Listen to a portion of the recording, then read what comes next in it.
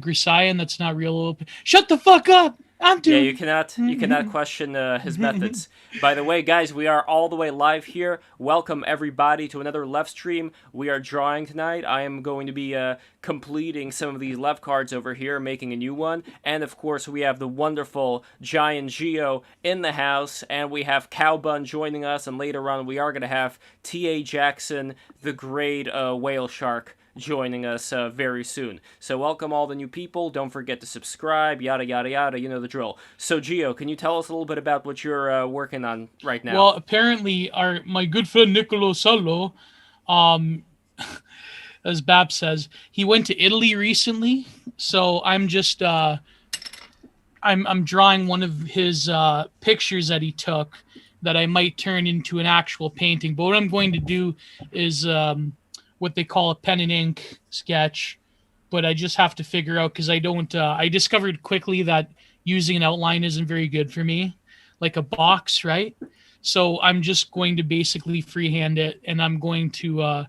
I'm just quickly gunning in like a sketch to see where I'm going, and then I will eventually move on to the actual inking part. So. Do you try to replicate it perfectly, what I'm going to is do it just... is it depends. Like I'm not that much of a photorealist to anyone who knows me. But what I do is I try to basically get as good as I can, but then I'll make like different choices. Depends on what's more aesthetically pleasing in terms of like color and tone and temperature. So I'm just there's certain parts I can already see in this picture. Like Lev, if you throw up the photo, I posted it in the stream chat and BTR. But if you want me to send it to you, but there's certain parts that just like it's unavoidable that I'm fudging it, right? So Right. I don't use like a grid, or the only time I'll ever trace is when I'm doing printmaking, and that's just for sheer convenience. But I don't really like the people that trace. It just comes off looking kind of like blah. So you can see the photo over here in the BTR chat. So this is a very beautiful. Is it a peach tree? It's either an orange or a peach tree. But like what I'm doing is I'm doing like a basic what they call ink and wash. So I have my travel kit, but this is because I didn't want to bring my full like huge palette. But this is my basic travel kit palette that I'm going to do. It's got everything I need pretty much. And with like, I'll use a water pen, which is, I don't know, whoever invented that, it's like saved, so many people. Well, they should create one for the starving artists of the world. Oh, yeah. So that it could also be edible. So I think they have that problem. Like edible panties. Yeah, exactly. Yeah. Well, paintings that actually like the colors. This solves the food crisis. The colors are going to taste like what they're supposed to paint. So orange would taste like an actual orange. And I don't know, what would blue taste like? Like, Gio, what would ultramarine taste like? Ultramarine would taste like... like honor and courage and being a badass. No. Well, you wouldn't want to blueberries. You want to eat any pigments, actually. That's actually a very bad idea. But if they were to I'm make... pretty like, sure they do that in India. What if the pigments... It would taste like purple pig. drink. It would taste like pig, because pigments, get it? Anyway. Oh, wow. God. That's a good one. It's like pork. Gio, I have to say, I appreciate your style a lot, because I'm usually a person, due to just like general autism, I like photorealistic stuff, because I appreciate, I guess, the skill that it takes to properly recreate something. Yeah, but right? I'm not a photo. That's the thing. I know. That's why I love your. You're one of the few people that even though you don't draw in a almost like realist manner, right? You're not going for parody to reality. Yeah. I love it. You're one of the few guys that your stuff I love just as much as I would love like a really well crafted, like a Warhammer 40K animation. Is that? Yeah, like a really well done Warhammer 40K animation. Yeah, I love that shit. But I love your stuff, man. I love this sort of I love the liberties you take. Like you're Biden. You're Biden. I love that fucking painting. I love that painting. I thought you were calling Joyce. I thought he was calling you Biden. You're no, Biden. that one. I'm surprised. I hope it got to Lomez in time, but that one it really was a maturation of already my style and what I'm going for with like my deep influence by painters like Francis Bacon and Frank Arbach. And but yeah, it's just finding like the right balance between different things, because it can become kind of tricky to have a faithful rep. And watercolor, I mean, in terms of application, it's not very forgiving, but in terms of like a aesthetically pleasing painting, it's very, it forgives form rather than, you know what I mean? Yeah. Like you can allow things to be blotchy because that's the point, right? It can look fat and whatever, right? Because that's what it's doing. Exactly. But it's the texture. It's the texture really for me that was like, wow, like that made me love it so much. Is the fact that it feels so dynamic. It feels alive. Like it feels like it's coming out of the, you know? Yeah, well, with that one, because like the way I paint, like I use mostly acrylic, but the way I paint is very structurally similar to oil painters. So people that always come up, like this is going to be watercolor, I'm going to put a wash on it, but people that come up to me, they're like, oh my God, is that oil? I go, yeah, I tricked you. But that, as an acrylic painter, that's like my biggest like autism thing of like, I wanted it to have like parity with people that paint, because you know they have this like trad thing about you have to paint like oils, which I mean, if I got good at it, I probably could switch to oils, but it's just that all of my gear is set up, and it's the same with printmaking. Why I'm starting to do etching and like why I do relief printing is because I don't want to like handle a lot of chemicals and everything. So I don't blame you. Yeah, and I have a small studio, and it's like I'd have to move in my old man's like garage, and it wouldn't be advantageous. And it's just, I don't know, I'm paranoid about those things when it comes to like chemicals like turpentine and all that. So well, there was a guy my father told me a story about. Your old man's an oil painter, so yeah, absolutely. And he told me a story about this one Russian artist, who one day used his palette knife for his butter, not knowing that was the same knife that he used before that for not just any paint, but for lead, for like white. And he died. That's the end. That is not good. No, Wait, they, died. That's how that story ends. I love the short you story. just die, and that's what happens. You just fucking die. You can't There's even, no end of that story. I don't think you can even buy pure lead paint. I missed the part. I missed part of that story. Who is this who died? Lev's father. I missed it. Oh No. Guys, don't say that. Unfortunately.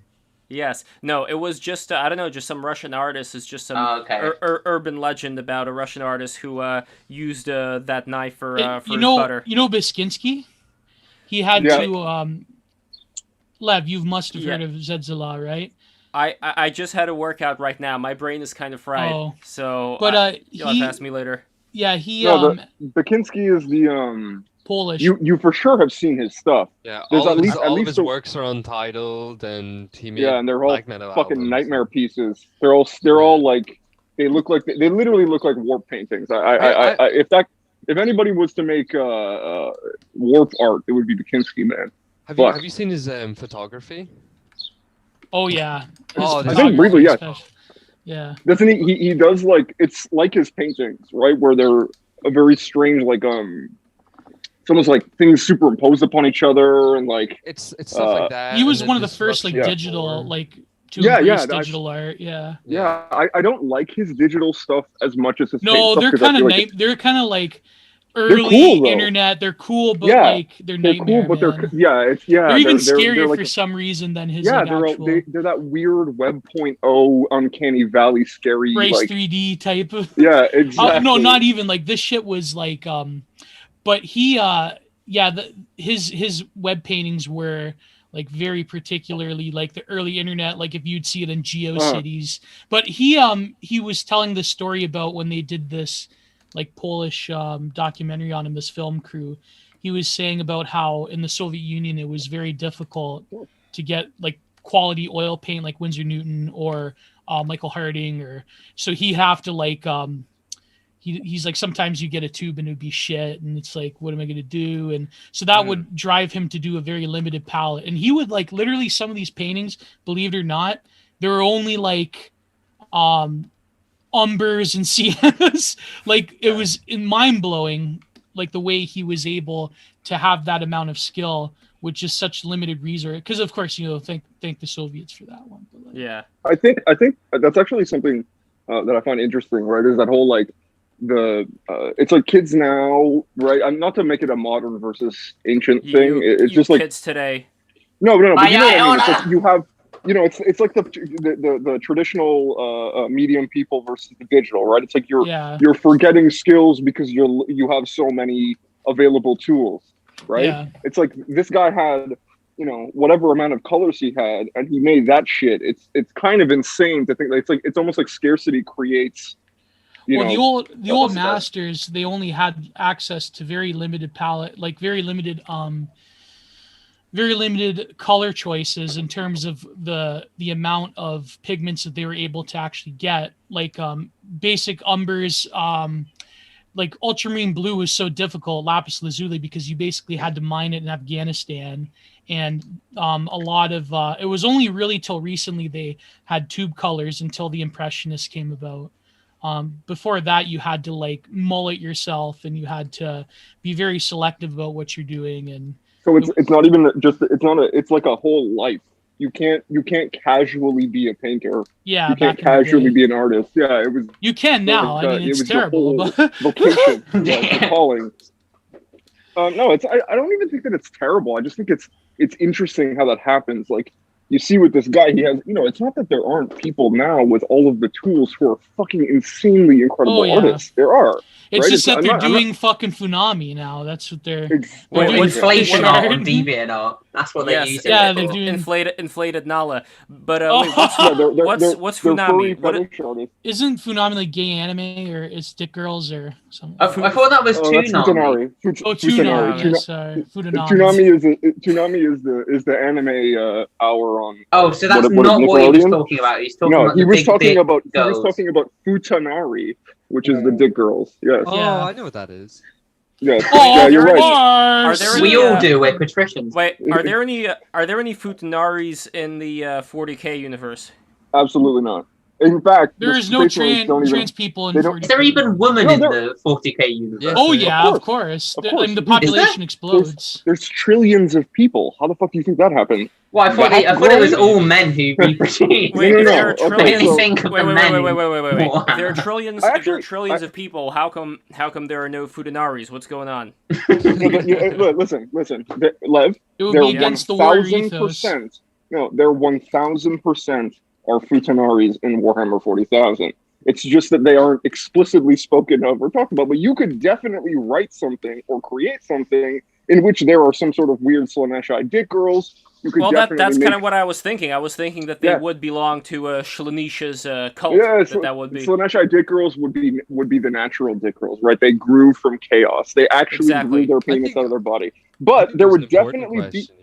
Is there any you could definitely do it through science. Is there any Futanaris in the chat? I hope not. Yeah, we gotta take a poll here. So all the people in the chat, let us know if there are any Futanaris in the chat. At least one, please. By the way, Cowbund, I think it may be time now for you to let us know what's been happening with you these past couple of weeks. Why did Futanaris make you think of this? I'm scared. So for those who don't know, apparently you were messaging the chat from a mental institution? Yes, that's correct. Which is already, I don't understand how that even works. How are you able to message people? Phone. Is everybody allowed your phone? Wait, you were working in there? He's a Stan user. He's a Stan user, guys. No, I was allowed my phone. So that seems extremely irresponsible in a mental institution, but okay. Yeah, well, it's because I'm sociable and have relationships. It's because he's not mental. Oh, okay. Yeah.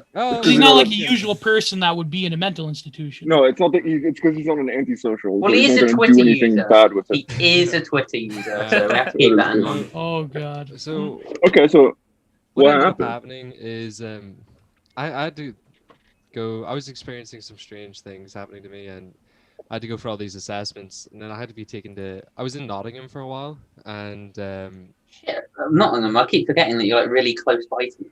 Oh, you can actually make your audio a little bit louder. I just noticed it's not as loud as it could be. Right. Me or definitely not Ewan. Definitely you. Is it me or no? Because I can move my mic. You are loud as fuck. No, we don't. Yeah, Ewan, you are extremely loud, Ewan.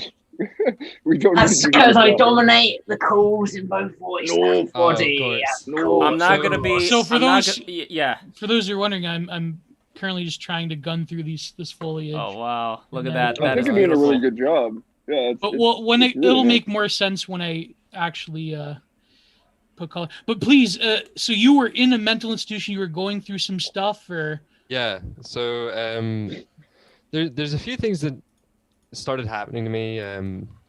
Maybe about 2 years ago. I used to, well, 2.5 years ago. I used to be a very heavy drug user, and a lot of it I just chalked up to that.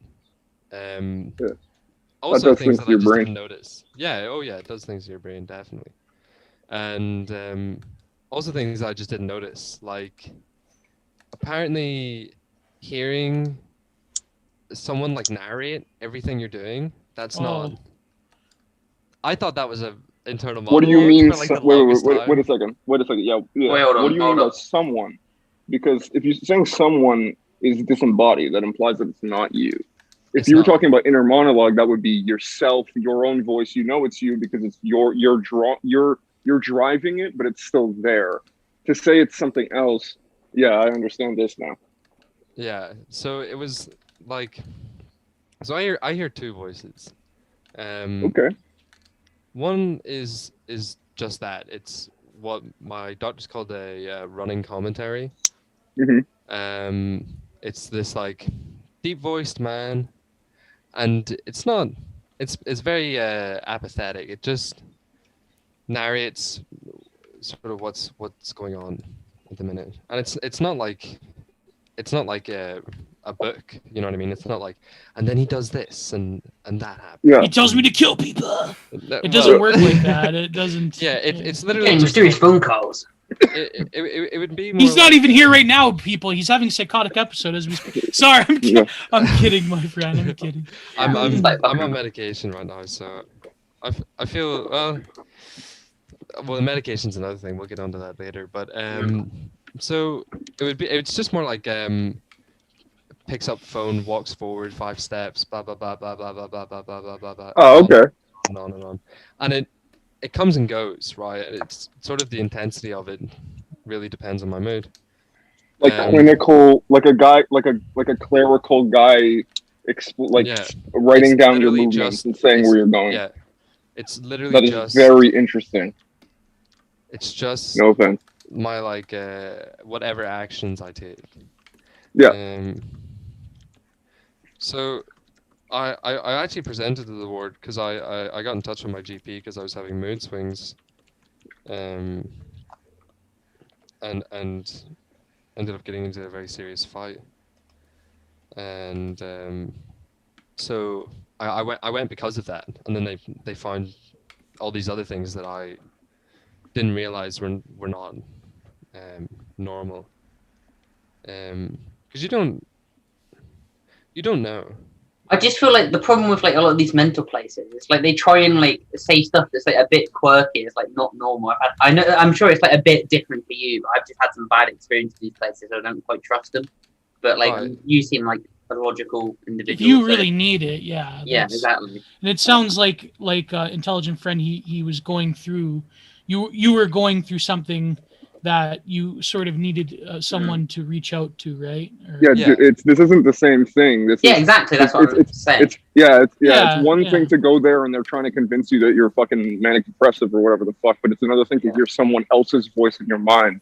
Yeah. You know what I mean? So I don't blame you for doing what you did. At Well, all. I have a lot of really funny stories from within the ward. I imagine that you do. I tweeted this one, but I'll repeat it again for those who didn't hear it. There was this Irish guy from down south who'd come in, and he was a mildly autistic man, about 46 years old, Oh. and had an encyclopedic knowledge on Elvis Presley. And What? yeah, Amazing. yeah, this is real. Okay, I'm gonna describe the 3 days that he was here, and tell me this isn't Elvis-like. Okay, so day one comes in, talks about Elvis non-stop, and nothing else.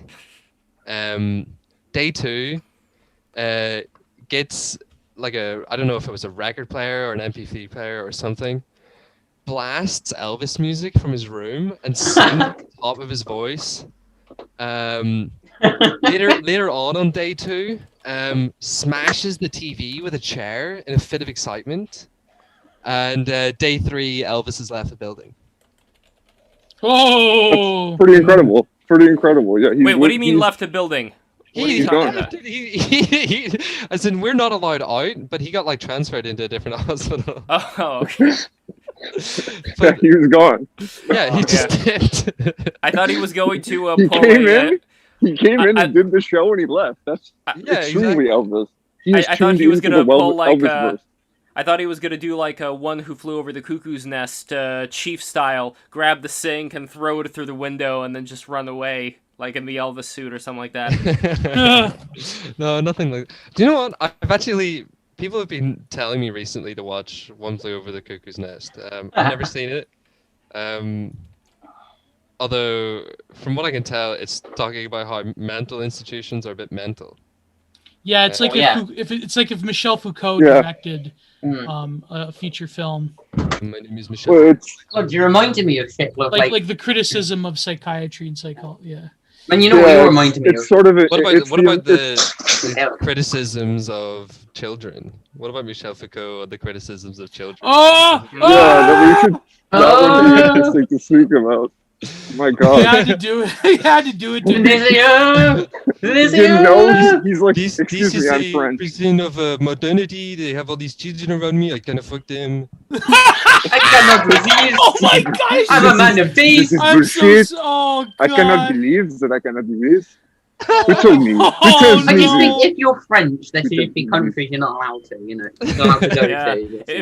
If he was still alive, we should have done the Cuties review with him. Yeah, he would have loved that God. fucking movie. He would have loved it. Oh, Yeah, he legitimately would have loved that movie. It's an all in good taste, Oh, you know. there was He another guy.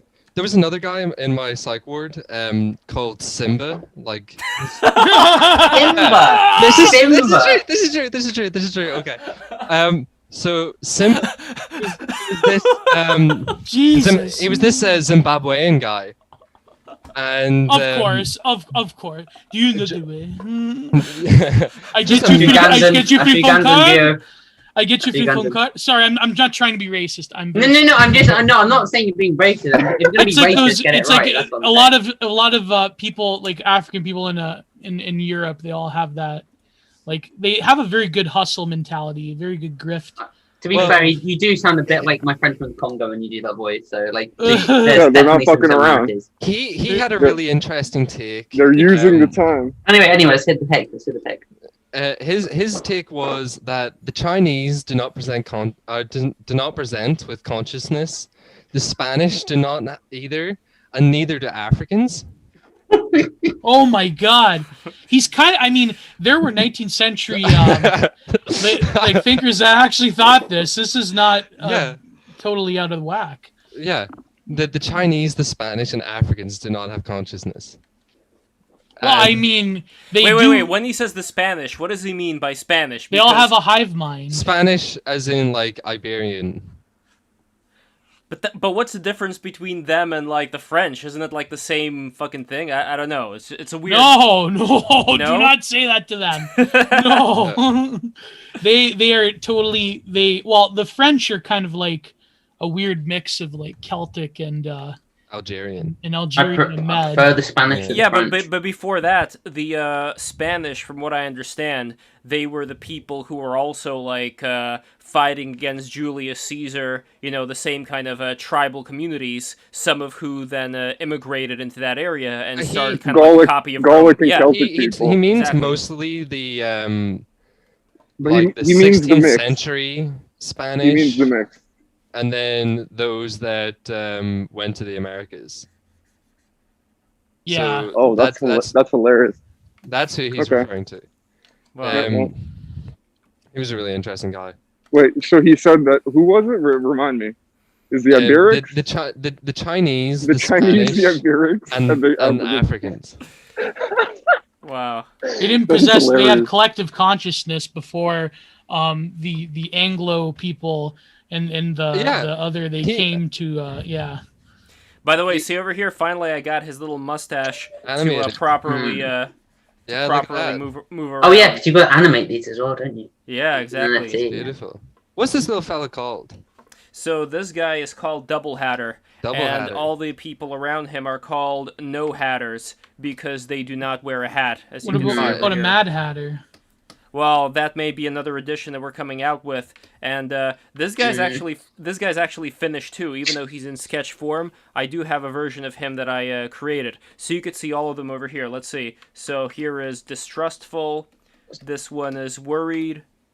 This Surly, Yeah. sleepy, Surprised. Well, This one is Studious. when you Yeah. draw these, Ooh. do you plan the expression before the drawing, or does the expression come? I think In it the comes. drawing. It's just all at the same time. It comes Okay. really quickly. This one is Distrustful. Wait, shit! I already have a Distrustful. See, I have to The come other up with another name for distrustful him. is better. Yes, exactly. This This one over guy. here. This is Doomer. So this is a new one over here with the mustache.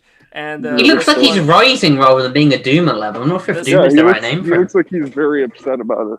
Oh, This what do you one call is- that Looney Tunes character with the cowboy hat and the giant mustache?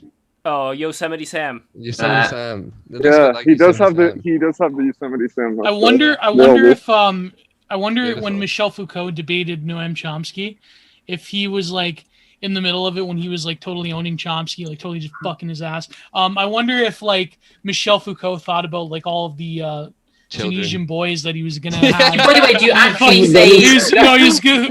I'm going to go over to San Francisco. That is so I had an amazing. SD, and then I Is his name actually Michelle, by the way? It's not like Michel. yeah, It's Mich- like Michael. no. Isn't Michelle a Dude, girl's dude, name? Isn't No, it Michelle. Michelle? Michelle No, is, in French it's not. Nah, that's a girl's name. It's listen, it's one L spelling, so he is Michelle as in Michael. Yeah. They're Yeah. just French, and Still then sounds like a Michelle girl's name. because yeah. because that's how it works. I mean, he's because gay, everything in so French What is what is girl. what is girl's the name. what is the Irish attitude towards the French? Is it the same as the British that you're always going to hate each other for forever, or is it like I mean, you find solidarity with hating the eternal Anglo? No, the French As- is as- French. as a Northern Irish man, we're very British, so we hate the Yeah. British. Oh, by the way, Yeah. speaking of We love Irish, the Dutch, we're though. speaking of Whoa. Irish, we're going to have Uber Boyo tomorrow on the Yes. stream. I'm very excited about that. And I wonder, I would be interested in you coming in, Intelligence Absent, if you'd like to. But the only thing I'm wondering about is, will I'm there ready be for kind of like, color. will there be like a conflict of interest when it comes to like, I don't know which Ireland he's the part of, you know, like is he part of the Ireland that's with you or against you, and if that may create some kind of you know, memories of They just the start. The Troubles? They just Is start that yeah, what the it's fighting. troubles. called? Yeah, if This it'll is a- reignite the troubles by having It both of becomes you a on the trouble stream. Yeah. There was rioting in my town. Yeah, I heard Yeah. about that. What's happening with Why are they gonna, rioting? they're gonna They bring back haven't- the Troubles now, or is that like I just fucking hope so. Oh god damn, he's ready. then he's gonna join the Ulster. He's gonna Young get to boy Dome. got the Yeah. strap, dude. I Is it remember because of Brexit? Is that the reason why there's rioting going on? There's a whole bunch of different reasons. They're saying that it's because of some IRA funeral that was allowed to go ahead with, because of Brexit, because of COVID regulations. Nobody really knows. I think people are just getting frustrated and they want to throw shit. there was Yeah. this Makes sense. there was this Most one protests. podcaster. She I'm gonna take a small glass of wine. you know the one that's got the hijab, but she's like a white woman.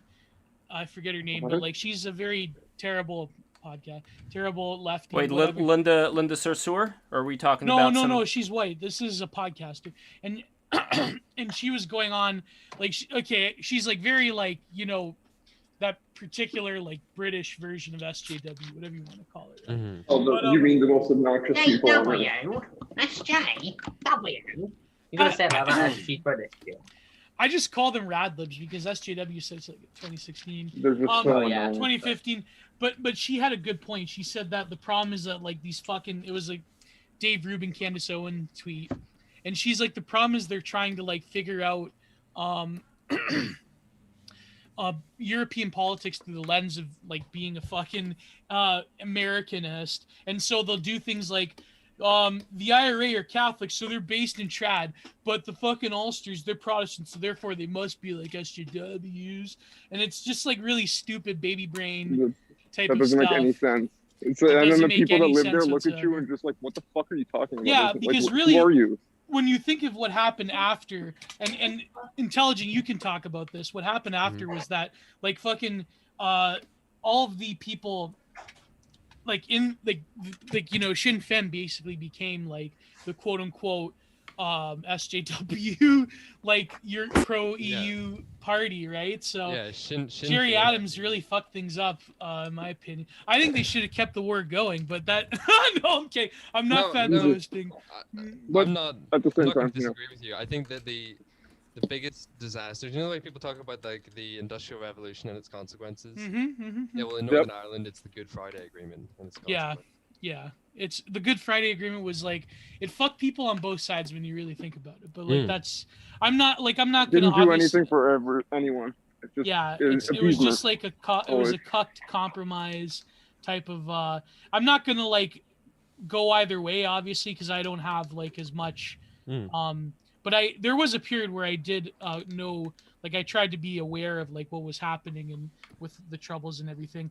But that being said, I feel like, you know, this whole importing of American politics is not like it was a good tweet. It was so stupid, like fucking Candace Owens. Well, because they're Catholic, they must be like the anti-SJ. Wow. We have a comment, by the way, from Philip Daniel. He says Linda Sarsour was just an ordinary white girl, her own words, until she started wearing hijab. Yeah, she had the dream of every of every type of you know, and it's kind of like that one Nemesis tweet about Mussolini, like it was a dream of a Hispanic becoming a white man. It was kind of like that, but like Mussolini. It was a dream of a white presenting Muslim woman to become a full African. So that's so strange. No, like well, there's that line. So weird and performative. Like, what are you talking about? What? Nobody. That's so abnormal to be like that. I can't. Yeah. Fit into it. It's not. Wait, what was the Bane line? Nobody something till I put on the mask. What was that Bane line? Nobody knew who I was until I put on the mask. So with her, it's like nobody knew who I was till I put on the hijab. Except it's the opposite. Except because everyone knew who she was the whole time that she wasn't wearing the hijab. I don't know that much about her. Can Wait, really? I didn't know that. Like, was she famous before she hijabed herself out? Yes, wasn't she just on the news for many years? Like, I never saw Linda Sarsour with a fucking hijab. Wasn't she like a skintellectual, as they call it in Europe? I always saw her hair. I've seen her hair. What? A skintellectual? That's what the European like identitarian people. That's a smart skinhead. No, but what they mean, like people like this is what people like Keith Woods and people like Keith Woods and people like Keith Woods. Well, we could get into that, but like people, who's the British guy, Morgoth? They call the people that are like these like immigrants to Britain, and they like talk about like how racist Britain is, and so to them, it's like the skintellectuals, like they're basically using their identity to get into these university and media positions, and so they'll call them skintellectuals. Oh, but I was thinking of a different Keith Woods. No, I'm talking about like the YouTuber Keith Woods. Right. Okay. Oh, I thought you were talking about. Oh, I was thinking James Woods. Keith I was like, wait a second. Oh, not James. James Woods is based. I love. By the way, apparently, what's this about Sylvester Stallone? He's even more based in Red Pill now. Apparently, he was a big Trump supporter. Yeah, because I was seeing these blue ticks going off about how. Yeah, they're getting mad. Suffer and succotash, as Sylvester used to say. He's sly. You're telling me Sly ain't gonna be Sly? Fuck off. By the way, we got Alexandra Plotnik in here. How are you, Alexandra? I am alright. How are you? I'm doing good. I'm drawing this strange-looking camera eye thing over here for this guy whose name is Muskulls, and I'm going to make like a higher rendered version of this guy. Like, I think I'm going to go all in on making a lot of these things more detailed, because the gas prices now for SuperRare are outrageous. You know, like they're in the hundreds of dollars. Like, factor in the actual gas prices. That's amazing. Yeah, well, you got it now because they're like $100 or more. Really? Which is Yeah. it's horrible. I mean, So what if you at the sell sa- something for cheap though? Like, how does it work with the gas prices? well, then you no, it doesn't matter. It doesn't matter how much you It's charge. how much the gas costs, dog. Yeah, see, Yeah. that's the problem. So it's only the They're incentive. using, so obviously, making one of these uses a certain amount of energy, and that takes, right? They're calculating that based on the gas price. Yeah, and since Like how much it's how much you very pay to high make right one. now. But Yeah. on the other hand, because it's so high, that means that there's more of a chance that these will get Accrue in buyers. value. So yeah, Exactly. so exactly. double-edged sword. And no, Alexandra, are you interested in doing any of these NFTs as well? By the way. Yeah, I am. I'm a little wary because like I heard the NFTs are like really terrible for the environment, and it's not a very like climatically appropriate mode. Relative to what? Relative to India and China, I'd say it's not that big of a deal. I think it But if was. you're competing against nation states as an individual, that's pretty fucking fucked up. You know what Yeah, I'm saying? that's pretty fucked. If you're like, all right, I'm not doing bad on a curve compared Yes. to the nation of China. Yeah. I don't know how these things work though, so I'm not I don't even know condemning what because an I can't NFT actually. is. Yeah, A I don't know. non-fungible token. No, I know It's like- that, but it's I don't like understand the energy costs. I Yeah, don't. me neither. How is this factoring? Well, in? because how does that work? to actually mine it, like to put it on the blockchain, it requires like a huge amount of energy, to actually. What are do they it. running? Like it takes like I think so many price per Like square. what? Some data stack? It's like some data stack of fucking hard drives. Yeah, you know, it's like a Bitcoin mining operation, pretty much. dog. YouTube or Google or whatever their servers run 10 trillion No, times it. but Barrett, he every had a good second. point. He had a great point. He's like, well, when you really think about it, what's doing more environmental damage? Is it like an NFT person, or is it like people in the art world that basically like fly their artwork out into different places, and they like the art world, the contemporary art world is very wasteful because they have to like. They go to these biennales. Well, they can't anymore because of like you know what. But they used to go to these biennales and they have to fly all their artwork out. And it's kind of like a wasteful endeavor. So it's in a way I don't know if that's like a worthwhile thought path to go down, because then we can just say art's wasteful.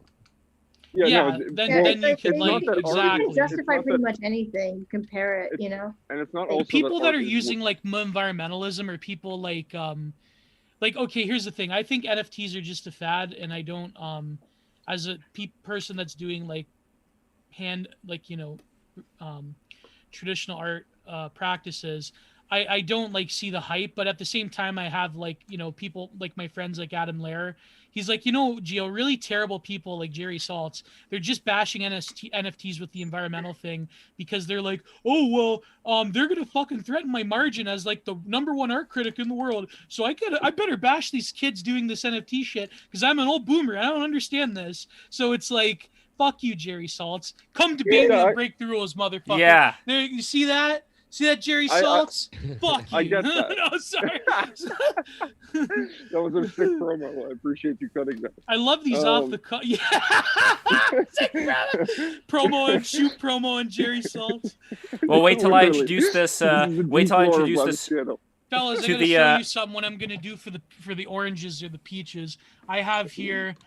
This looks gorgeous, by the way. I have love here it. from Noodlers Inc.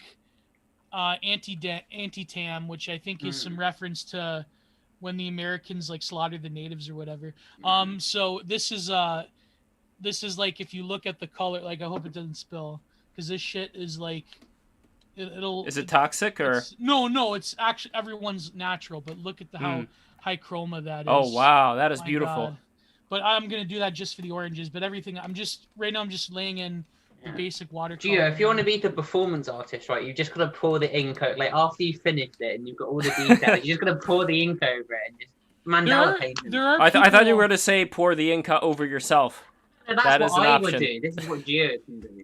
Now, there are people that do that type of stuff. Like I know that there's people like there's the Chinese art world is growing, by the way, and there are people who like appropriate traditional like Chinese literati painting with like sumi ink, and they'll like do some crazy stuff with it.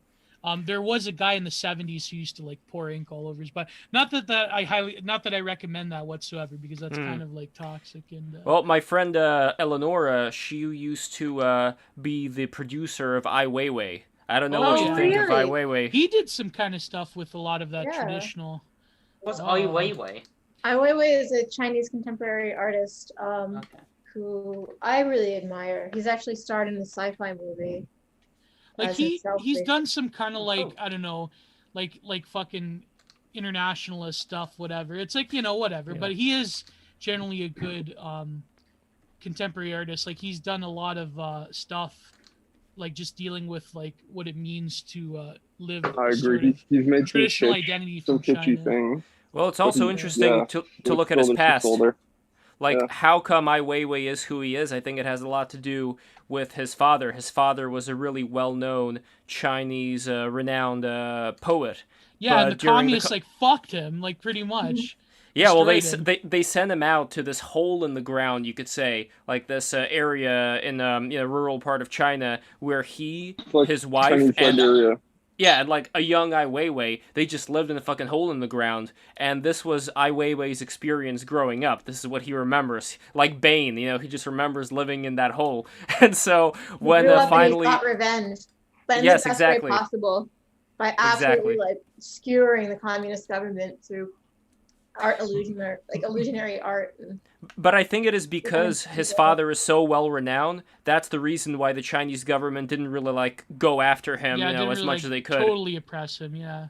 Yeah, because his father is considered to be like a god in China or something. You know, like as much as one can be considered to be a god in a godless state. You know, it's funny with Asian forms of communism how a lot of like ritual, like, and a lot of ancestral pagan beliefs, like, well, I guess what we would call pagan, like cropped up and sort of like survived a lot of like repeated repressions by these governments. Like even Buddhism, like in some like unmuted like underground forms, basically survived somewhat. But then like, you know, the Chi-Coms, they like found a way to like they weren't like overtly going to oppress you by the time like the 80s rolled around. It was more of like, well, you can't do it in public, but like we have like state sponsored people that would come in and shit like that. And same with Russia, right? They couldn't oppress the Orthodox churches for that long, where people like the Catholic Church in Poland, like you couldn't break their spirit that much, so they would do things like they would have state sponsored like churches and stuff to like sort of infiltrate. Well, as I heard, why am I sounding like sort of infiltrate? You know, we can't be like communism. We're just gonna. Sorry, well, I'm just... as far as I heard though, that the leaders of communist China, they're always doing like astrology and stuff like that. You know, they take it seriously. Yeah. It is most suspicious. Because, for sure, that's you know it. And that's why because they pulled away always from like Russia. that. Even though they portray a secular communist state, like godless communism, yeah, they're definitely not.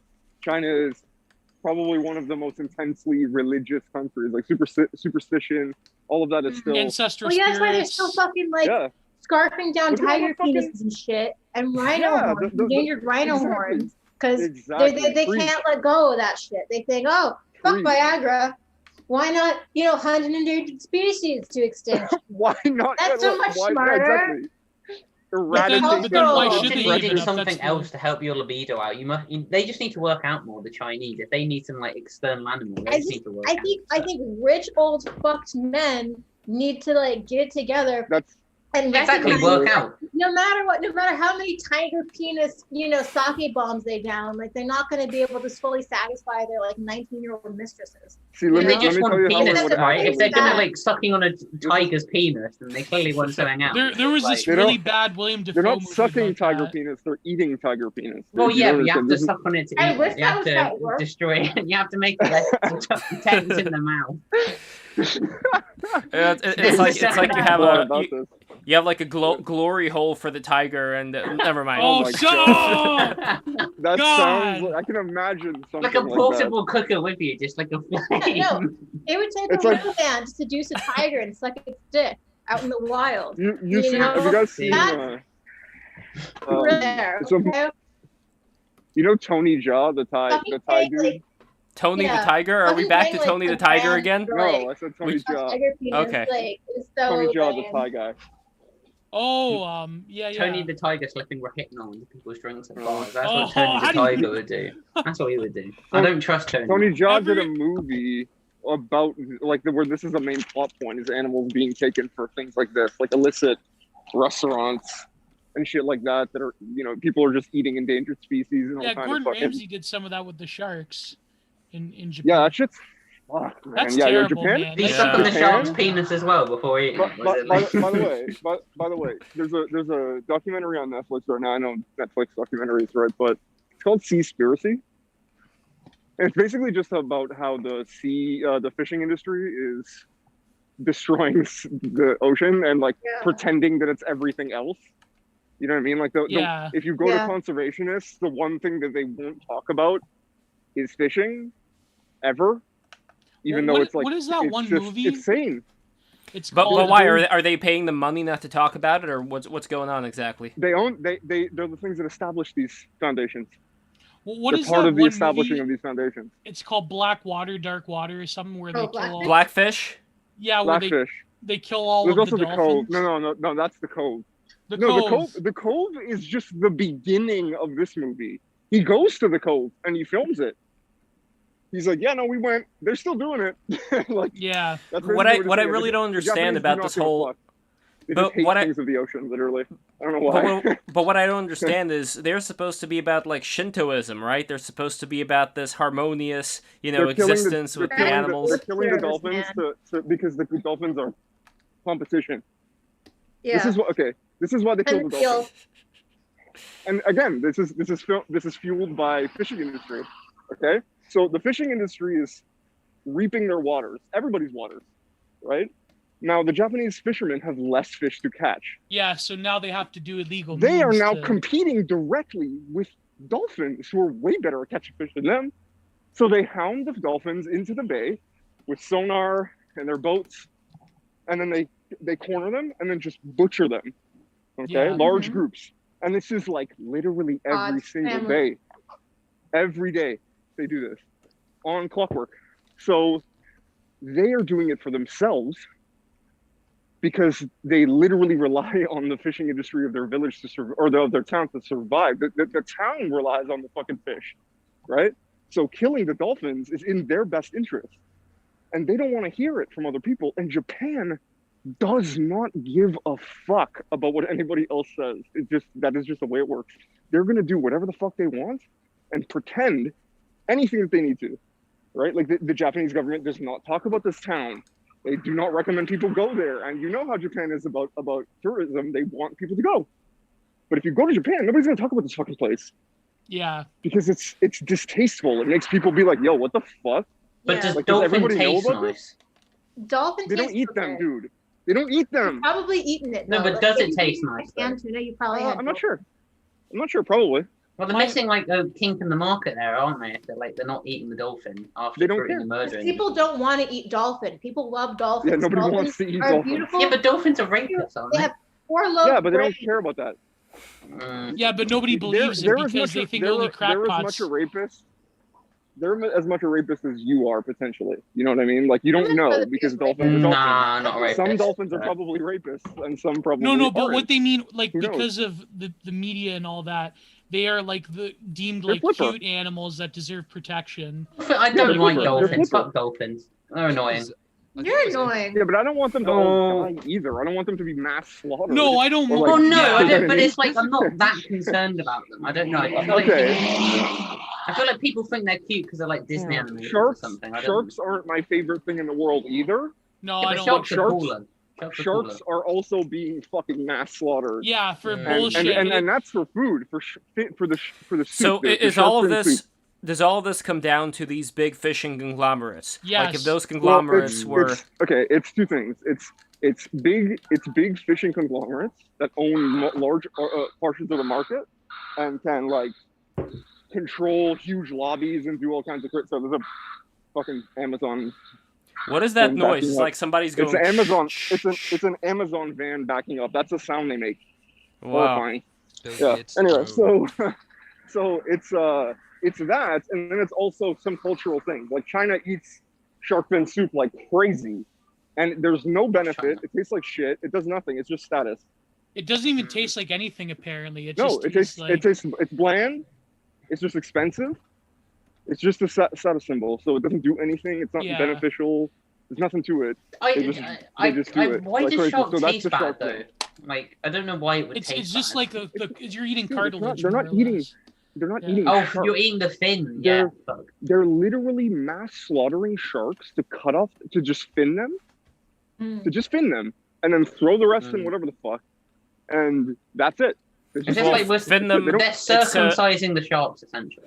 Well, they fin them and they thin them. So they thin the herd. It's cruel too because they're like leaving them to die out in the without their fins. No, they don't throw them back in. But they're not even eating them. They just leave they're not them even eating them. Yeah, they're not even eating them. They're just killing them. Fuck off! If you're gonna kill an animal, you gotta fucking go through. Exactly. Exactly. It's something mechanistic and ruthless. It's so. And they're just killing dolphins for no reason. They're not even. That's the point. No, they're killing the fishing industry. So if this was dolphins because of economics. What they do is they trap the pods, they trap the porpoises for like SeaWorld and enclosures, and then they'll kill the rest. Some of the babies they'll take because they're very they're worth a lot of money. Yeah, they're worth a lot of money. Baby dolphins are worth a lot of money. Babies and elites. Yeah, rich people have them now. Like rich people. No, it's not about. It's for SeaWorld and shit. No, I know. That's what the baby dolphins are for. No, I know, but it still comes back to babies and the elite, doesn't it? Just fucking babies, the very weak ones. And the power don't like it. This is why I think, and they're always exploited. Like unironically, like I know some people will disagree because like, what are you, a fucking pussy? But I feel like we should just get rid. And you know what? This is someone who has like grown up my whole life near marine land. We should just fucking get rid of like most zoos and almost all. Genuinely, what the fuck is the point of a zoo? It's fucking bullshit. What do they call those? What do they call them? They're torture green, like SeaWorld Marineland, shit like that. Zoos are shit because you don't see the animals in their like natural habitat. What you see is what you see is a fucking monkey masturbating itself to death in the cave. But this is rubbish. You get to feed them cigarettes. Oh yeah, I love that. Let me actually load this clip up if I could find it over here with the orangutan. African lion safari is different. Like we have African lion safari because like they're actually in. But it's still stink of shit as well. I don't like zoos. They stink. Yeah, it's still not that great. Fucking great. They're pain engines. They're pain engines. They're just like spectacle. They're just like spectacle. They stink, and the animals are always sedated. What I want is an animal to fucking hunt another. So I'm almost done. I'm pretty much done here. I just have to. Let's take a look. Do some shading. Oh wow, that is beautiful, man. Yeah, it's turned out really well. I'm just gonna like use some. Yeah, thanks guys. I just have to shade a bit. Like this is just a rough sketch. I want to eventually like do a painting of Nicolo Salo's. I hope like when I post this can entice him onto BTR. Like he's done that thing with BAP, or maybe. By the way, here's the smoking orangutan. Look at that. This is why zoos exist. I will. Let me see. Funny videos. It's like how he smoked, and now he gets to go back and be miserable. Video. Yeah, there we go. It's just a gif, but in his little monkey kid. This is fucking cruel, though, when you really think about it. Like, I think this is terrible. Well, the smoking isn't. I don't think the smoking is cruel. No, smoking's not cruel, but just like doing shit. It's like people that like fucking give their like animals weed or whatever. Like they'll blow like weed smoke in there. Well, look, if you're living the zoo life, though, then at least get some relief. At least the humans are. True. It's I thought Lev said smoking isn't cool, and I was gonna get so angry. No. The opposite. Smoking will, like, okay, when we were like us millennials, we were kids. Like they tried to fucking, but like I'm not a smoker. My old man is a lifelong smoker. I grew up my whole life around smokers. But you can't like tell people that smoking isn't cool. It's like it's inherently an aesthetic thing. It just looks cool. Like I hate to say, I'm not endorsing it, but it's like it does look cool. It looks cool. Yeah, not if you're like, a 48-year-old like lifelong smoker, you've got like a fucking hole in your neck, and you're just like, oh, Yeah, true. Yeah. True. Oh, That's gotta what it You know, looks there was like. a- It's not actually No, a cool like, thing to no, do. there that's was at a good. certain Cool. point. You get a beatbox machine. No, but That's it's epic. aesthetically You pleasing. get though. ugly lame people that smoke, and smoking No, but doesn't it's make them any aesthetically cooler. pleasing. That's the main thing. It's No, like, but the Is thing it? is, no, listen, Alexander, I you have think to it realize No. that anti-smoking is a yeah, lie but I don't like because smoking. smoking promotes testosterone, and of course the cuck SJW soys, the doctors, they had to get rid of smoking because it produces testosterone. So Oh. therefore the Gio cuck almost let the truth slip there. SJWs. Well, yeah, so they had to demonize smoking because smoking produces base testosterone, and those fucking those F slurs that are experts. I know, I'm kidding. Like the whole smoking thing that happened like a few months ago. I mean, I don't know. It's not good. Like I mean, I do think, however, maybe it's just my own self-interested thing, that secondhand smoke is bullshit. Like I don't know. I Oh, think of course that's it is. bullshit. But like Of course it is. like it's bullshit in the sense of like the danger. Like it's not good to like, I don't know. I'm sort of kind of used to it because ever since I was a baby, my old man's just been smoking in front of me, which I know it's kind of bad. But like, I think that like they do when you demonize things to such an extent, and it's going on right now with, you know what, when you like start to freak people out, and then like more skeptical people, they start to like question it, then you're not gonna.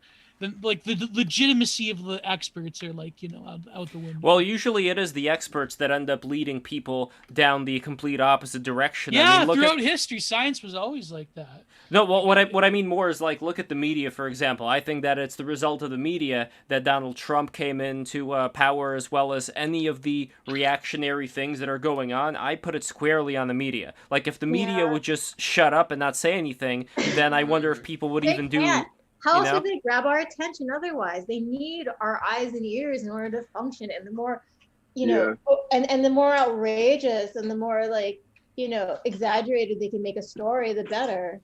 Like it's like, you know, I was saying today, like I screen capped this one like resist tard, and resist tard. This resist Twitter person's like, Sylvester Stallone's just like a fascist, like Keith Wood, like not Keith Wood, like James Woods. It was a list. It was a list Yeah, of there's a bunch of people. Scott Bale, and the thing is like Hollywood is like the Untouchables. Like Hollywood is like so thoroughly dominated by the left.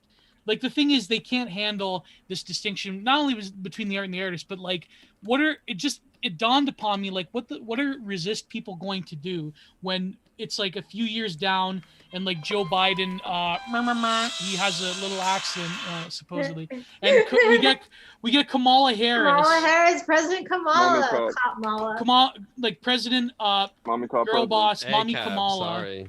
What's gonna happen when ACAB? What's gonna happen when ACAB, Mommy Kamala, gets in and they have nothing else to talk about? What's gonna happen to the resist people? It's really sad. Well, they're gonna go on BTR like Chris talked. They're gonna grift and pretend that they're resisting her. Yeah. But no, like, I don't think they're resist gonna do that. Kamala? No, come on. I don't think they're gonna resist It's her. pretend. It's pretend. It's pretend. It's pretend. magic. No, I think they will. I think like, okay, there will be a section of like people that will become more embittered and disenfranchised by the left in general, but like there will be people that will start to say like, hey, maybe Amy Therese isn't a fascist or whatever, and there will be people that will realize that a lot of these like bread tubers and these Chapo people are just grifters, but there will be like a small percent compared to like, okay, here's the thing. As much as they are media darlings or whatever, the Chapo people, they don't have as much influence compared to resist boomers. Like these women that go on Twitter, like resist boomers, that like talk about fascism and all this shit. They don't have as much power. Those are the people that have power in the Democratic Party. People like Matt Kreisman, they have some, but they don't really have power. Like they have power in the sense that they could like get the wine moms to go along with whatever. But at the end of the day, who has more power? A resist boomer on Twitter that like spends all day retweeting like how Donald Trump is a fascist, Or like Matt Kreisman going on some theory cell bullshit about how Amy Therese is a counter-revolutionary. Like, you know what I wouldn't mean? even I wouldn't even put in the Winans here. The Winans, they're not listening to that guy. They're going to be on the Resist Squad, and I doubt that we're going to have any kind of movement there. I mean, right now there are those protests going on. You know, the BLM protests recently. But again, even with that, those are probably going to be squashed. Riots last night. Yes. Thank you. Yes. I don't want to say anything, but so I'm pretty much. I will make a good photo of this. There's some areas I could improve, but this is like a sketch for a painting that I got. Whatever. Yeah. Do you think it would be a good Is that Alexandra painting right there on her? Hold on. Okay, hold on. Okay. This is the. Yes, wow, look at that. Listen, I wasn't gonna say anything. But if you could have adjusted your camera, that, you know what I mean. What do you mean? I know what he's talking about. Don't continue. I don't want to embarrass you. Lordy. Don't continue, Gio. No. No, what? Was my cleavage in the way? What's happening? That's what I was gonna. I just you want it back, though. That's what he's saying. I should have messaged you, but no, I didn't want to embarrass you. Well, I don't give a shit. What? Okay. Oh my god. You animal. Oh my god. He's asking for it back, Alex. Well, at least one, and possibly two of us don't care on this stream about that. Put the cleavage back on. Hey. I love how misogyny. Alex. Intelligent absence are gay friends, so we can make all the gay jokes we want. Oh wait, by the way, intelligent absence. Were there any women in the ward? They don't. Oh, dude, it was mostly women. There we go. Wait, don't you separate? Do you separate them or? No, well they were like separated. Like so I shared my room with 3 other guys. So like all the shared rooms. I'm sure you're glad about. Oh no, not really. They're all like. Can I dispel something right now before intelligent absence goes on? Joking. No, I know you're joking, but can I say something really quickly? There are people like I know, like I've made these jokes, whatever. Like we all make gay jokes. I mean, we used to, but people like there are people like they'll say like, oh man, it must be like heaven if a gay dude goes to prison. It is not. It is not fucking heaven going to prison as a gay dude. Well, hold on. Let's ask the expert. We have the expert on. Let's ask him. Is it heaven to go to? Well, when I went to prison, I. Oh shit! You holy. No, I'm just kidding. I'm just kidding. No, but what I mean is that then you get targeted because they think that you're gay, so then you're inherently. And also, it doesn't mean just because you're gay doesn't mean you want to have sex with every bloke alive, does it? Well, like, surely. No, yeah, you're right. It's not. It's a stupid stereotype. And obviously, intelligence has taste as well. It's clearly got some. There is taste, like so. We've talked. That's why he's on BTR. The show. Exactly. Hey. We've talked about this on the show that there is like a thing like about promiscuity in the gay community, but that's like not to say that if you go to prison, like promiscuous doesn't mean every man's attractive. That's like, if you're gonna like say promiscuous, it doesn't even mean like it's like every dude. It's like if you're gonna like say that. If you're a straight guy and you know that a woman's a lesbian, you're still like there are some who are quite attractive, right? I'm not I guess it's like that. I'm not into straight guys. Of course. Really? At all. What does that mean? Shit. I don't understand what that means. Gio, the way you said no, it almost felt like you got upset. I'm sorry, Gio. Oh, it's happening. I'm sorry, It's just Gio. so confusing. Listen, intelligent. You mean you don't want to have this Italian stallion right? Oh my god. Get the fuck out of there. Let's kick him out. I gotta go, guys. It's nice having me on. I'm kidding. So can you tell by eye? No, but do you mean like you're not intelligent? Like can you tell by eye? Hold on, sorry. We need to like clarify. We're not skipping that one. What do you mean, Remus? Yeah, I've got a gaydar, of course. Yeah. No, but like you're not attracted because you have no hope of being with him, or is it just that you think like is it special? That's probably part of it, but I just think that gay men look better than straight men. Is it because they work out more? True. Is it because they work out more? They have a sense of style. Not necessarily. I don't know what it is. It's just like I don't know. It's just like this subconscious attraction to. Yeah, now, I understand. Can you explain something I've always wondered about? Can you explain the accent? Because I noticed, I don't know about England because you don't have like the stereotypical lisp. No, they have some. They have some. They do. Yeah, they do. But I noticed, like, in America, where there's, like, NPR and there's some guy in NPR, you know, you can instantly tell, like... If you listen to NPR, you're gay. No, what I mean is, like, there's this theater guy, and he's doing some program on NPR, and you can tell immediately that he has the lisp going, and I wonder, like, how does that form? Is it kind of like something that people agree upon over time, like, you know, we're gonna have... It's part of the gay communities on how to sound gay. Well, yeah, I mean, there is, like, such a thing as this gay lisp, and I noticed that people, they have it. So what's up? What's going on there? Ask the gay dude. This is like a fucking BuzzFeed call. Ask the gay dude about gay lisp. It happens every time. I guess I have a theory on it because I don't really have a gay lisp. Yeah. No. I mean, there's I mean, no offense, but there is a certain like lit to your voice that I noticed.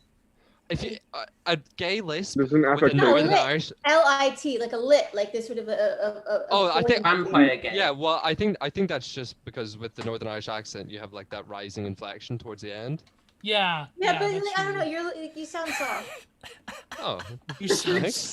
Oh God. It's not But- that. Alex is essentially hissing on you because he's saying thinks gay people. Alex is voice. like one of those teenage girls from that MDE sketch. Do you remember where they got the male prostitutes? And one of them wanted to get the gay guy who was played by Sam Hyde because they're so unattainable, and like he went around like with a boner the entire time, criticizing her style of wardrobe. And saying that she went on to never have a career ever again in Hollywood. But no, my theory is that I didn't have a lot of female friends growing up, like you at all. usually do, yeah. You know, and that is quite sort of typical. Is that, you know, the gay guy will have his you know, his girlfriends, his F-slur little- hags. little squad of fag hags and everything. Oh no, he's dead!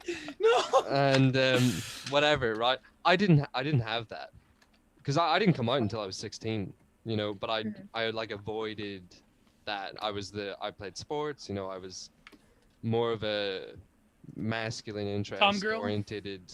Yeah, a bit like a tom girl. But no, the gay like accent in Northern Irish is absolutely horrendous. It's so bad. Wow. It's like some people have it better than others. Like my boyfriend's got a bit of a gay lisp, but it's his is manageable. You know what I mean? Like, I really think I feel that like gay lisp is like one of the most unattractive things to me. It just sounds so fucking. It's like you homophobe. It does though. It's like it's like trying to emanate femininity in a man. I don't think they are trying to imitate femininity. I think it's a little bit unintentionally though. Like I think like there are some men who can pull it off. American gay. I'm sure that you have like strong gay accents, like. To me, it can put me off a bit because sometimes I feel like they're always being sarcastic. They can be like complimenting. Yeah, there can be a bit of Queens. Are you actually complimenting me? Or are you ripping me to pieces? I can't fucking tell. You know Jack, Perfume Nationalist. He's got that like, he's got the gay accent, but it's like a Texas gay accent.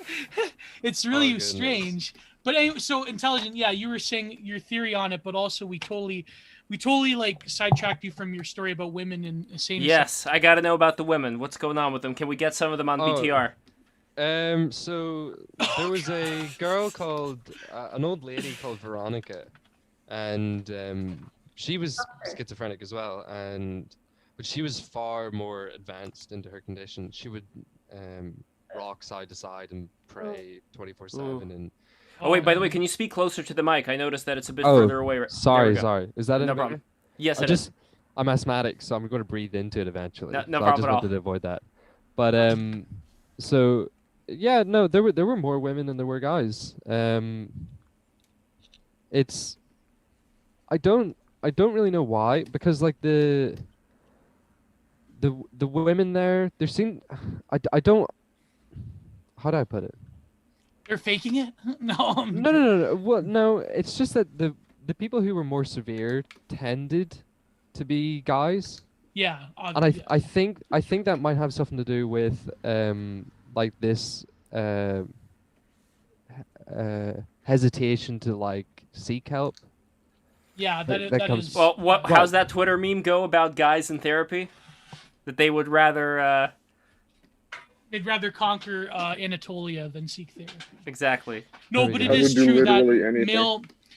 male mental illness in terms of like full blown schizophrenia or depression. That's why most homeless people in North America, and I would imagine for Europe as well, they have some combination of mental illness and drugs, but then what caused the other is sort of like chicken and the egg. Yeah. But Yeah. they don't seek help compared to women in terms of like Well, for example, suicide rates. I was homeless prior to going into the ward. Oh, you were homeless recently? Yeah, Oh shit. for about Why- 8 weeks. What happened? Like, did you have I a got kicked out of fight my or- house. Yeah, I got in a fight. Oh fuck! With your boyfriend? No, my dad. Oh, but your parents know you're gay and everything, right? yeah. It They're wasn't cool over with that. it? Just about being a Catholic or whatever. Just... No, he's in the British part of Ireland. Yeah, so- but Don't care about you yeah, being but gay, I it's not me. if he was in I the am- Catholic part, he would have been kicked out a lot longer. Oh yeah, but no, you know, a long no. time ago. Gio, I'm Catholic. I'm Oh, just, that's also- right. I'm a Catholic Yeah. Anglo, So I take that back. so I'm in a strange position. But so your parents like they don't exactly approve of it, but it's like they understand sort of like the proper Yeah. Catholic way. I don't approve of it, but it's like You're my son and I love you. yeah. That's basically it. But then you had a fight with them, which if you don't want to go into, that's fine. I mean, No, But if it wasn't over anything like that. It was I don't know, just money. Things. strange emotions just happening all at the Yeah. same time, and I got into. Well, a you fight. went in a mental institution, so That that's sounds like a weird thing to like. I'm prying here, but it sounds like a weird thing to kick out with a strange emotions. I don't know. Just well. If you like, Yeah, well, here's but the thing, it's and I don't mean. different. It's different when you break Yeah. your dad's nose. Oh shit! wait, Oh! what? Wait, you broke your dad's nose? Was it like what the fuck happened? Like I don't know. It just seems fuck. I Well, don't know. like, Okay, listen, wait. Can I ask you a question? Yeah. I fought mentally my ill dad people do you before. know? How many mentally ill people do I No, know? I asked you. Well, no, Ewan. he's Ewan, me. How many? Yeah. how So many he's mentally mental- ill- No, I know, but it's I don't know. This It's just, happens. no, I Things know, like I know this it happen. happens. There No, are of course it blowouts. There are happens, but blowout it's situations in these people's lives. It's no, very because I know common. that because I've been through my own shit, but like, it never like I don't know. My parents were a bit different, so I don't know. I listen. Well, I'll tell you yeah. right now. It depends on the relationship, man. Yeah, And- exactly, and the that's what I mean, but situation it's and all still- of that, I've had you a know, very yeah. Yeah. I've had a very close family member with clinical depression, and not to reveal who, but we've talked about this, about medication and all that, and he's been on medication his whole life almost. Not his whole life, like his majority. And, you know, like I fought, like, you know, I've blown up and I fought my father before. I'm not ashamed of it. I mean, I think every man has to like fight his father at least once in his life.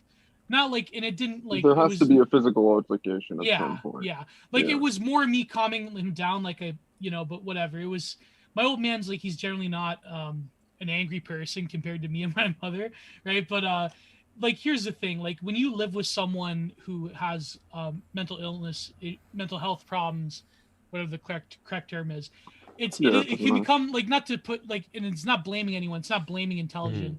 But it can become very frustrating for people because you want to have empathy and you want to like love that person, but it becomes very difficult with someone. And I've dealt with people that have had mental issues. I've known quite a few people, and they have like certain mannerisms that can become difficult to live with. Well, and it's especially because like personality disorders are like Yeah, exactly. Yeah. these people are like they don't act like normal people. So like And they'll it's- do straight up shady Strange stuff. sociopathic shit to you, And it's and bad then not because understand why you're upset with them, or like yeah, you want to react in a understand way that you don't even understand, and it's so difficult to deal with, you know, Yeah. from your paradigm. So And you it don't sucks for them. a lot of people they just lash out.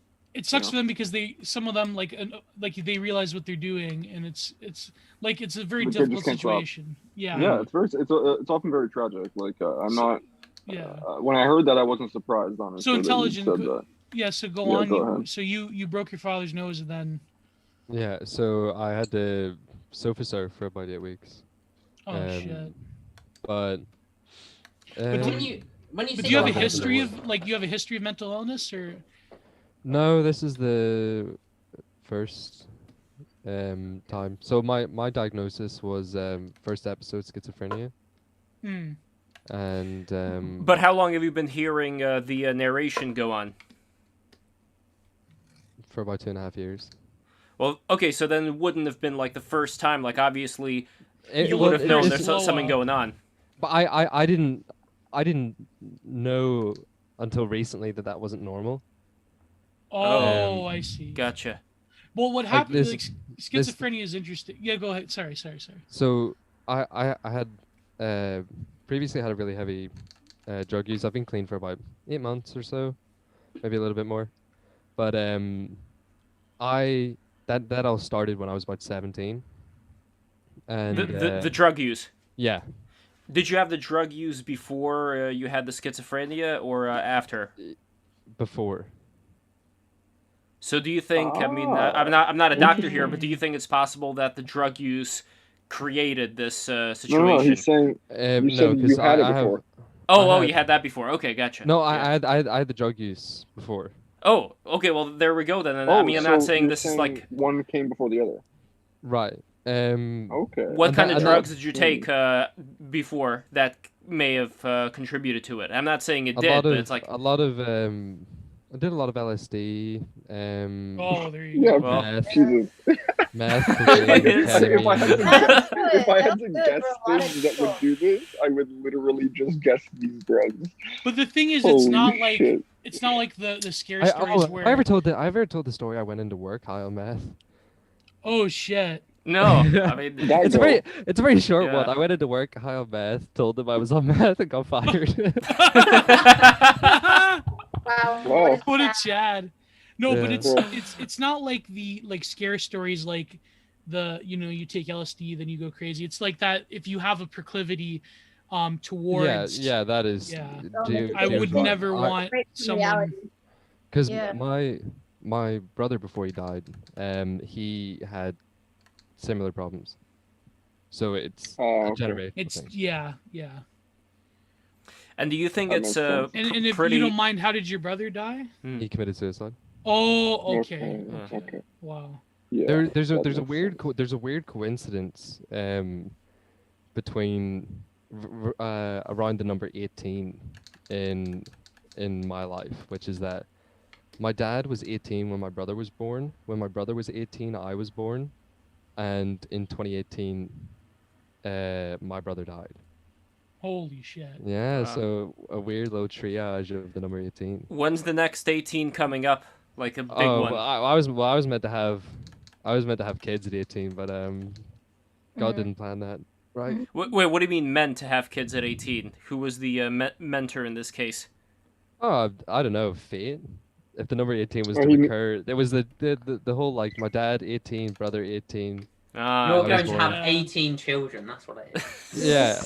like that Yeah. Canadian guy. You remember, Gio? There's that Canadian guy who has like an army of kids. Oh, who are you talking about? I know. I'll show you a picture of him and the family. It's really interesting. And by the way, all the people who are watching this, if you came here from T.A. Jackson, he is coming in. He's just late, but he is going to be coming in. And we also have over here, obviously, a lot of wonderful people in the call. I just want to remind you all to subscribe right now. Subscribe to this channel. This is not Break the Rules. This is LEVSTREAM. And I'm probably going to be taking this as a short clip because this is incredibly fascinating, like how a lot of these things end up this way. One other thing that I wanted to say before I forget, I was in this short film. Not in the short film, I was a PA, I was helping out. This was just one of these things where I called up my friend who I knew made shorts, and I decided to ask her, "Okay, can I help out on your film?" And she was like, "Okay, sure." And we shot this in Central Park. One of the people in that film was Julia Garner. I don't know if you guys know Julia, but she is she's really famous now. She's in what's that about the drug money laundering? It's with that guy from Arrested Development. What's wrong with me? Oh, Help me out. Ozark. Ozark, yes. So Julia Garner, she's in Ozark. She's one of the main characters. Wait, Here, is she? Oh, you she's a talking what? about that cult in Canada?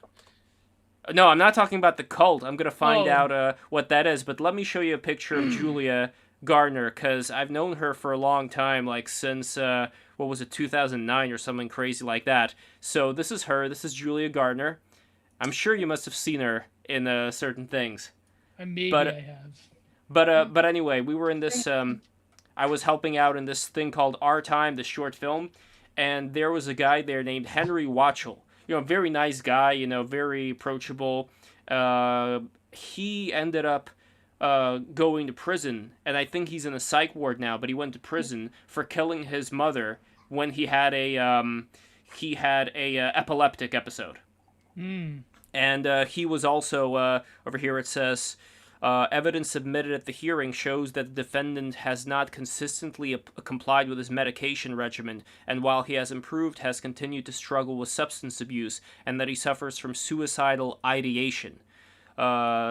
So I don't know where exactly he is right now, but the whole thing does go back to this mental condition that he had, because he never meant to kill his own mother. It was just like they were having an argument, and then all of a sudden just something happened, something snapped, he went into this epileptic fit, and that was that. Epileptic or Wait, he killed his mother in an epileptic fit? Yeah, he choked her. When you're an epileptic fit, like, you don't have control over your body. So I think you mean like yeah, but he beat her to death. Yeah. Yeah, no. Okay, that's definitely a psychotic break. Like, that's not epilepsy. Well, it says over here, in 2012, defendant beat his mother to death during the period of recovery after an epileptic seizure. So what does that mean, period of recovery after the seizure? Yeah. Okay, so I've had seizures before, so maybe I can weigh in on this. There's like a moment where you just grab onto something, just to like stabilize yourself. You don't you like when you hit the ground. There's like a moment after for a while that you're awake and you don't have full control over your body yet. But you just reach out to things to latch onto them. So I guess it's possible that he might have accidentally grabbed her throat, I guess. But it didn't say but that he beat her to death, so didn't he? He didn't choke her. Yeah. It says that he beat her to death. Yeah, It's like I stabbed my best friend 26 times. Yeah, in a fit of epilepsy, I stabbed him. It was in self-defense. He was gonna kill me. And he could have been playing Drum Hero or something. He could have thought, I don't know, some weird... Yeah, it's a really weird epilepsy when you fucking roundhouse kick your mom 800 times in the head. I remember a dream I had during a seizure. I have a disease where I beat when I was in high school, in my third year of high school, during an English class, I had a seizure. And because I used to stay up for like 5 or 6 days with very, very little sleep, maybe about 2 hours for that length of time. Fucking hell. So you had an epileptic fit when you had your schizophrenic episode? No. Oh. I don't have epilepsy. I had like major sleep deprivation and would take. I see. I see. I didn't sleep enough. And I remember a dream that I had, and it was incredibly loud. There was so much volume to it, and it was kind of like reminiscent of Nyan Cat. What? Oh god, that sounds horrific. Jesus Christ. Yeah. But instead it was this like gramophone.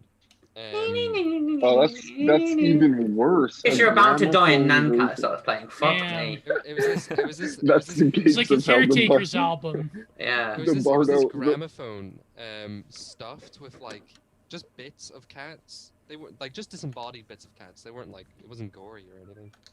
And the record on the gramophone was playing so fast that the needle was bouncing up and down, and there were sparks and everything flying off it, and this thing was propelling through space. And the noise this made was horrendous. It was so incredibly loud, and it only lasted for about 5 seconds, and I woke up. Doesn't like your hearing get affected when you have a seizure? Don't you like sometimes hear like really, really loud noises? I remember. Yeah, it can happen. Yeah. I don't know much about them. I got tested for photosensitive epilepsy and didn't have it, and just wasn't told anything else after that. So I have no idea. Alexandra, have you ever experienced seizures, anything like that? Nope. Never. Never. No. Has anyone else had a seizure? I don't think they're that common. Like. But so, anyways. I've never had a seizure. No, I haven't. No. Well, there we go. I mean, I don't know how to explain why exactly somebody would be able to murder their own mother through the process of coming out of a seizure. Maybe some sort of like disorientation. That's the only thing I can think of.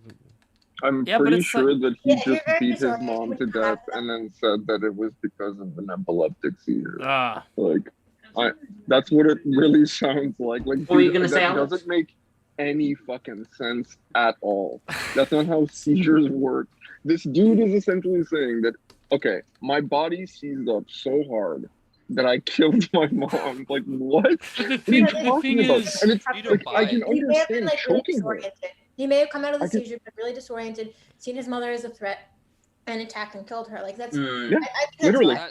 That's Yeah. the only thing that I can think of as explaining. Maybe he was scared of her. He thought she was something. You know what I mean? Sometimes you see shit, man. Yeah. Well, you know, I've never had a seizure, but I went to the psych ward back in October. Way. Yay! I know it's fun, isn't it? I love psych wards. I You hate meet them. the most interesting people, and nobody has phones, so you only have to Except for you're just intelligence living in the absent. moment. He had his phone. Yeah, I had my phone.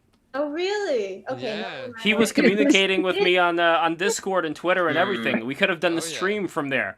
I mean, that would be something, right? Doing a stream from Oh, the But no. there are board. interesting people. Live from the fucking Too joint. disturbing. You would just hear howls and everything from the corridors. No way. That'd be sick.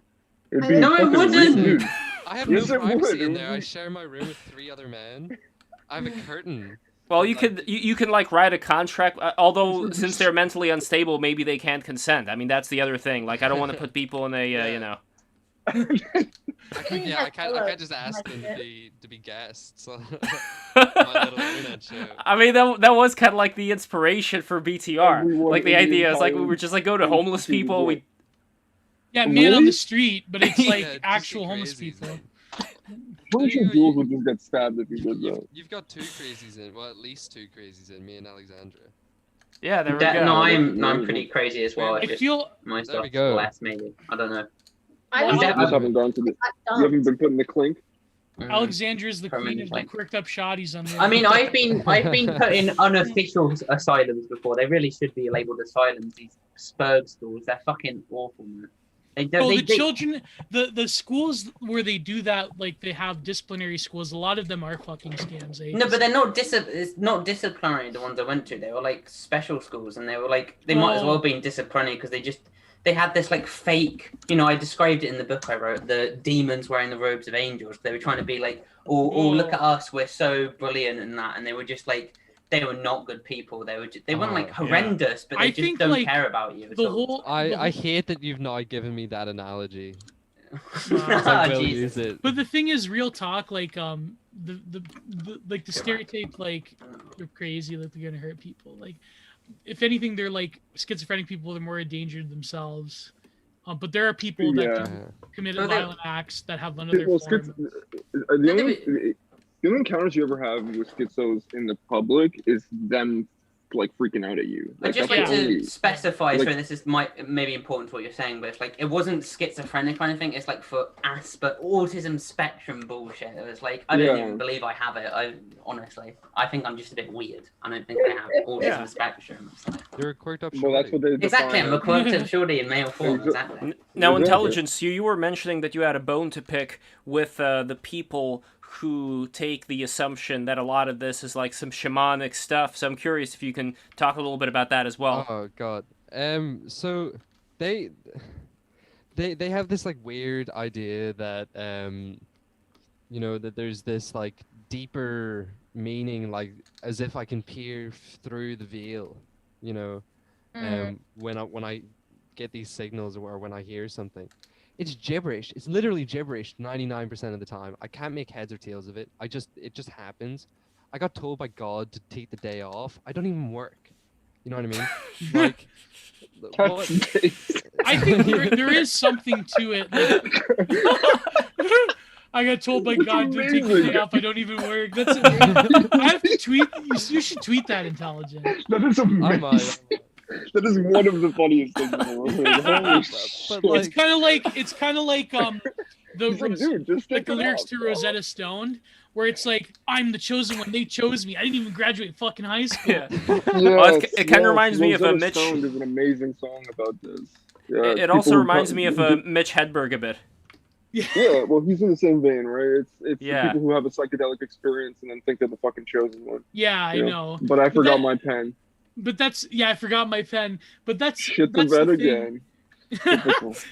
But I think there is something to it. But like you're saying, intelligent. It's like people they make like the vast majority of schizos, they have a problem and they don't like they're not these like shamans in waiting. It's more Well, the other question though is, but the women it's not nice. It's not a Yeah. nice thing that they're tapping into. Like I don't believe in that idea that this is like, yo, you're just a shaman, bro, and they don't understand you. I think that's a great way to get a lot of people killed, or you know what I mean. But the question for me is, what if they met a shaman? Like, what if they met somebody who's actually practiced in dealing with people who, let's say, in the local village would have had this kind of condition? Are there people who would be like experts at dealing with somebody who's got like these kind of situations? I don't know. Yeah, it's like how somebody degree. I think that could help, like in the same way that. Wait, hold on, one at a time. So first intelligence, and then Calth. Okay, go ahead, so go ahead. I think that to some degree that could have helped. That could help in the sense that like therapy can help. You know what I mean? But from my like current position at the minute, medication is the only thing that helps at all. I don't like the medication I'm on. I take an antipsychotic called Abilify or aripiprazole. It's called. And it feels like white noise being blasted into the front of my head pretty much at all times. And it makes me like clumsy and drowsy and sleepy and. Well, do you also meditate? I only when I imagine it would be rather difficult. Well, what I'm kind of getting to here is, would there be any way for somebody like let's say, and again, I understand that what you have right now is in no way indicative of somebody who has some kind of great shamanistic experience. Of course not. But would it be possible that there are certain people out there who would be, let's say, experts at how to deal with the mind, where they could kind of train you over time to start getting more control just over, because meditation at the end of the day, a lot of it is sitting down and seeing your thoughts and eventually just like not letting those thoughts have their way with you, not letting the monkey mind function the way it does. So maybe there are certain methods that could be done here. I'm not just, you know what I mean? Like, I think it's like maybe as some like supplementation. I don't. There's ultimately there's no cure. You know you can't meditate your mental illness. Yeah, I think first of all, the Chinese have been doing this for centuries. I think you're speaking past each other. But the Chinese eat rhino horns to get their dicks on. True. I can't believe I missed out on the dick conversation. Yeah, I know you weren't there for that. I will say that I think also it's a logistical problem here. Like the operating assumption by the shaman people is that these people are communicating with a realm that we cannot perceive, right? And I don't think a lot of them. I don't think that that's what they would say. Maybe that's something that they rationalize over time, due to it getting worse. But I don't think that's what they would like. Would you describe it as that, as you communicating with a realm that other people can't see, or would you describe it as just your brain doing weird, crazy shit? More the latter. Like exactly. I don't. My life is sort of more seriously for the last sort of 6 months.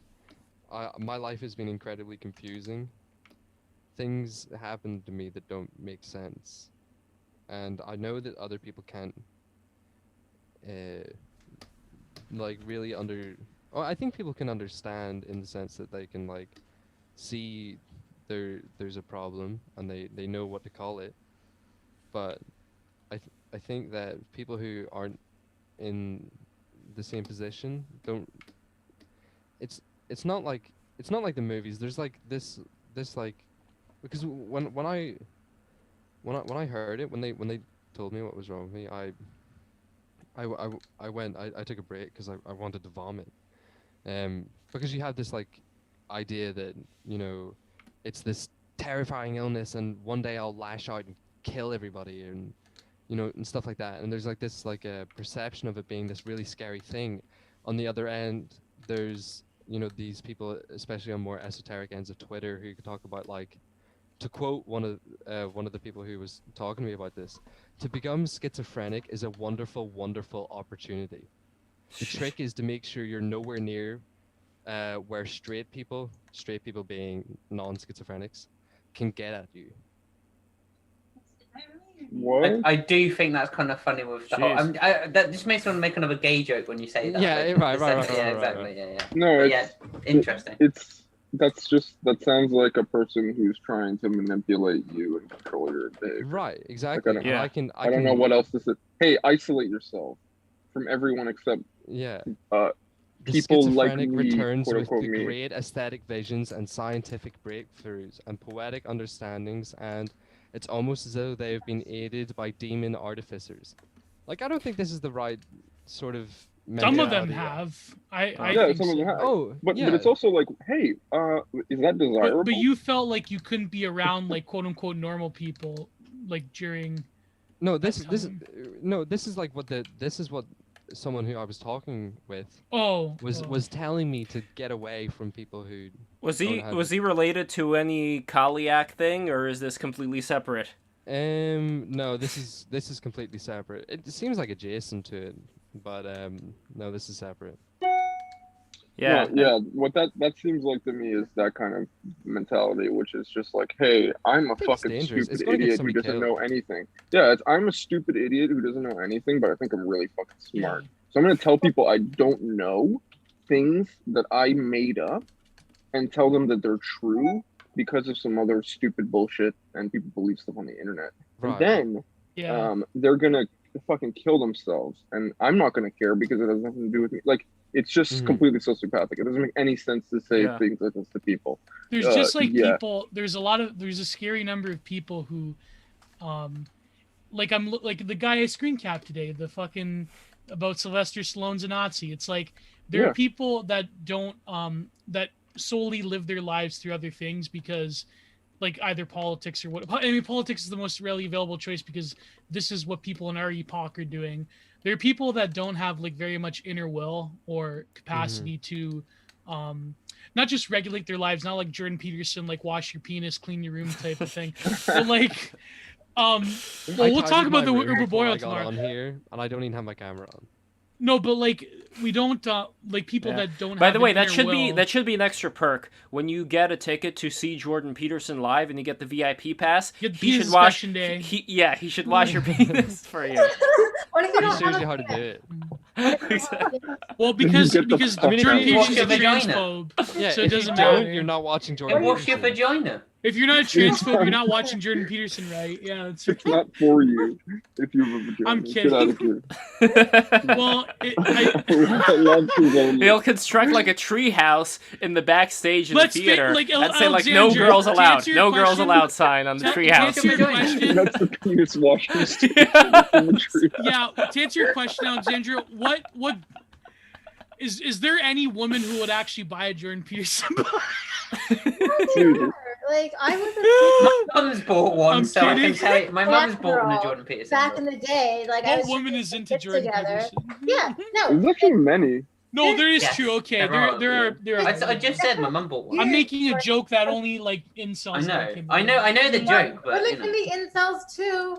I was an incel from like basically from birth until like I was 22, and then I'm a huge slut. So like that's kind of. Oh Wait. my god. Wait a That's what second. it's Yeah, but you just That mean doesn't do you mean virgin or incels? I feel like people just That use doesn't them even- No, I mean like complacently. incel. Like I could not talk to Emcel. people. Mm. I was really scared of men, you know. And then you went That's hog okay. wild. Yeah, but that I- doesn't mean Crazy. being No. scared of them doesn't mean incel, does it? Like, Yeah, No, that's sure. essentially what an incel is. A male, Oh, a it male doesn't incel but mean that is- sounds that. like virgin being scared. I male thought incels are incel like was the that. more like I don't know, like I hate Incel women does and not mean I've that you created. just are socially awkward. It's No, I don't It's- mean no, but it that's is. not. That's I mean, that's it- more it- than it socially depends. awkward. Socially I was awkward really people just fuck stymied. other I was really people. stymied romantically and socially for a long time because I had to deal with like a very mentally ill parent and a very like sick parent and like just a lot of my own mental health stuff. So I think Yeah. like, incel it's like I mean I think there's a weird sort of gatekeeping around that word, but yeah, there is. I'm very much an incel. Like I was insulated. I was insulated from the world. I was very much drawn into myself. You were insulated. Yeah, that's an interesting. Insulation, Yeah. acceleration, insulation. Yeah. No, I I think I also think there's a difference between the incel and MGTOW thing. Like, yeah, there is. MGTOW is like is the people who are there's like no real super difference. resentful Neither of them women get pussy. haters. Yeah, I but don't think- they MGTOW. both get upset about it, but the Yeah, incels are like they're mad because they can't, and the MGTOW are like fuck that, and pretending that they don't want to. Yeah, and it's but like, there's a lot of MGTOWs who are incels in denial. Let's face it. Yeah, exactly. That's what I mean. I think it's just the whole thing is that. I mean, I can't make fun ironically. because I guess I'm technically an incel, but I mean, No, I don't know. but it's Gio, not the- okay, Gio. So Gio, this is something else here, but like I hear you constantly because I watch. I don't like, get the... pussy. I mean, No, that's not what I mean. But I'm saying like with the. No, you said but this on the call. difference No, is I'm making I don't a different blame- point. I'm making a different point here. Go like, ahead, go ahead. You said this. Because I'm making a stand here because you're going to do something today. I'm telling you. So you keep talking about your physical fitness on like stuff, and I saw you in the Paul Tam podcast. You talked about that there, and I think that's probably partly why you feel about the woman. It must be a little bit. So what I'm saying is you're going to have to do something today. What do you mean? No, but you know, because I don't know. Imagine like because it tied with me with my physical fitness and no, that's not my point. But the physical fitness and how you feel about stuff. That is no. If I but you need to do something today because you always say, "Oh, I'm thinking about doing stuff. I'm thinking about starting it." I didn't. You need to do it today. No, I didn't That's say the I'm only way you thinking start. about it for the past 2 years. Well, year or so since like, in terms of like seriously, I would say a year and a half to 2 years. I've been like taking. Like I've been slowly progressing. So you have okay. So as long as you're progressing, good. I mean that's my. No, I do have I am no like my problem is I always have setbacks in terms of like physical pain. I'll sprain my ankle or whatever. Okay. But like no, I have been noticing my endurance has been better and my general. Good, fucking good. Sorry, Yeah, I just don't want to. Gio's been chopping wood outside. That's That's really good. Sorry, cool. I misunderstood. Well, my diet is also better. Yeah, Gio. But carbs are Keep just going, my man. biggest Keep problem. going. Yeah, we're gonna work out Go the ahead, carbs. Alexandra. No, okay, so yeah, like diet is number one. If you are having issues with like physical pain and you're overweight, like losing that weight will make a huge difference. Oh yeah, that's what. Oh, Yeah. Gio, and if all else fails, I'll buy you a hooker. It's fine. Yeah. Gio's gonna get a Mia Hammed. Oh god. Nah, Gio will find it. Gio will definitely find it. No, here's the thing. Real talk, if I wasn't this overweight, I probably could get a girlfriend. Not like I don't mean to brag. No, I Gio. probably have enough. You've got of a thing there. Yeah, you have a wonderful personality. And I could bullshit. Yeah. I could bullshit. you don't understand. Alexandra, would you go out with me? Where do you live? I live like not even 6 hours away from. I live in Ontario. I live in near Niagara Falls. Put it that. You go to Niagara Falls. Oh my god. Okay, if you go over Niagara Falls in a barrel, I'll consider it because. You fucking bitch! No, I'm kidding. No, I'm like the thing is. Try find a barrel that Gio can fit in. You do that bit first, and then he'll do the second bit. You're gonna need a storm drain tank for that. well, my old man, I've been in chase-ons. It's not that fun, let me tell you. When I was helping my old man, we did some concrete. We would do concrete work for sewer people, and it is sewer people. Fun. What the fuck are sewer people? Hold on, you said that so casually. Morlocks. You think they don't have fucking houses they have to build? The fucking people in the sewer? Come on. Well, you see, the Morlocks are quite helpful when you're doing storm drains. But no, I mean, he subcontracts for like bigger companies that do sewer lines, and it's not going into a chase-on and working in one and pouring concrete in one is not fucking fun. Let me tell you right now, it is very claustrophobic. It is you know the people when they made the New York Bridge. What's the big one in New York? Manhattan. What do they call it, Lev? Which one? God if I know. I don't know. The Manhattan Bridge. Oh, Manhattan. Okay. This was before Brooklyn Bridge? The Brooklyn Bridge. This was before they knew about the bends. And so they'd have like these huge chase-ons that would go right down. We learned about that in elementary school, and I was like, never the same. Oh my god, me too! Did you watch that documentary too? Maybe. Yeah, oh my god. When we learned about like how the Brooklyn Bridge was built, we watched this documentary and they had like these illustrations about the chase-ons, and they would go down, they get the bends. Wait, what are chase-ons? Chase-ons, okay, they are yeah, let's rewind a bit here, when Gio. when you do any work around water, they are the like protective tubes that you put down that creates a water barrier for when you're doing any sort of construction work, whether it's installation or it's maintaining like certain power lines or whatever. Like it's a basic fundamental technology when it comes to construction. So the chase-ons are these huge tubes that you insert and you drain the water from, and they protect workers from being flooded in, more or less. So they would have these huge chase-ons that would go down, and it was below sea level. So not below sea level, like right down, but they would basically get the bends from all of the low pressure. And when we watched it in school, I was fucking terrified. I remember taking a shower and I couldn't close my eyes because I would I would be like this claustrophobic feeling. So me and Alexandra, we probably saw the same like documentary back in the day. How do you spell? Oh, here we go. I think I found it. Chase-ons, yeah. So and years later when I would help my old man and I was like working in one, it was like, oh my god, it's terrible. It's fucking terrible. And it's not like there's some real nightmare fuel involved with water pressure. Yeah. Like, there's a video of the a guy guy that got ripped apart. Yeah. Was it which one? Because there's like a million times where a guy got ripped apart by the water. He like went through the hole. Yeah, the hole. He went through the hole. This guy gets pulled by water pressure onto a hole that's like.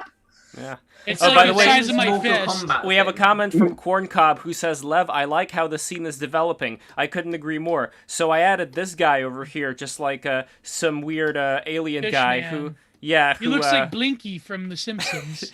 A bit, yeah, he does. So looks like Blinky. So since everybody's got their tongue out, so the fish over here has the tongue out, he has the tongue out, so Blinky has his tongue out, and he's dripping on this deer skeleton guy who I'm going to turn into a tank, and I'm probably going to turn him into another card afterwards, but there we go. So anyways, so I think, like, that's... So, I don't know. I mean... I guess incels, like, I don't really blame women for that. Like, I mean, there's a lot of things to blame women on, but, like, I don't, like, in terms of my personal thing, failings or whatever, like, I realized, like, okay, there was, like, a weird combination. I think, like, people just, like, float into these things. Like, there's lack of opportunities. I actually, like, you know, concentrated on my studies when I was in university. I didn't, like, I got out, like, I'm this weird mix of, like, kind of an introvert, kind of extrovert. I'm not like, I appreciate being alone, but like if I have to be social, like I'm not like a spurg about it. But like at the end of the day, I feel like there's so many different factors as to why people are an incel or whatever. Like I don't know. I didn't even like identifying with the term because I feel like if I identify with the term, exactly. I wasn't subtweeting you. You sort of took it that way, and I was like, no. When was this? When was this, Remus? Well, just at the beginning when I mentioned the fact that incel is a part of the incel mindset is the fear of the approach, the fear of the rejection. Yeah, that's definitely me. Yeah, no, you know what I mean. I think that's the root. Like you have to cross that gap. You have to make that jump, and it's fear to. I think my biggest problem expose oneself to that. I'm not even saying it was about you, just in general. That's what. It is true. That's how I interpret it. No, I've been rejected. Not like tons of times, like, but I've been rejected enough. Like there's this girl I grew up with and I've always had a thing for, and it's like it would be like it's one of those things you never. The worst. Well, Gio, have you always had a? Is the girl you've liked for a really long time and you finally tell her and she's like, yeah, no, and you're like, oh. Yeah, it wouldn't have worked out, and she's got like the tweet I deleted the other day. It's like her to a T. I was talking about like she has like very much the bimbo personality type. And that's why you're still attracted to the bimbo personality type, definitely. Right? But like it doesn't necessarily translate to promiscuity. Like the bimbo, like we could talk about this when we get bimbo Ubermensch on, but like like the point, you know, the thing is well, part of bimbo is the like naivete or the it's almost like a weird purity. Like I don't know how else to describe it. It's kind of like the brash sort of like confrontational femininity. Like this woman I was always into, she's like kind of I guess like a lot of it's like you're looking for someone who like, you know, sort of wears the pants, I guess you could say. But then I realized when I was older, It's like that's not. It's not like you can develop into these things organically, but when it comes to like I'm just looking for like a mommy GF or whatever, that can be very unhealthy. Oh, so what you mean is a powerful female, like a strong female like presence. a Paglia type of personality. I wouldn't call that bimbo. Why do you call that? A lot of bimbo? bimbos have that. Like I think being part of a bimbo is probably. To me, bimbo always meant airhead, but very attractive. It does historically, but these new crop of bimbos are different. Sounds like you want to be a Patra. Bimbo, okay. The new wave of bimbo is very Yeah, different. the new wave of bimbos. The new model of cock destroyers. They're all very intellectual. They're all very intellectual. They're all red. They've all read Foucault. And pronounced nipples, it's just. I feel like they have a very particular personality trait. But so anyways, it's like I've been rejected before. But you know what the problem with me is that I feel like I hate to say this, and it's like I know it's like I'm being aware of myself, but Ew. Wow, how dare you? When you're like overweight or you have some kind of like personality flaw, you're kind of like sexually unthreatening. So what I would do, I figured like people would tell me like, oh yeah, just be friends with them first and that, but then you never like progress to that other level. That's the stupidest advice ever. Yeah, then I realized whoever gave you that advice is a fucking asshole. Yeah. Or he didn't understand. Like he genuinely was just stupid. The sexual dynamics, yeah. But there was but as millennials, we were brought up, I feel, to be like, oh well, you have to become friends with them first, and then you have to be like as non-threatening as possible. That is the millennial model. The millennial model was be their friend first. Yeah, exactly. When they say friends, I'm curious because I'm a bit of it's like some pop punk movie or whatever. It's like they're friends first, and then sorry. But I'm curious what you mean by like this like whole dynamic with the friend thing. I'm curious what you consider friend in this situation, because it's like that can mean like loads of different things. No, like I have plenty of women I'm friends with. To me, the friend dynamic is like, do you have a good rapport going? Do you know each other? Do you actually like one another? Yeah, exactly. Yourselves like actually being together. Like the whole idea that like, oh, like you're cucking yourself if you become friends with a girl. That's not true. Like again, I'm in the friend zone. Yeah, I hate the friend zone. Fucking cunts! I can't believe this. No, I'm kidding. Outset, like either on the outset or then I mean, like it can develop over time. Like if you become increasingly comfortable with somebody and you start to like their personality more and more, maybe if they aren't like your physical type exactly, they'll become more attracted to you. And that's it's not even benefit of like becoming friends first, because if you just kind of shoot a shot and get shot dead and you're like, well, fuck this person, like the friend zone is real, but that's the problem right there. It's the real to the extent that you make it real.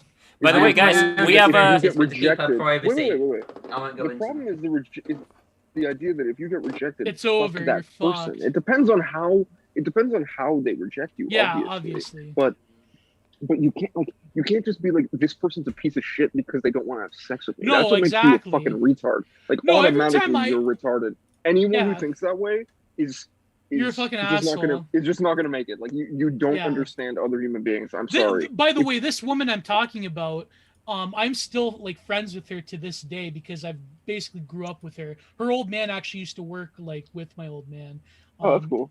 And so the thing is like, yeah, you're right, Remus. The people that are doing that, like, I think the friend zone is real to the extent that, like, like women will tend to like exploit like men who are emotionally available, and they'll find a different like, it's not equal. Like if you're some kind of like it's not even that. They literally may see you as there's so many aspects of this like spectrum of what people call friend zone, right? It's like exactly. There's women that you're literally their friend. Yeah, it's stupid. By the way, guys, if you take a look at against them. Yes, sorry. Take a look at this piece that Alexandra's doing. I just wanted to put some attention on this. Nice. Oh, look at those big fat titties, dude. Nice. Is this supposed to be like a dragon queen? So Mona Lisa? we have my good friend T.A. Jackson. Sorry I don't have my camera on. My hair is a mess. That's why my camera's not on. But also like just I have to my room actually I have to put away some stuff. But so T.A. Jackson, what do you think of these big fat titties right now? These big what? Sorry. These big fat titties that are being drawn. Never mind. No, I'm really bad at painting, so I have to keep doing these like line drawings. Bimbo Mona Lisa. The bimbo.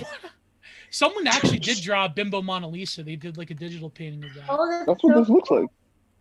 I don't like it. It's so Zoomer. It's so Tumblr. It's like, it's kitsch. Yeah, It's kitschy. well, that's life, man. He had like those really bad, poorly drawn tattoos that Zoomers get now. Oh, I hate Line that tattoos. so much. Or you know how they make No, the I'm pretty Disney sure, princesses? Yeah, she has big titties in real life, so I'm capturing those. And then okay. she wants me to have her eyes whited out, and then It's apparently somebody. a bull. Okay. And she's holding her pet dragon, and then I got to figure out what I'm gonna do with the background. This can be so overdue. Oh my god, because I can't fucking paint. Like it takes me She's the forever. milk maid of dragons. She's the milk maid of dragons. She's got big mommy milkers, and she's got a little dragon. We have to have mommy milkers. Brazilian. Yeah, It's a bit Latino. That's how they get so big and strong. she is Latina. Yeah. She's really using makeup artist. So TA, how have you been, my friend?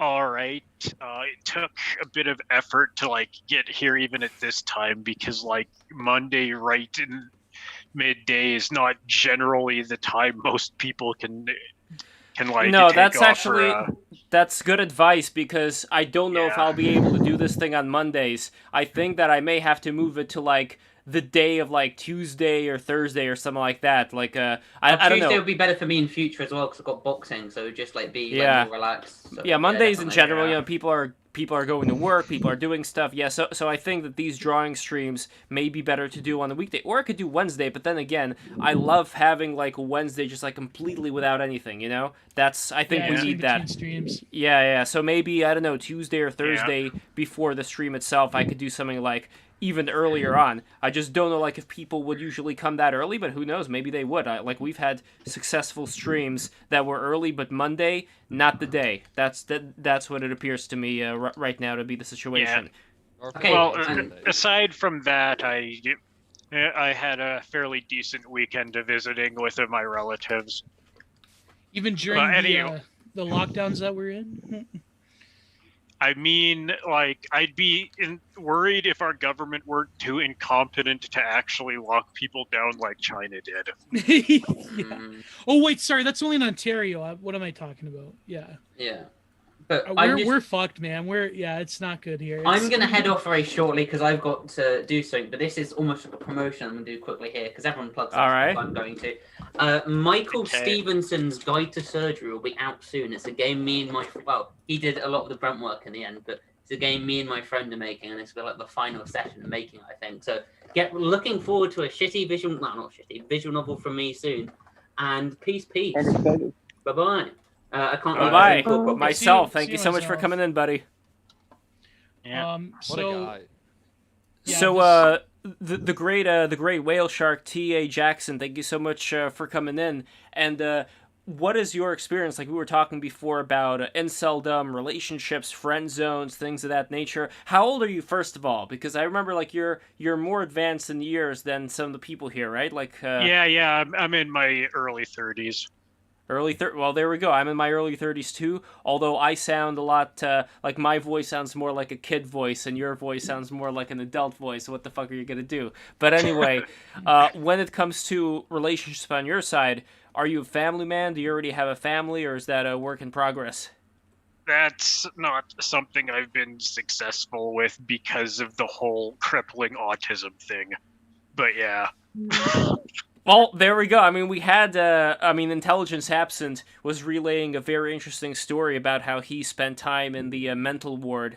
And, I'm not going to get into the whole thing right now unless Intelligence, you want to say a bit about it for T.A. Jackson. But in general, I'm crazy. Yeah, I was at the level of autism where, like, I didn't even, like, try to do anything romantic for my entire time in, like, high school or college. How do you define autism? Because I want to make sure we have the right definition of it for the people listening. I define it as like getting a medical diagnosis and being allowed to take bursary grants because of it. But what exactly does it? What exactly would qualify autism for you? Like, what are certain things that, not having an intuitive understanding of how normal human beings interact socially, and getting really fixated on things things that don't ultimately matter compared to said social things because I didn't understand them. Well, what are certain things that like you would personally put a lot of value on as far as the things that you like to think about on a day-to-day basis that others may not be as interested in? Okay, like as far as like the high school and college thing went, I literally spent more time trying to like get board games set up than like worrying about romance. Oh, I was I was the chairman of the chess club in my high school. I didn't have a romantic. Yeah, like I remember when they voted me onto like student council because like even back then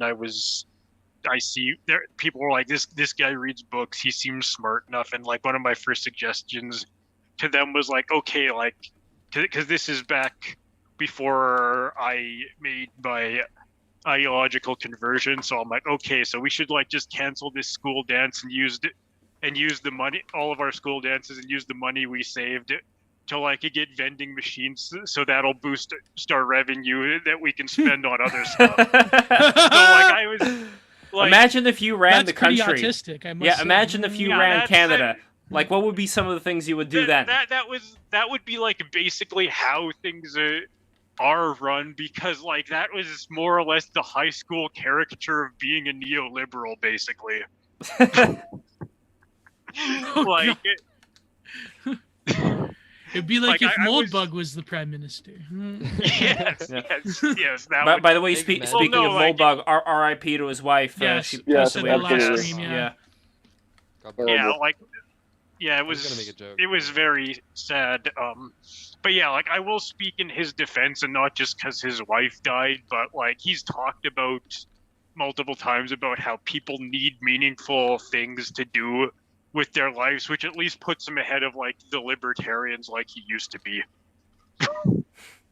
Wait, so you think that libertarians, I mean, I wouldn't say that this is something that the libertarian guests that we have had on, you know, like Liberty Lockdown and folks like that, I don't think that they would say that, you know, people, you know, shouldn't have some kind of meaning. Their whole thing is the government shouldn't impose that meaning on people. By the way, speaking of autism, all I know is that Jeffrey Tucker publicly praised Taco Bell on Twitter, and that's like the most. We had him on the show. Thing. We had him on the show, Jeffrey Tucker. What is this thing? Speaking of autism, Richard Spencer talking about Christianity that possessed by seeing the resentment of Rome. Are you fucking kidding me? Paul's Christian emerged development from the base. Oh my God, he's citing Mark Brahman. Oh wow.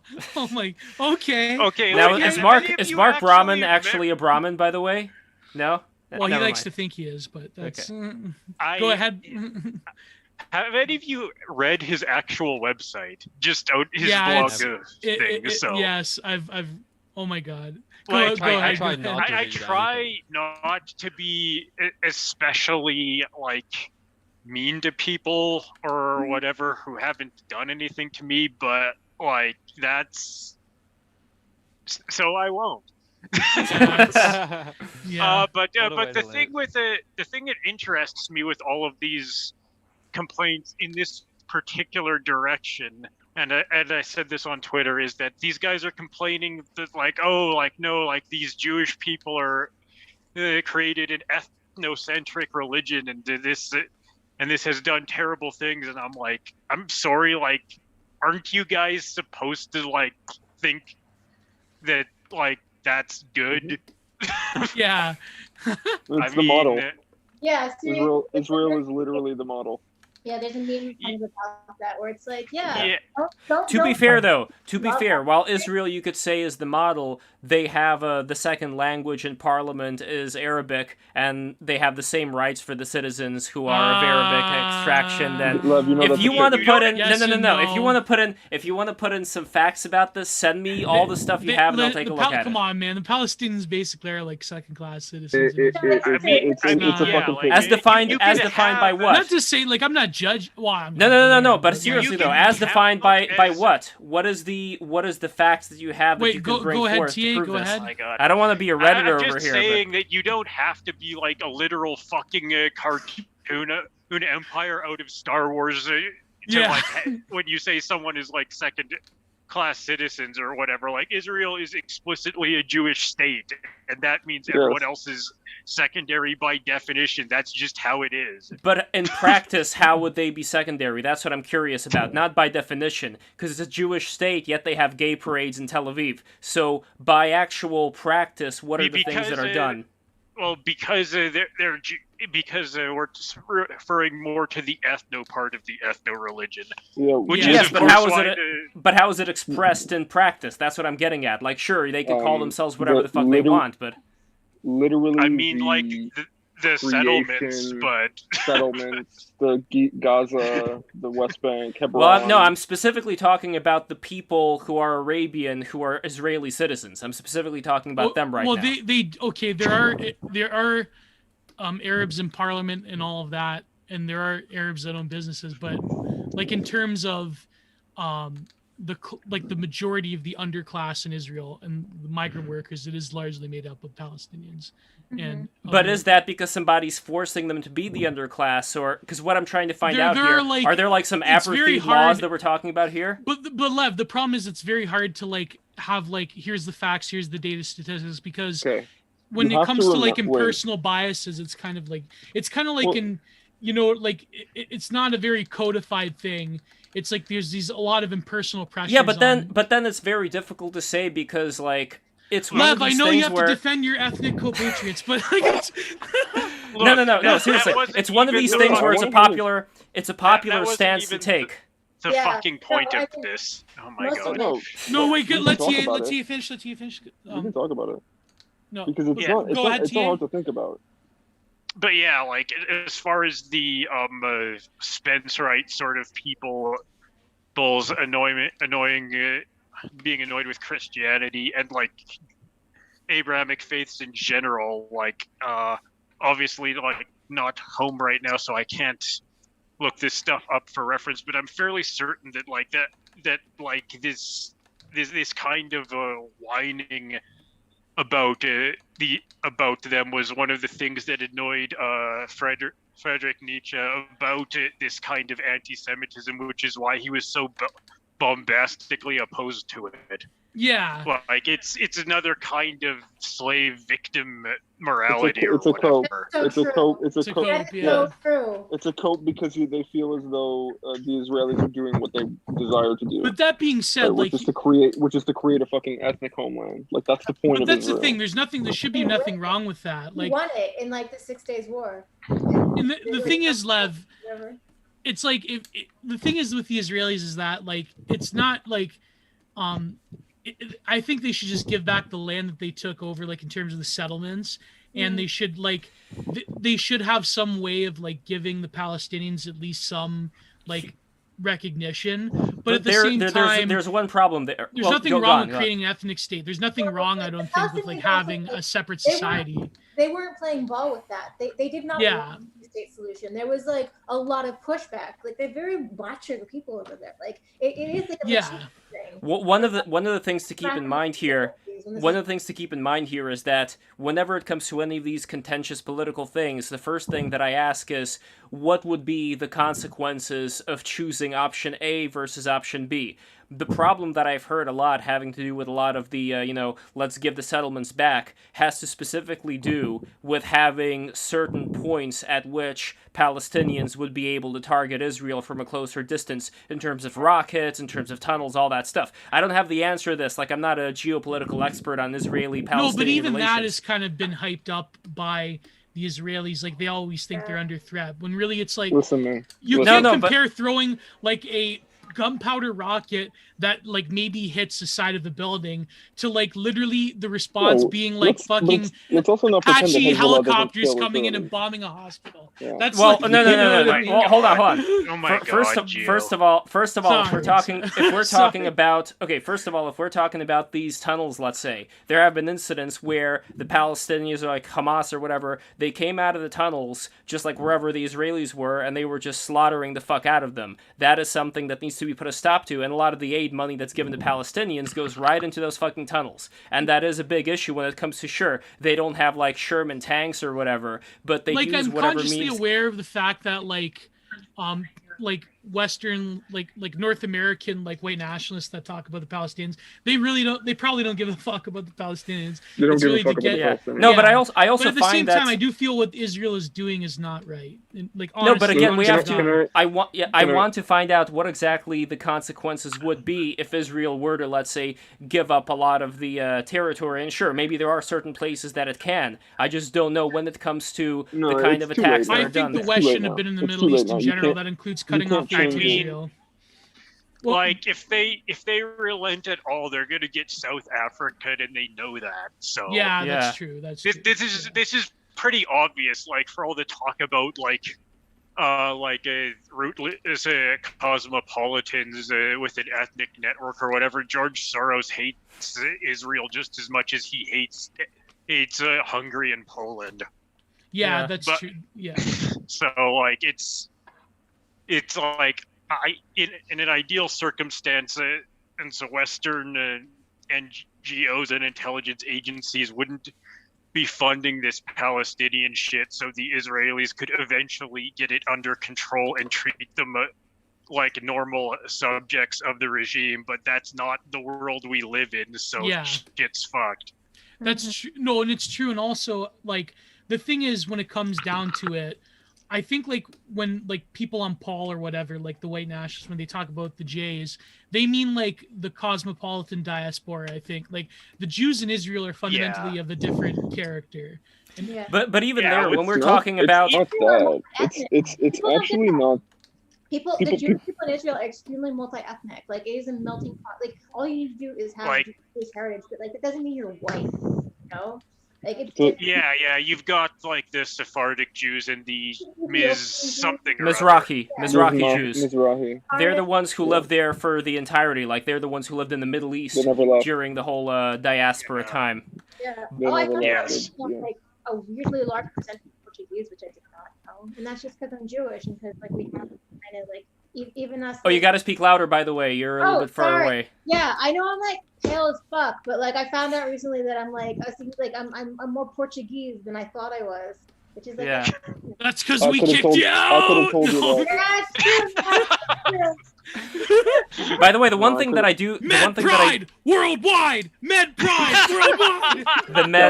the med bubble. The one thing that I do find though that is in common between But both us Italians, both we the did not kick you out. We just put Yes. you on the ghetto on the side of Venice. That's Yes. all right. We Aw. definitely the Merchant of Venice. And for I- one day a year, we get to do stuff to you. It's all right. No, Oh no. lordy. Okay, so the one thing that I do find though, Gio, is that when it comes to people who are both like further on the right and further on the left, the one thing they both agree on is they fucking hate Israel's guts. Like all the leftist professors hate Israel. Is this and, you know, horseshoe theory now, left? unironically, I think Yeah, it is. no. There was horseshoe this theory meme, when it like, comes for to everyone Israel. holding. It's Can I because explain it to you? Can I explain it to you? They hate Israel for different reasons. Is Yeah. the thing. Yes. Yeah. This is. They, Let me they explain hate. it to Okay, you. you either hate Israel because they're like American imperialist fascist, like they're oppressing the people of color, Palestinians, or you hate Israel because they're Jewish. So it's like, yeah. Well, there's a third faction on the right, which is like the more paleo-con Yeah. ring, which hates them because of the Israel lobby. yeah, yeah. yeah. Which I fall into the line. I think the Israel lobby is like vastly ridiculous. And Not- there too, I am not defending the Israel lobby, but what I do want to find out is, again, what are some things that, let's say, Israel could do by itself, But- and what are some things that Well, I actually cut would Remus result in a negative situation? Let But me- go on, Remus, Remus. you had- Let me yeah. just explain something here, because ultimately you guys are talking about killing and war here. That's what this really is. This is an ethnic conflict, and it always will be. And pretend that it's not is stupid. These are a group of European Jews who came to the Middle East and said, "This is our land," and I get it.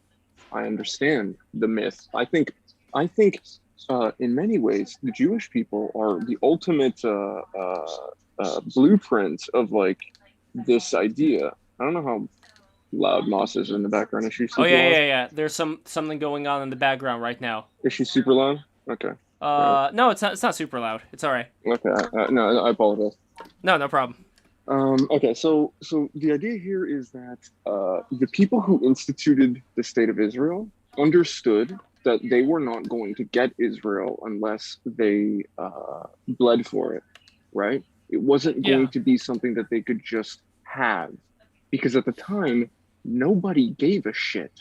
Even the British, nobody gave a fuck about this crazy project of the Jews. They had wars to win, right? Luckily, and this is the original Israel lobby, is the Chaim Weissman, right? I'm pretty sure he was a chemist. He invented Visaline, or he invented a way of creating cordite that was different than before. This is munition. This is the real fun stuff of war. The British were running out of the ability to make munitions, right? To have ignition powder in their bullets. So if you can't fire, you can't do anything. It was like right? It was more of a smokeless version. Yeah. So he created a new way to produce this that was easier and used a different substance that they weren't running low on, and thus he had much more pull and sway within the British government, right? So once they had this ear, because Weissman was part of the Zionist movement in Europe, right? Then they had pull with the British government, and once they had pull with the British government, then they had basically international backing for the project of Israel, right? And with wasn't it Lord Pendleton that helped like sketch out? How did that? I can't remember which lord it was, but one of them wrote a white paper, which was he was the prime minister that that wrote the white paper. Yeah. I can't remember. Well, there was also the Soviet Union that was helping them out as well in the very beginning. Were they? Yes. Yeah, yes. But then Israel ended up saying "fuck you." But then the Israel ended up saying "fuck you" to the Soviets. This was we're Russian. And this was still during Stalin's time, I believe. And then what ended up happening is a lot of the, like for example, let's say we have Jordan. Jordan houses a lot of the refugees from Palestine. They're not doing anything with them. They're not giving them any citizenship. They're just there. And the left says nothing at all about the Jordanians. Are just as bad. Hold on, just as bad. But the interesting thing here is that when it comes to the conflict that ended up happening, where people who were like living and wanted to live within Israel, like they got to stay. The Israelis didn't, from what I understand, kick them out. The ones who ended up going to Palestine, well, that area that then became Palestine, the Gaza Strip, they were also warned, some of them who were in the other areas, by the Soviets, that guys, the Israelis are going to massacre you, you better get the fuck out of here. So now we have this split situation, and I honestly, regardless of what could be said about, like it's an apartheid state, like it's like they're second-class citizens, I wonder if you were to ask the Arabians who are living in Israel right now, like, where would you honestly prefer to live? I bet a lot of them would say that, you know what, I actually prefer to live here in Israel. I mean, they go to the army as well. They're part of that whole thing. I'm sure that there's many of them that would deal with the inherent, because this is true, okay? The inherent racism that is dealt to Arabs in Israel, the way in which... Please not use words like that. Like what? What's the problem with racism? It's a very dumb word.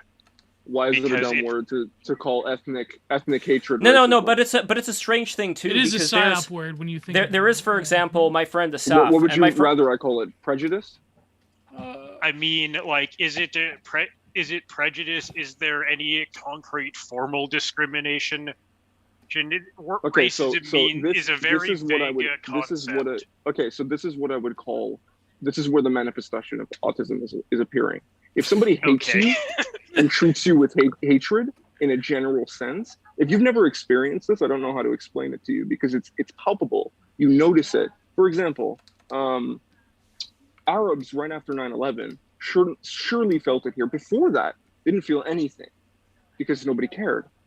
But right after 9/11, all of a sudden, Arab people are considered an other and become a suspicious group in the country. This happens, right? This is an MSM talking point, certainly. They will use things like this to their benefit, but pretending that it's not real is ridiculous. It's like saying that the Japanese didn't deal with anything during the Second World War. Now, you can justify that as much as you want, but pretending that putting large groups of an ethnic group in concentration camps or camps, whatever you want to call them, they're not concentration camps, because I don't think people were like being worked to death. No, they are like just non-euphemistic. It's a camp but hold on there. If we're talking about people. if we're talking Okay, about exactly, ethnic right. groups here, if we're talking about the Arabs, let's say, you know that there are Arab Jews.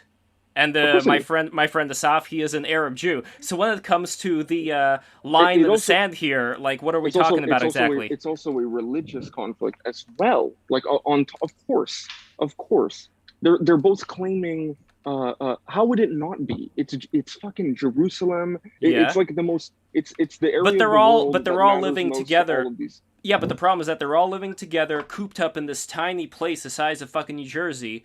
You also have to you also keep I don't think it's a in good mind. idea. Well, you also have to keep in mind that when they have, like, let's say Mossad has to have loads, fuck tons of agents who get into Hamas, who get into other organizations for a long time, and they just pretend to be one of the bros there. Now, you would think that with that kind of situation, I'm not criticizing the Israelis for doing what they're doing. You can do that all you want, but it doesn't matter because it's not going to stop it. The Israelis aren't going to suddenly go, you know what? I no longer care about my safety. But I think that's the argument. No, but that's but the I'm not even argument talking of, like, about safety, though. Like, I'm specifically talking about how do we know what we know? Like, how do we know that, sure, you could say that maybe most Israeli parents, you know, maybe they'd prefer their children to marry, like, a nice Jewish girl or boy. The argument is that nothing will change because, like, you know, the typical, I guess you could say, like, 4chan, like, you know what I mean? Like, the argument from white nationalists is that, well, because the Israelis have such a, like, embedded, like, self-interest in the American government, that nothing will change because America will never, like, just piece the fuck out of the Middle East. Well, that's a different conversation, though. Which, I mean, there is some basis to say that, but I think, like, it's the chicken and the egg sort of deal. But you have to remember, all of this is predicated on eradication. You have to understand that is the argument, that is the basis of all action that can be taken. The Israelis are operating under the assumption that if not helped, other countries around them would attempt them up, yeah, to destroy them utterly. It's not a and they. Well, that's not a conspiracy either. That's what the country said. Exactly. It's not a conspiracy. They're acting on, but, like, literally the words and actions. No, but this is also changing subjects a little bit, because what I want to get to here with Remus, we're talking about Christianity and yes, no. But before that, after that, Remus said something which I don't want to overlook it, because it is kind of important for me to figure out, like, whether or not this is the case and how do we know it. Like, sure, you could say that you know, we can have, like, people who live in Israel who are Arabians, and people who are, let's say, Ashkenazi Jews, and people who are Arabian Jews. And you could see that there may be some, you know, minor conflicts as far as, you know, not really wanting one to marry the other, or things like that. Yeah, kind of like maybe what live in the same areas, to become ghettoized, all of those kinds of things, right? Yes, but at a certain point, it's like, we're not going to have a perfect society here, so can we acknowledge that there is still a difference between being a Jew and being a Arab and a Muslim in Israel versus being a Jew in Palestine, or being a Jew in any other Middle Eastern country, unless it's like gushing oil money? Yeah, I would say that that's the case. Well, that's an important differentiation. I would say a solitary Jew in the Arab countries would have a worse time. Not a solitary Jew. I'd say, like, a whole community, a whole family, they'd be fucked. And they were fucked before. I mean, God Saad talked about how his family was, and himself was always... Lebanon. Yeah, exactly. Okay, let me ask you something. Do you think that every day is pogrom day in the majority of the Middle East? Like, is that how you assume that the Middle East works outside of Israel? Is that if you're Jewish, when anybody finds out, you're going to get pogromed at some point? Not every day. I'd say every maybe certain decades, certain years, yes. Like, certain times, yes. You can't really rely on the community around you to not chimp out on you at some point. And I think that's you're definitely correct. Like, that's the difference, though, because in Israel we don't really, I mean, show me evidence to say otherwise, but we don't really see that same kind of effect happening from a gang of Israelis on a regular basis attacking Palestinians. I wouldn't say that it's on a regular basis, but I don't know, Lev, that we would ever find out about that kind of thing. I disagree, and here's why. I'll tell you exactly why. I'll tell you exactly why I disagree. Some of the worst enemies of the Israeli government, like the people who hate the Israeli government the most, is the leftist Israeli press. and they are hard-pressed to find whatever the fuck they can to delegitimize the government.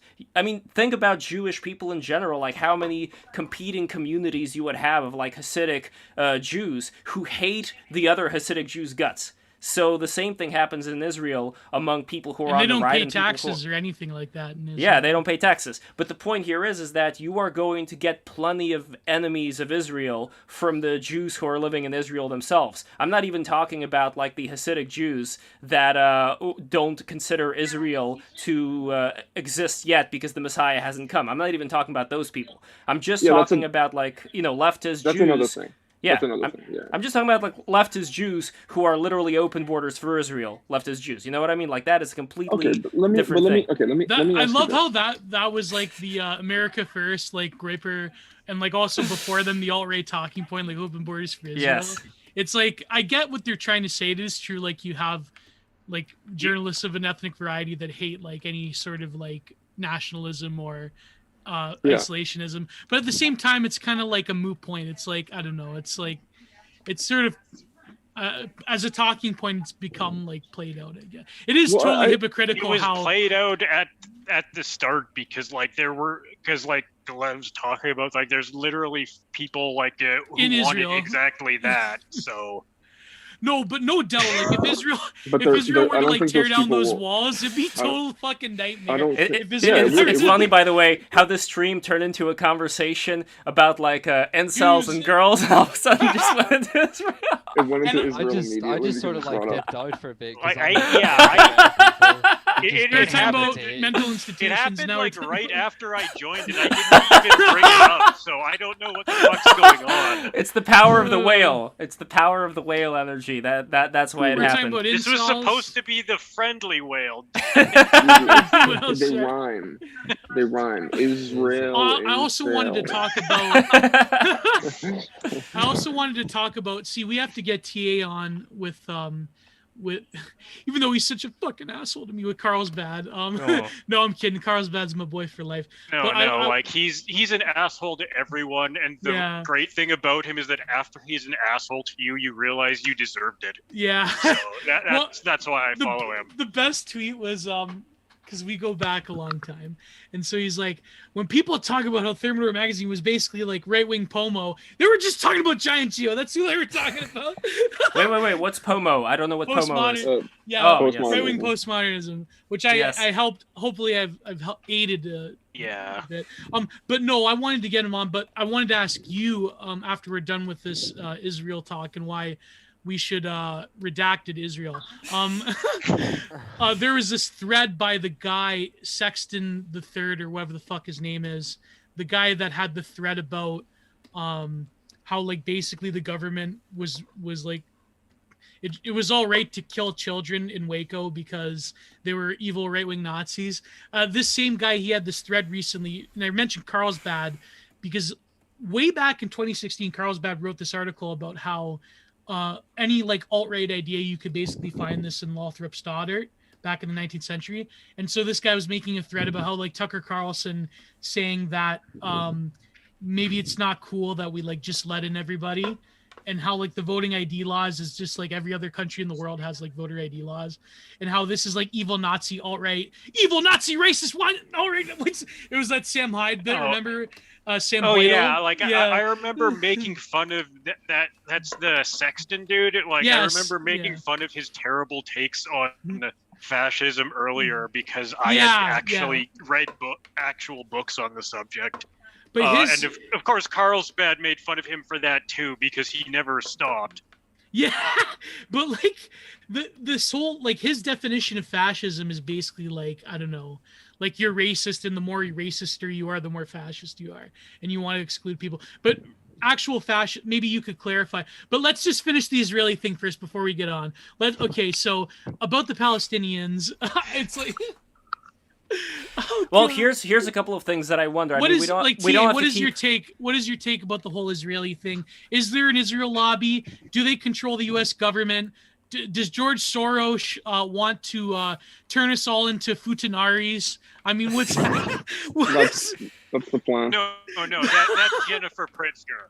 But oh, the guy. Did you see that picture of the guy? Is that the guy, the CEO that makes the hormone blockers, the puberty blockers? Lupron. Jennifer Pritzker is part of the Pritzker family of they're billionaire pharmaceutical people, and Jennifer is trans, so that's why the money is going into that stuff.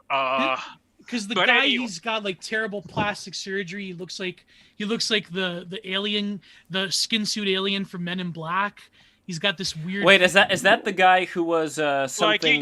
You can Flash... just look up the picture on Wikipedia or Google and decide for yourself. Yeah, wait, is that Anti-Flash Gordon? Is that who you're talking about? No. That guy too. But I made that tweet. No, the guy I assume he's a sex predator just from that name, but. I'll search the Lomas tweet, but this is the guy that he owns the company that makes the most popular puberty blocker, and he it's called Lupron. Lupron, yeah. Richard Gonzalez, CEO of AbbVie, the main man behind Lupron. I will put it in the chat. This guy. Go ahead, TA. Go ahead. The person I'm talking about, it just funds a lot of academic and NGOs for this kind of stuff, and was doing it more frequently than most because of the whole being trans thing. But wouldn't surprise me. So I don't know. Yeah, it's really weird. But so your take, sorry, we got totally distracted. Your take on just the general Israel thing and how the right wing has critiqued I think that Bronze Age Pervert had actually the best take on this one. He says that Israel is in a tragic situation because they're the last European colonial settler state that was founded before that idea became permanently discredited. So it's kind of some cosmic humor there that Jews finally decided to do what everyone else was doing, and then suddenly it became evil to do that. But the other difference though is that when it comes to people who are already living there, it almost became evil to do that as a direct result of what they experienced. That's such a weird irony. Funny part. But who were the people who were? But who were the people who were living in Israel back then? Back when it was Palestine, there were also Jewish people there. There were Arab people there. But what was who was heading that thing up? It was the British. I'm not. So it's not like they took away somebody else's. I don't think that Bronze Age Pervert was either. It's literally a state with founded by settlers. They're still settling now. If that. Well, let's compare it to it's just facts. Well, let's compare it to I don't know, England and India, right? So India, what did India have before that? It had the Mughal Empire that was run by the Muslims, and I don't know if the Ottoman Empire played a role in India. I just don't remember off the top of my head. But either way, Mughals are descended from steppe peoples, much like Turks were, but that's basically the only commonality. Well, either way, there were still the majority of people who were there. There were Indians who were living in India, and the British went there. Now, in the case of, let's say, Israel, there were Arabs and there were Jews who were living in Israel. And who was living in Israel now? Arabs and Jews. So as far as who is in power, who is in the government, again, Arab is the second language, and yes, you could say Jews exert more influence, whatever, but the point is still, it's not a total stranger coming into the country. This was a place where Jews were also living in, called Palestine. So that's what I'm wondering about. Is it necessarily the same colonial situation? British India wasn't a settler state either. So I don't really get that comparison. Well, it wasn't a settler state, so I don't really get that comparison. Okay, no, that's fair. So, it was not a settler. Well, what? Okay, South Africa. That would be a better kind of example of a settler state, right? Because up to it, and including the Boers actually predating most of the black people who lived there. Don't say that. For like the. Don't say it. Don't say that. No, don't say it. No, don't say that. Yes. Oh, no, by but the there way, were you there mean were the also Boers the that were genocided by the British? Oh, no. Shh, don't say that. No, the evil, terrible Boer is racist. Now there were my also favorite thing is like. Sorry, go ahead. well, there were the like, Kojans. listen. I joke. I'm not defending apartheid. I'm not. 1,000 apologies, but it's kind of complicated. Like TA was saying, the Boer, and they were genocided by the British. That is true. If you look up where concentration camps were invented, they were used against the Boers by the Again, that wasn't a euphemism at the time. It was literally a place where they concentrated the population to prevent guerrilla attacks. Yeah, and they starved, and it's terrible if you look at the whole Boer War. But sorry, sir, I'm ruining this with my very stupid humor. No, but this is very similar. It's very similar types of situations. But you can't really talk about these complicated regimes like apartheid. Well, it is sort of okay. It would be like for example, it would be like if the Kojans, the Kojans. I'm not saying it correctly, am I? Khoisan. Khoisan, thank you. I don't fucking know. I just read the word. I don't know how it's pronounced. So so Remus, how many people of Khoisan extraction were living in South Africa at the time? Minority compared to the Bantus who came later, yeah. Yes, but before they were not the minority. Before they were like, well, they're nomadic and pastoralist, right? So they're the majority of the population ethnically, but they're kind of around. They're not like centered or clustered. Yeah, they're not running shit basically. So I guess it would. They weren't running shit. They were just like there. Well, I guess nobody was running shit then, right? Like, it was just pretty much them in the pastoral lands, and that's it. Then, the Boers came... That is running shit. It's just their way of running shit. Sure, that's an ecosystem of its own, and it probably has long-scale cycles, you know what I mean? So, so as far as Israel goes, you would have, let's say, the Mizrahi Jews, who remained in the Middle East. They didn't go out, they were just there. So we have the Mizrahi Jews, and we have the Palestinians who were living there. And what are Palestinians? Palestinians, I mean, I have to look it up. Like, what exactly they're the Arabs. They're just Arabs who were living in that area, and that area has had Christians and had tons of people going through it. So at a certain point, you would say, by the way, when I say Arab, that's Arab Jews, that's Arab Christians, it's just Arabs. Yeah, just Arabs. So you have the situation then when it comes to like who is going to be running shit now that the British are going to be gone. So the British don't want to do it anymore. So it's a question of now. That's not what happened. It wasn't the British who don't want to do it anymore. No, I know. Okay, fine. Yes. Literally committed terrorism to the degree that the British were like, "All right, fine, you do it. We're fucking off." Yeah, we're like the Balfour Declaration came before most decolonization, just as a historical matter. Hold on a second, because I want to look this up. When you're talking about terrorism, can you elaborate on that? Okay, so the Israelis were the largest terrorist attack, I think, that killed the most British people in history before that London attack was I can't remember the name of the hotel, but it was a hotel in Israel that was for British immigrants, and they fucking blew it up, man.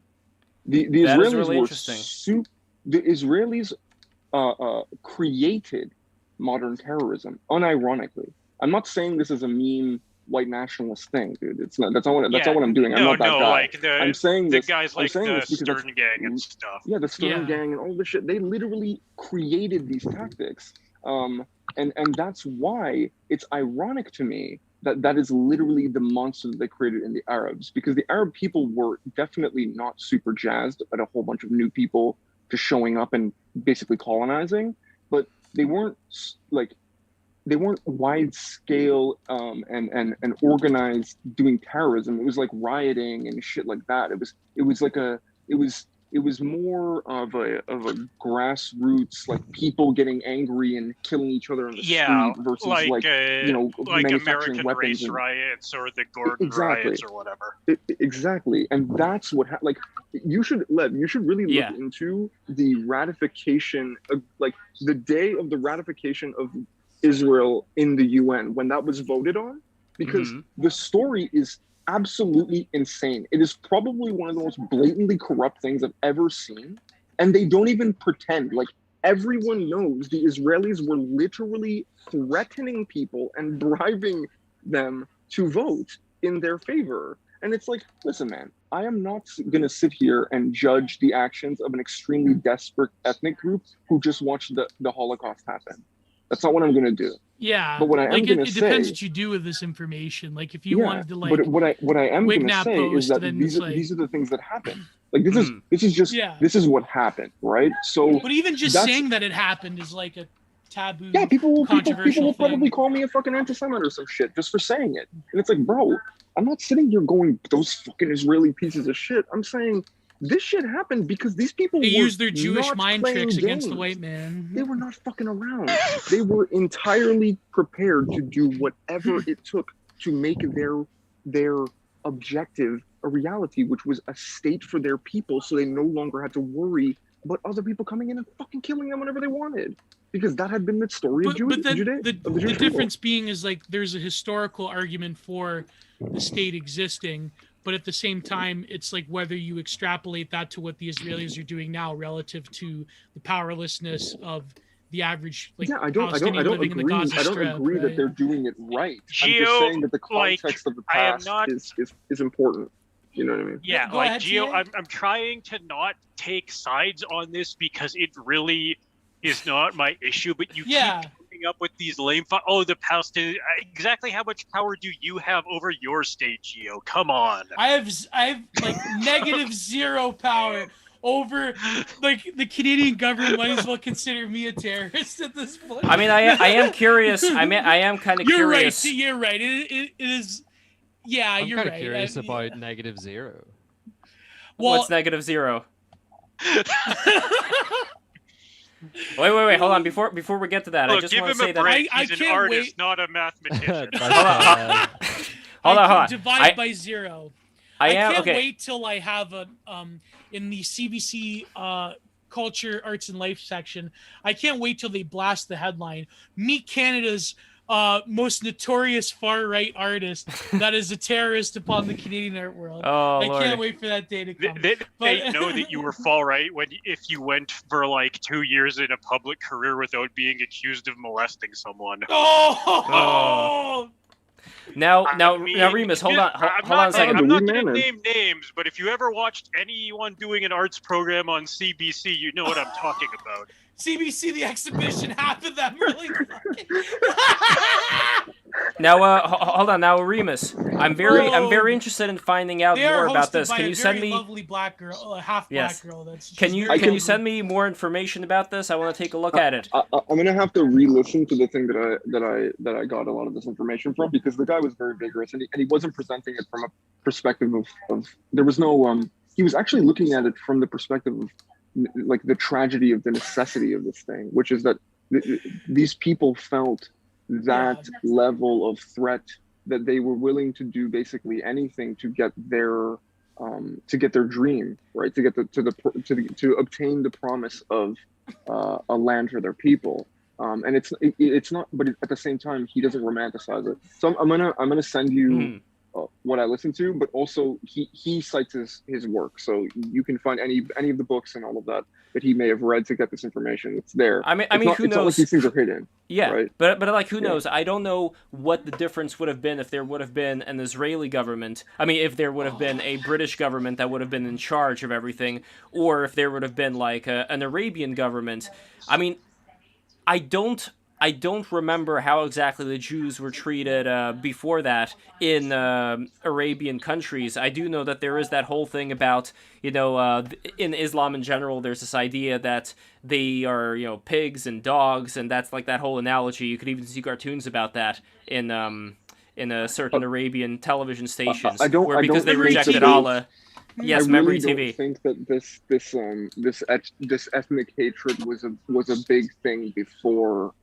No. The British got involved in the Israeli situation really exacerbated ethnic tensions for obvious reasons. For sure. I love how TA, like, through his stupendous degree of autism, just really cut through a lot of the belly aching that, like, both people, like, the whole, Like I'm wearing what's that scarf that the Palestinians wear? The Starts with a K or something, but yeah, Balaclava. I know what you're talking about. balaclava, like the balaclava. lefty, like the Western, like I'm like a Balaclava Oh, is you're talking about a radical, shemagh. Canadian terrorism.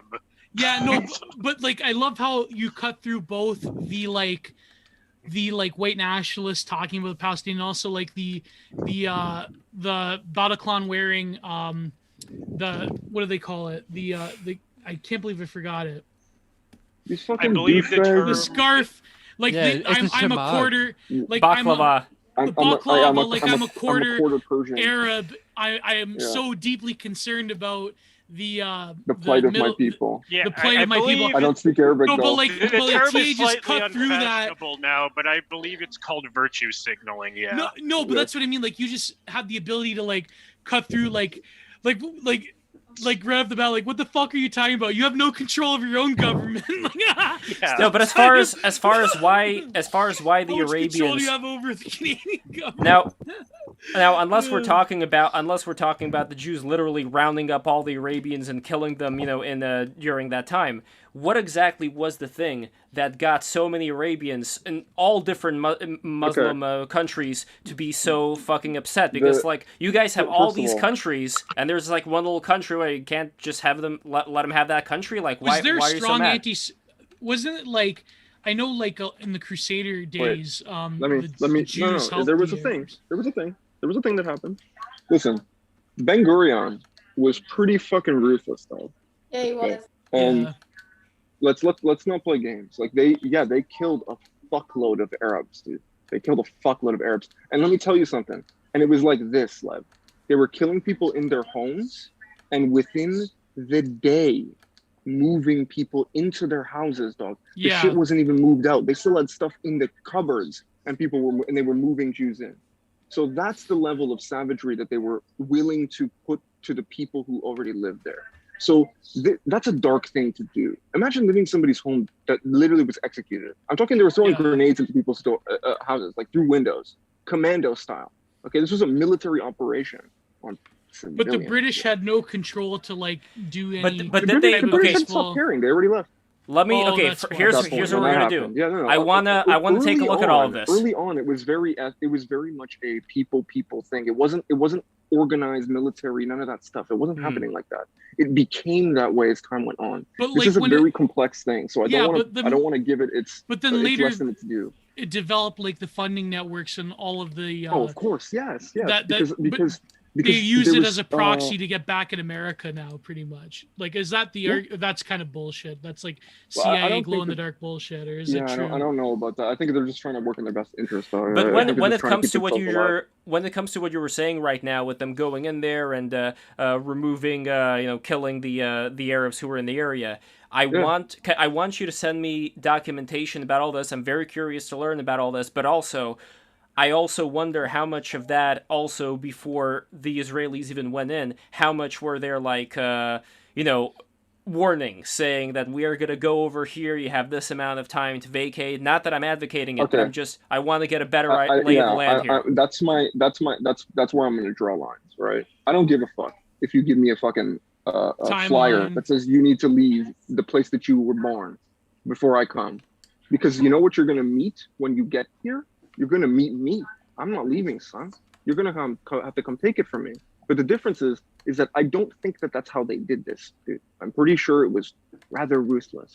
It was a dirty act. So this is what I want to find out right now. Again, I'm trying not to take sides, but it's pretty comical when we're both like, oh yeah, like there was this history of like armed terror gangs that agitated for the foundation of Israel, and then some of you other guys are like, well, okay, but like aside from that, why were the Arabs mad? It's like because guiltiest assembly ever happened on their soil. Well, ironically, that's exactly backed by the greatest world power in the world other than America, which is Great Britain. So and ironically, that's what happened with the Slavs that's what happened to the Slavs with Nazi Germany as well, and then later with the Russians. So there was tons of ethnic displacement all across Europe at that time, and it's kind of like, I get where, like, again, I get where they talk about how it's like hypocritical for the Israel. Then like, if you want to get really into like down the rabbit hole, like BitChute denial videos, then you talk about like the Samson option and all that stuff.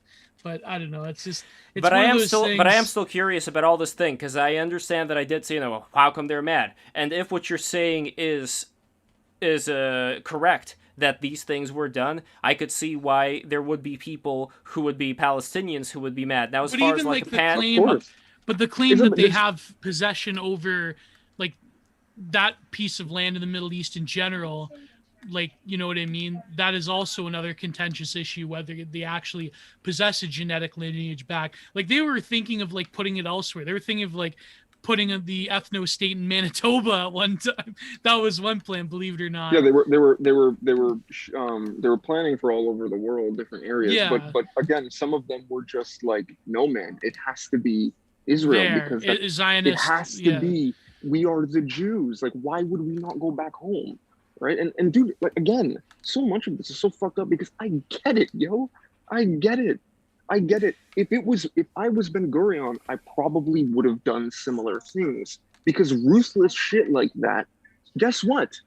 There's an Israel now, isn't there?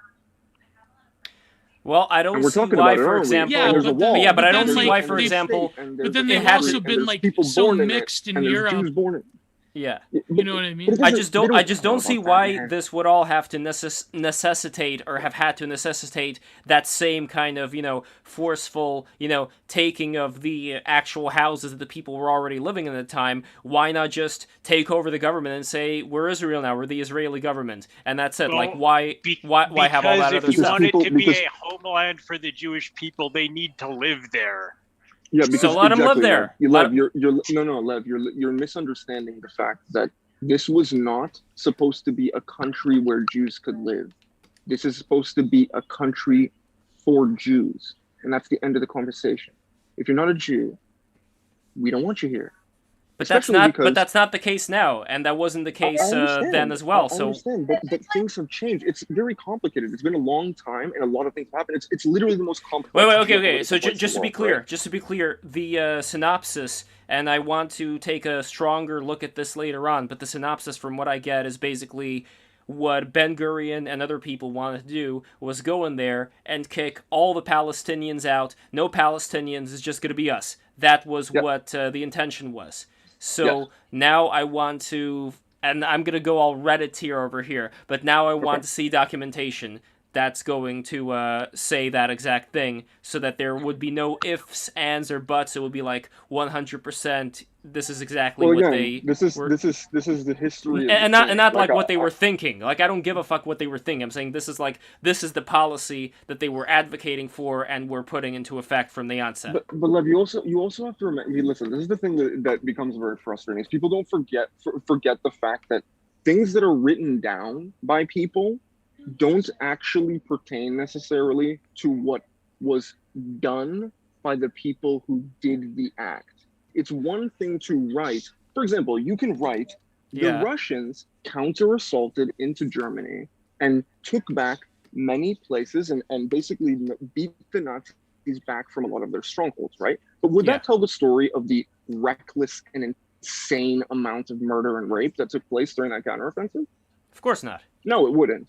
No, there's an entire Wikipedia article about the Jewish insurgency in the British Mandate. So exactly. Yeah, it's there. It's all there. It's all there. The information isn't like all of these things are documented and it's widely because, as you might imagine, there's a lot. It was the advent of things like cables for telegrams and stuff like that. So there's a lot of information being get around. You have people's personal diaries, all kinds of stuff of the early leadership of these movements, right? So the info is there to read. It's just how are you going to interpret that information? That is, I think, the most important aspect, because a lot of people will read the same thing as you and see it completely differently for different reasons. And Lev, I completely understand why you are defensive of this, because why the fuck wouldn't you be? I would too. And you might notice that even though I'm a person who disagrees with a lot of these things and thinks they're fucking kind of dirty and gross, I still completely understand why this place exists, and I don't blame the people who did what they did for doing what they did. It makes sense.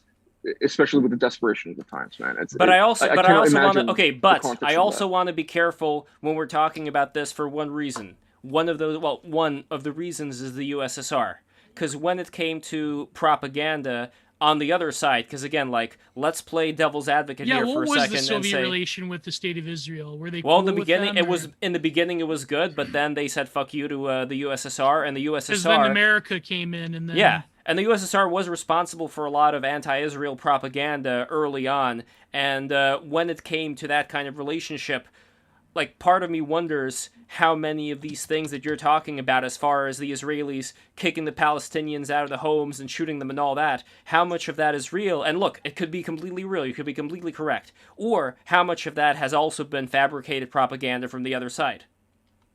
Wait, you think that is? I know. I'm not thinking anything. I'm not thinking shit. No, okay, all I'm saying is that this is the suggestion that the quote unquote bad thing. Because listen, you got to remember that in their time, none of this shit was considered bad. This was all good shit. Ben Gurion was celebrated, and he still is in Israel. Obviously, he's the fucking first prime minister, right? But all of this stuff was considered like, yeah, these are the things that you do for your nation. Like, this is what you do to secure a home, literally to secure a homeland for the future of your people. Okay, so let's take two examples. Let's say, for example, there would be people who would come into the government and they would say, okay, you know what, we're going to run shit now. These Jewish people are also going to live here. They're going to have kids, yada, yada. You guys you guys can stay. I'm just giving you like a devil's advocate view here. I'm not saying this is what happened, but just theoretically. Then theoretically, we would have the people who are, you know, Muslims, who are Palestinians say, you know, no, fuck you. Like, we don't want this to be a Jewish government. We are going to go and rally against you. We're going to fuck you up. And that turns into a whole back and forth. That I see as being much different than poor Palestinians just living in their homes, not doing anything. All of a sudden they Lev, have... Lev, you're not understanding. First of all, civilian population and government are two different things. And yes, that's literally exactly what happened. But the difference is that the people who were controlling this government were the British. The British controlled this place. Okay, this was British Palestine. So they controlled this area. They gave these things to the European Jews that were coming in, to the protestation of the Arabs that already lived there, and that's part of what started the ethnic conflict between these peoples. It was literally created by the British because they just didn't care to do it differently. No, but when you say they gave these things, are you talking about households? You're talking about house, front yard, backyard? No. They weren't stealing homes of people yet. It wasn't like that. The people that were killed in this Ben Gurion thing. Listen. You have to understand. Again, this is timeline. The killing thing is the end of a long story, or it's the beginning of Israel's foundation, but it's the end of British mandate is Palestine flipping over. It's the end of the struggle to create and control the state, right? You're essentially looking at the symphony coming together rather than it being written and how it even came about that they would write the symphony at all. Like, there's a lot of context that's being missed here, and it would take way too long to explain all of this stuff, because that's just the nature of how this works, right? But no, it was people coming into a country who were first of all, it was a lot of the early Zionists were Jews, right? Or were Russian Jews, right? So they were coming out of Russia, right? So, or Russia and Poland, things like that, right? So obviously they have their own problems there, because many of them were militant, like right-wing Orthodox guys, right? Yeah. Right. So you have many different factions who are part of this project to create this place, right? Mm-hmm. It becomes, the kind of thing that is like, people were willing to do basically whatever they needed to do, and the government doesn't like that. They don't necessarily enjoy that, so they may write propaganda about the people or whatever, right? Like, I can see that being the case, but like, this stuff isn't. It's not that I'm sitting here going, this is what the enemies of these people say. This is just sort of the history of this period as it happened in this place. right? And okay, so here's what I'm getting so far.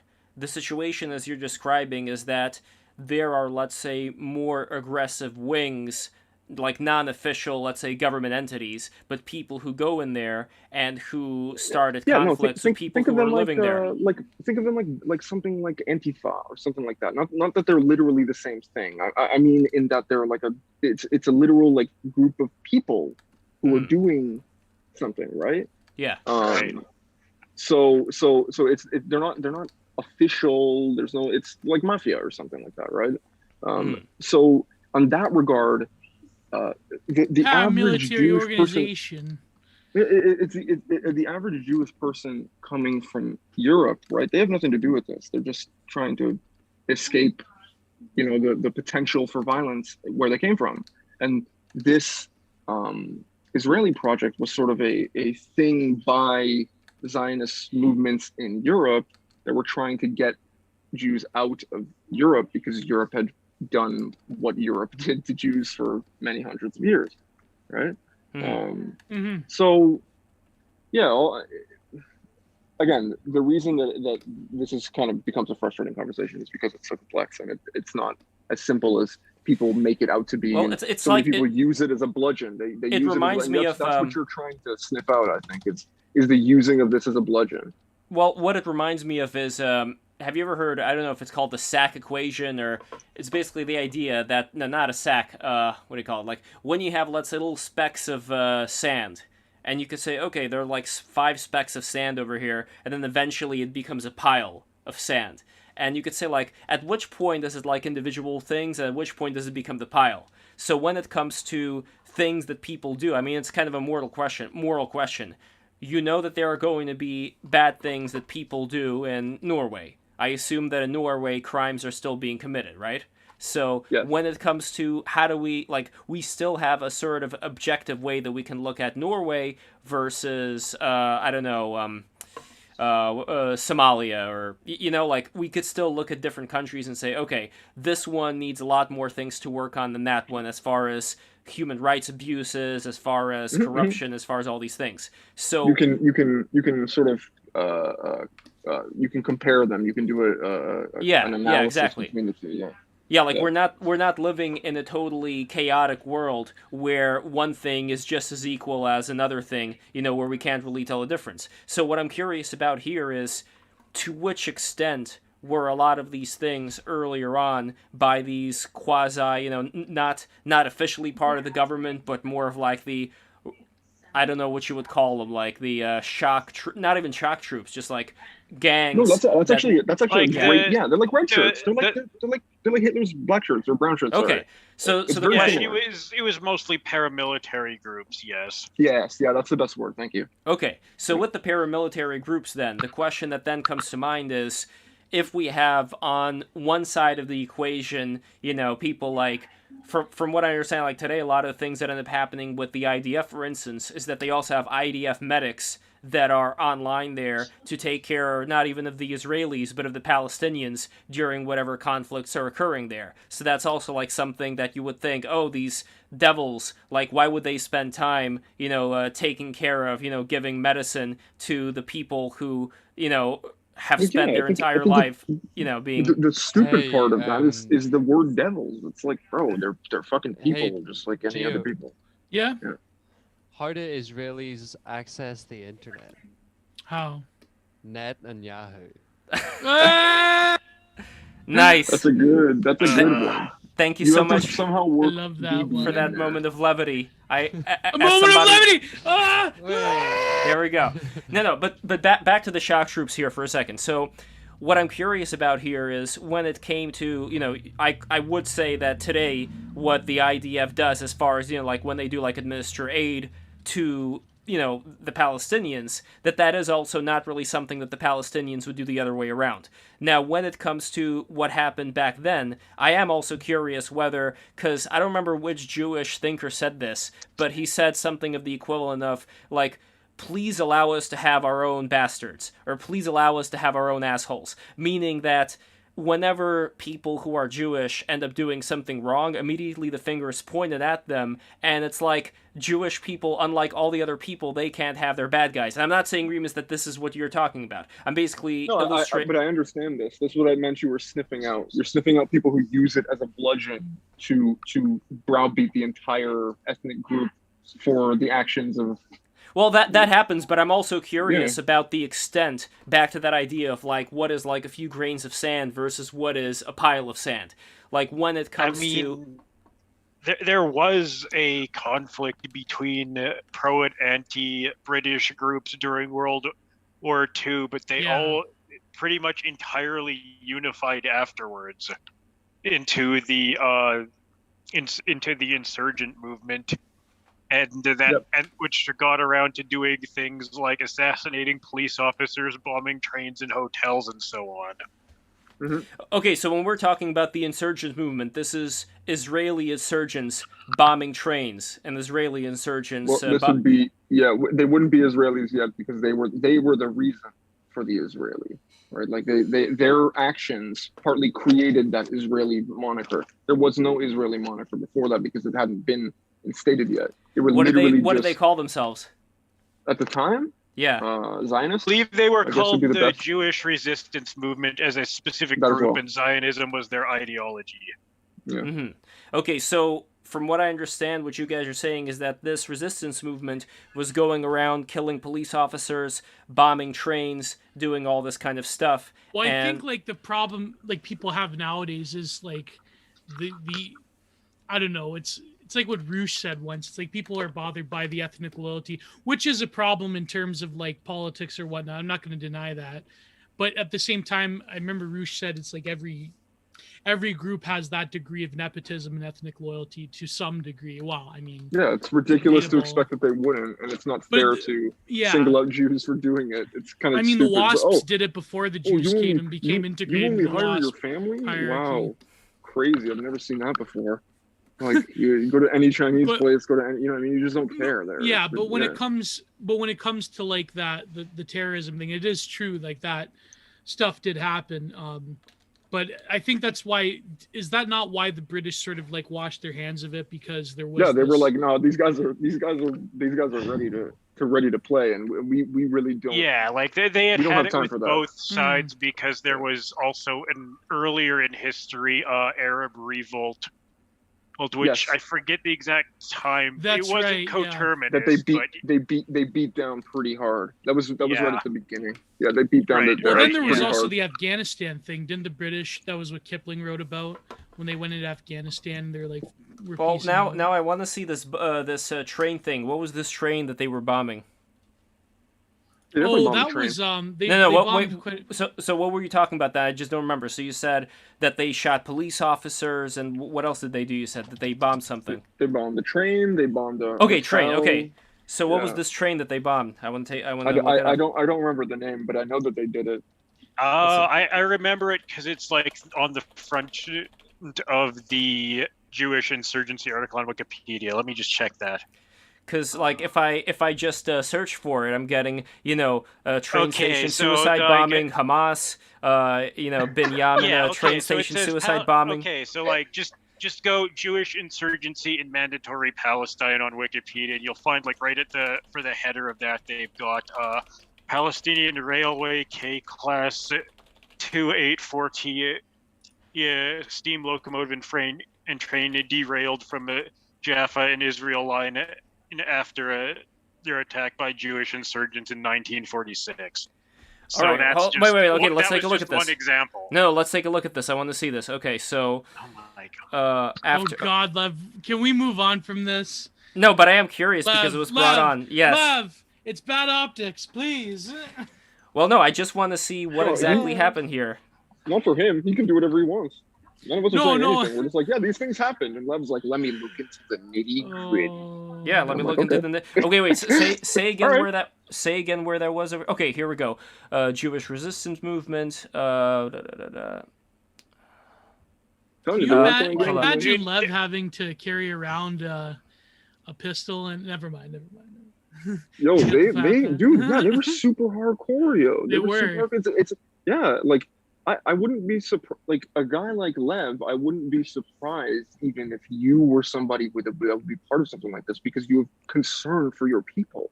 Like that's what these people are ultimately doing. They're not here to murder people. They're here to do whatever it takes. That's what they were all about. Yeah, that's what I mean. Like nowadays, like you could say, like there is a degree of repression, and but then again, it's hard to parse out. Okay, so I found the police officer here. So this was the Palmach raided the Atit detainee camp, freeing 208 Jewish illegal immigrants who were being held there. One British police officer was killed in the raid.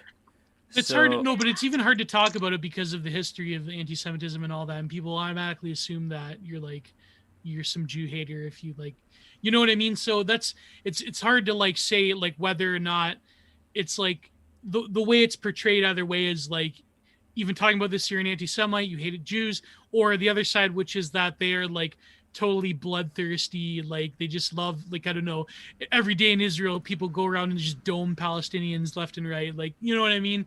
It's like that the two extremes, it sort of clouds the picture. Yeah, it's not Call of Duty every day at the IDF when they're just fucking running around. Yeah, they're going. Like there have been abuses by the IDF. Of course, I would be surprised if there were, just like there have been millions of abuses from the U.S. government or the U.S. Army wherever the fuck they are. Like that's just how it works. This is combat. These are people who have guns who are occupying another people. They're literally controlling their movements, their actions, everything. It's just funny, like of course something is going to happen like that if that's the even like here in Canada, there's always been that thing. Like TA, do you remember the Israeli apartheid thing, right? In the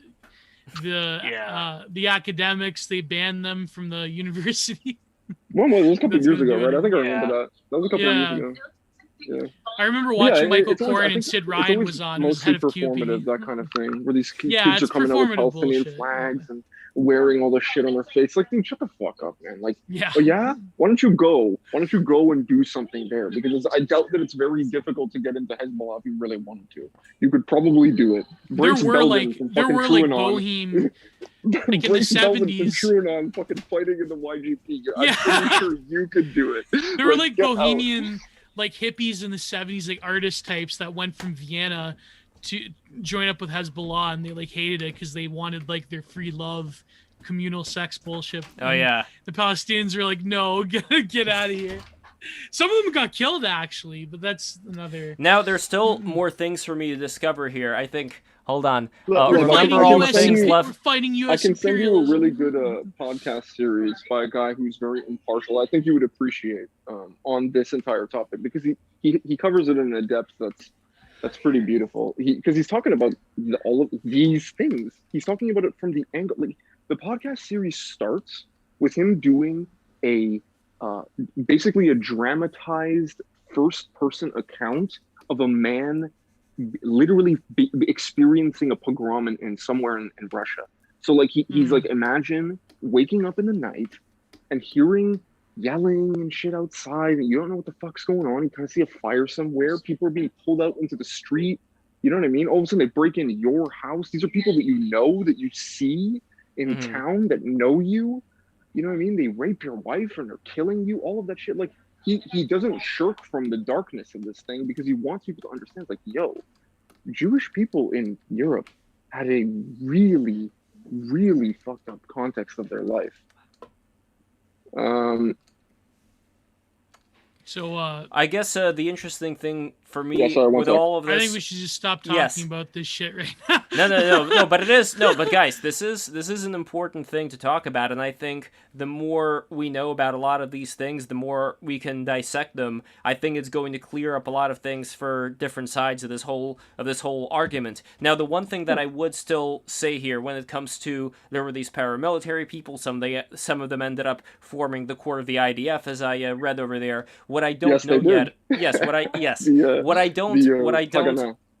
don't know yet is when it comes to the actual tactics, like when it already came to like the government forming, was it a matter of them just getting rid of all the Palestinians? Because I don't know. That's the one thing that I have to take a deeper look at, as far as they were mainly going against the British in a lot of these Oh, they were Bruce going with the British Bachtrotter. to give them space. The thing that happened with the Ben Gurion thing, you should look into because it's creepy, and the speech he gave right after it is super creepy too. It's just weird, and it feels really dark and kind of dirty.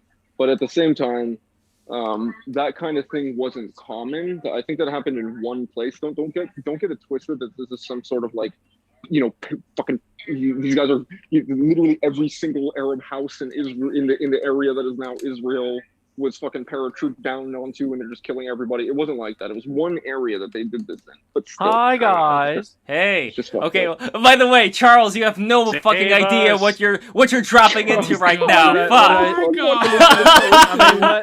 I mean, what? All right. Let me guess. What is the absolute worst thing that it could possibly be?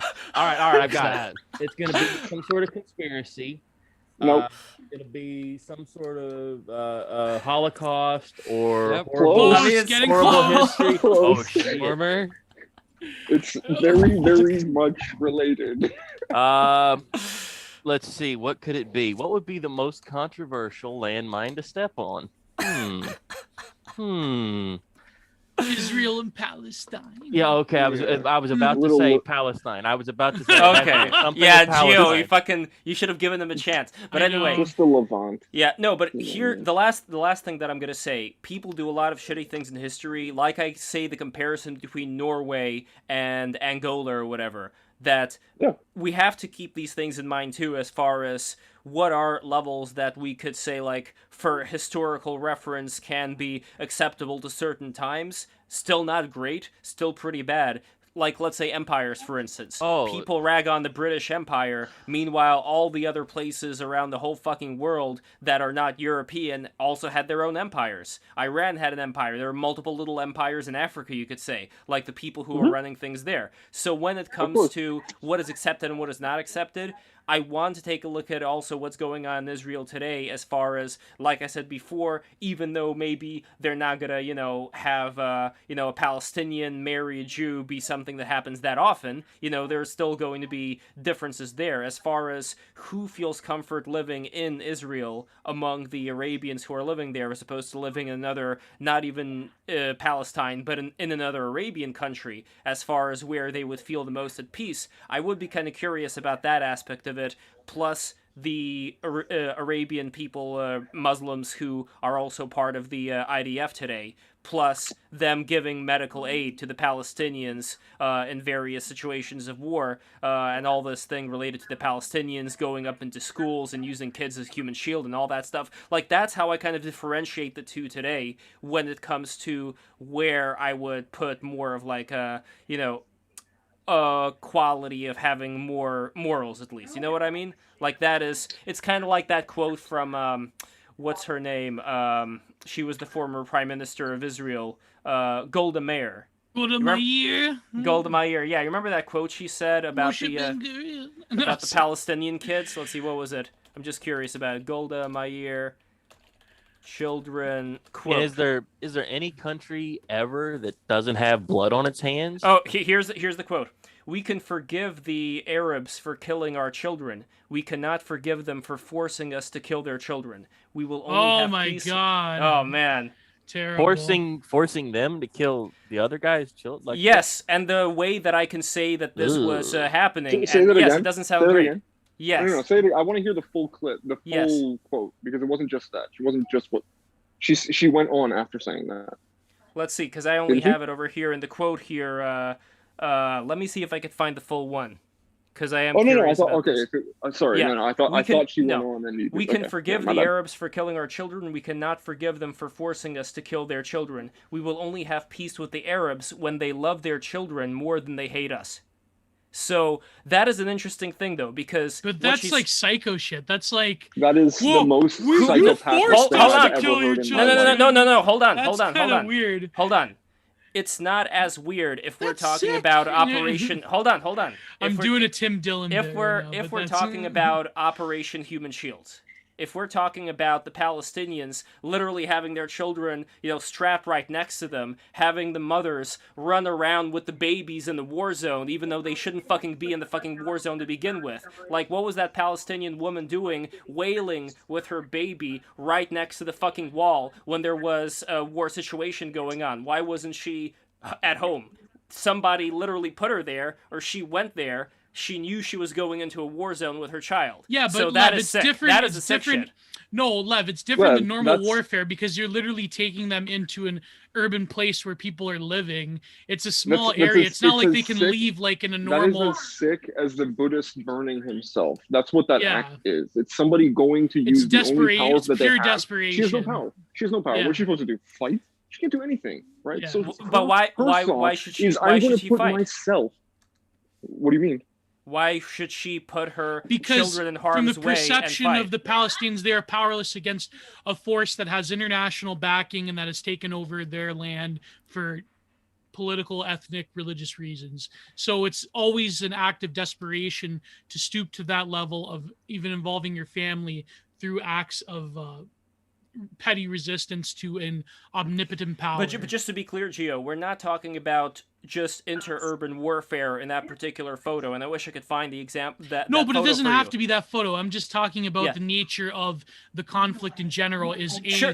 asymmetrical. No, but that compared photo, to- but that Exactly. photo is important too. But that photo is important too because the idea is that Like, I just not think it's like, just a fucking neocon cop out when they're like, when David Frum or some fucking ghoul like Bill Crystal is like, well, the children didn't have to be there. It's like, You know what? The Really? bullets didn't have to fucking yeah, be the there bullets either. didn't have to be there. Yeah.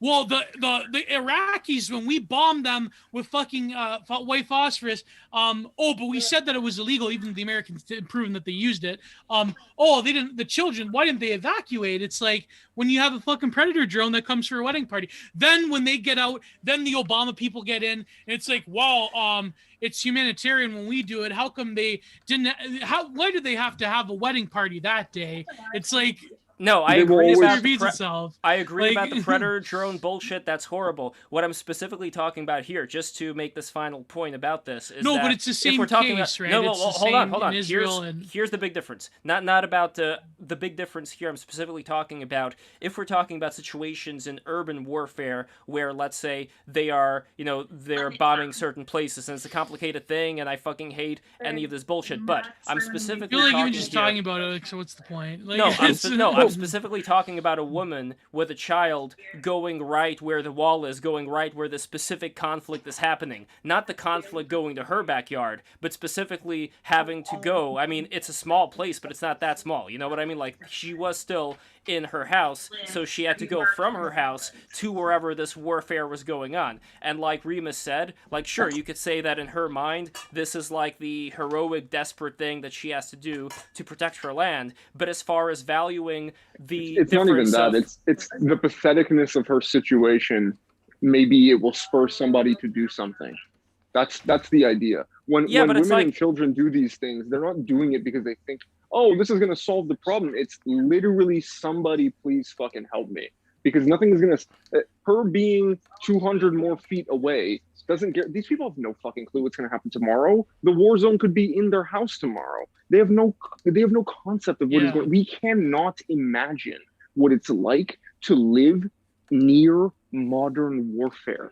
There is no way to understand what this is like. These motherfuckers can drop Zeus's thunderball from the sky, and there's nothing you can do about it. I'm talking your entire street is leveled by something you didn't even see coming.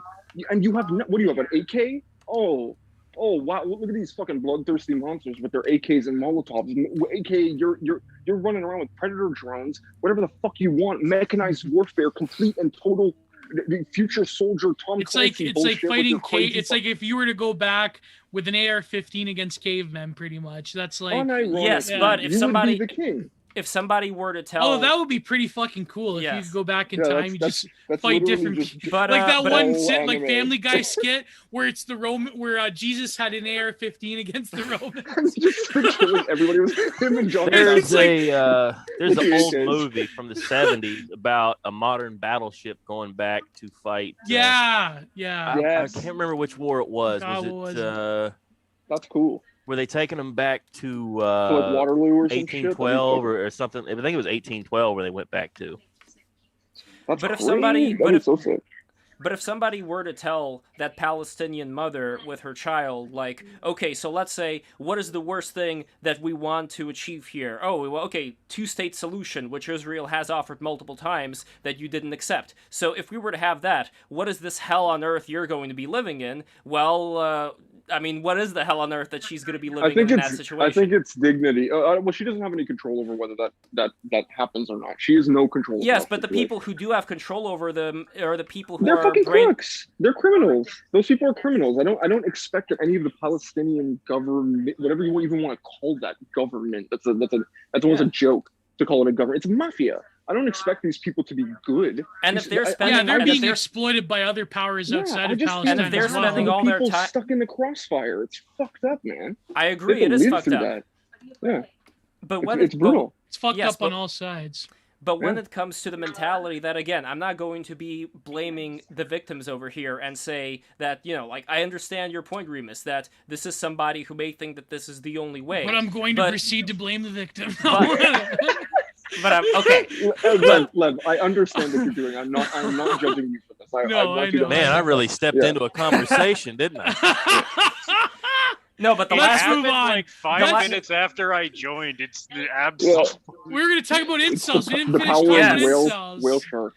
Yes, whale shark. All right. No, so but what about these incels? Israeli incels or just regular incels? Are they Israeli incels?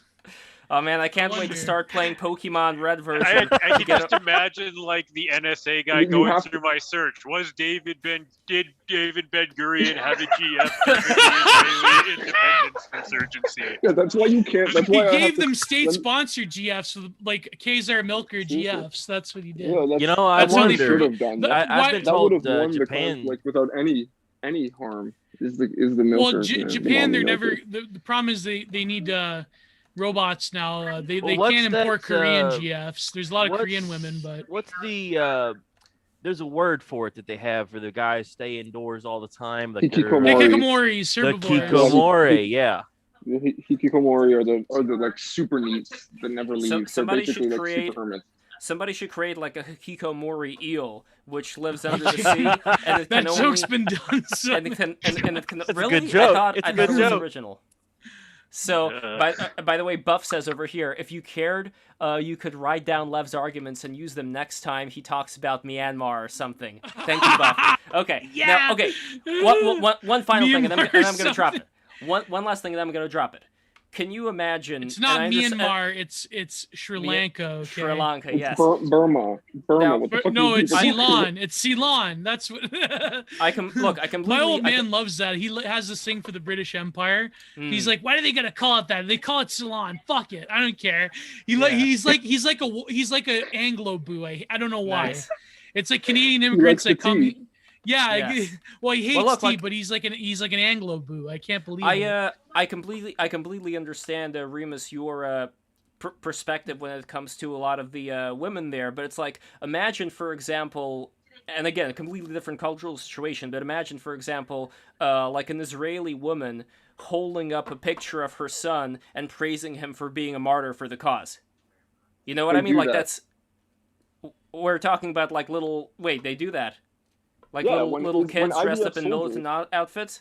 And, that's weird, creepy shit. No, that's next level. I'm sorry. No, that requires the jihad. That's a little bit of a different. Yes, exactly. That's a different psychology. But yes, yeah. No. And the problem, it is an unfortunate situation, but it's like, I think that quote by Golda Meir, it was mainly talking about that difference of mentality when it comes to how they view their kids, where they would be proud of them being a suicide bomber or whatever. I also think it is inherently psychopathic. I'm going to give you a metaphor to help you understand what I mean by this, okay? And it's going to be Warhammer 40,000 to help implement this, okay? Emperor's fleet shows up at a planet. This planet is perfectly fine, okay? It may not be perfect. Yeah, they don't have whatever cool technology thing, but they're fine. They're living their sort of pastoral life. It's okay, okay? But Emperor shows up and, hey, this is a pretty good aggro world. We could use this. So people, we're the Imperium. Hello. I know that you have literally zero ability to stop us. So what I'm going to say to you is this. here are your options. We can help you, right? We can control this place, and you will benefit from that, right? Or you can fight us and lose, right? And now they can have two ways of thinking about this. Okay, I can do that. I can take them, and we'll get all the benefits, and we will be controlled, and our culture will be. Say they have a very religious culture, for example. Okay. Their culture will be annihilated. They will not be able to probably practice their culture as their traditions have dictated for many hundreds of years, right? Not the case in Israel right now, but anyway, go on. I know. But the point is that you're still being out. Your children's children will live in a completely separate context to what you lived in. So you're capitulating your life, your culture, your tradition to another group, okay? And your only alternative is a warfare that is so asymmetrical, it's basically a joke. And that is real in real life. We can literally make that example of between something like Hezbollah and the IDF, where it's not even like these, it's like the difference between like the caveman joke made sense. Like it's that level of asymmetry, right? So they have no hope of doing so. To fight is stupid. It's a stupid thing to do, but I can understand why they're doing it. Okay, it's a dumb thing to do, and it will ultimately. Well, if their culture and ways of being were to be wiped out, I completely understand that justification, but that's not the case. If they were to actually go to Israel and see the rest of the Muslims, the Arabians living, having lots of children, and just living their lives, that's like, what the fuck? Why am I fighting this fucking battle? They're having the time of their lives living here. I mean, sure, you could say that the official state, but you know what? I bet all the people who are living in Palestine who are in charge of whether it's Hamas or any other organization, I bet a lot of them could give two shits about some person who's like living in the village there. They only care about their relatives and their buddies. So yeah, I don't they see why care they mostly about Western NGO funding, but that's the other subject. Yeah, so it's like at that point, who's your ally here, really? Keeps going on. It's two sides who can't really do anything different. So I don't understand why we spent fucking an hour and more to talking about it. Yes, well, all I could nothing could be done. Yes, well, partly, I think you're right. Let's move on to something else. One final thing. One final thing. Come on, we're all Nazis and we all one final thing. Because look, it's 5:38. Pokemon stream is starting at 6. Hey, I'm not a hold on. One final thing before we go. My only wish is that I could you have to name the first Pokemon that you catch. You have to name it Ben Gurion. That is the one wish that I have is that one could take like a Palestinian woman or mother and just bring her to Israel for a while. A lot of Palestinian women are hot. Yeah, they are.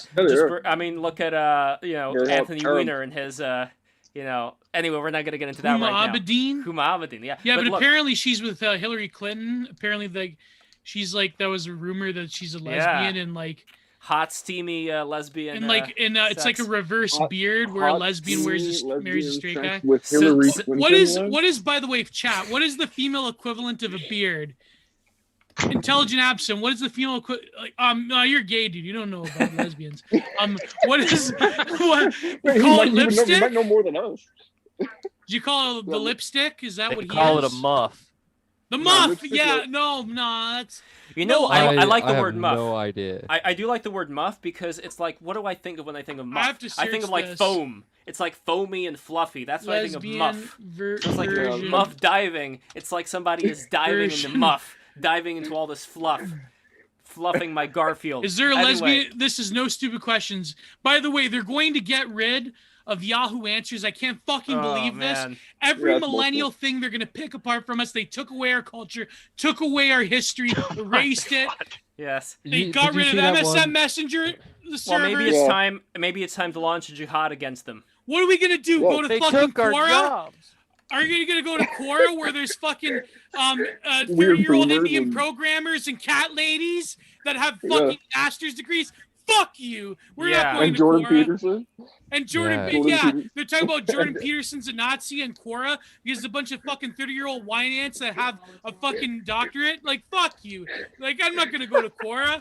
You Go can't. off, I Gio. want to hear about how you, a schizophrenic person, answering my question about the fucking aliens and the Illuminati. Okay, about how you can get pregnant. That's how we're gonna do it on Yahoo Answers. They're Hell yeah. erasing our millennial history. I can't believe this shit. Preach, All brother. like tears in the rain. Fuck. Yes.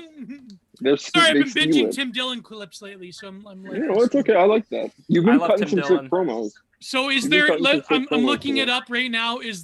I want to get Tim Dillon on the show. Is there a lesbian equivalent to a beard? I believe it's called a I've no beard idea. when genders are reversed. Oh my God, there's no definitive answer. I guess let's It call would it the just be a beard. Well, why is it even called a beard in the first place? because a beard is Be- traditionally a sign of masculinity, and gay people are always gay men were always equated with being like You can hide Rudy. a weak chin with a beard. Yeah, like Yeah. they were called sexual inverts in late Victorian medical science because the idea is that their sexual development was like reversed from what it should be. This is Yeah. part of the medicalization of human sexuality. Yeah, and like if you read the History of Sexuality, Volume 1, Foucault talks about this as well, how the categorization of gay and straight and whatever, Yeah. that was largely a product of an invented epistemic research of basically like the British medical establishment that came about from like places like the Fabian Society and so forth that created a lot They're of like, these "Oi, discourses around it. Are you Oi. a nonce? You a poofta? Are you a buffer? Well, recently yes we and found out no. that nonce comes from the word Nancy, which Yeah. I had no You idea got a about. license for that, Powerful. nonce? But nonce means pedo. Yeah. Yeah, but it comes from Peach Nancy. Fuzz. because That's another one. pedos Peach would be Nancy Fuzz. boys. That's it. I'm yeah, also really happy about beard Uber equivalent. Boyo. I'm also really happy about Uber Boyo that he uses the North FC meme plenty of times. Yeah, in That's, almost every video. Yes, I respect that a No. lot. Yes. And one last thing I just want to say that I'm not going to talk about it anymore. I'm not going to talk about it anymore, but what I am going to say is no. What I am going to say is I try cuz Google age of consent laws in Israel. I don't want to Google that. What is the age of consent? Remus, when you said Age that of you understand the way that I Pretending look. to be a Jew for sex tourism. Oh, really? When, 16 years old, based. No fucking. Well, all right, Yep, Remus, missing when that. you Now I'm on a watch list by googling that. All right. So Remus, when you said that you understand why I may lean on this way because of who I am. do not honestly, Google I IDF sex trafficking. Do not Yes. Google that. Do not Google that. No, I just want to say that I really try as much as I can to look at this objectively and to say like I would apply the same standards for any other country where I want to Oh. look at it like how are I didn't we mean doing that in just because you're Jewish. I mean No, it's because you're you. It's the way you are. No. You always try to look at things from all of the angles, even when you know you probably shouldn't. You still do it, which I can appreciate. StackExchange.com. Has the Israeli intelligence service Mossad ever been implicit in human trafficking? According to this, Israel Palestine. No. God damn it! No. The Oh, US one. No, Gio, it's okay. The US government says no. oh, that's right. The CIA looked into it, and The they U.S. said government no. says no, though I guess the source doesn't count for people worried about this issue. No, normally they just.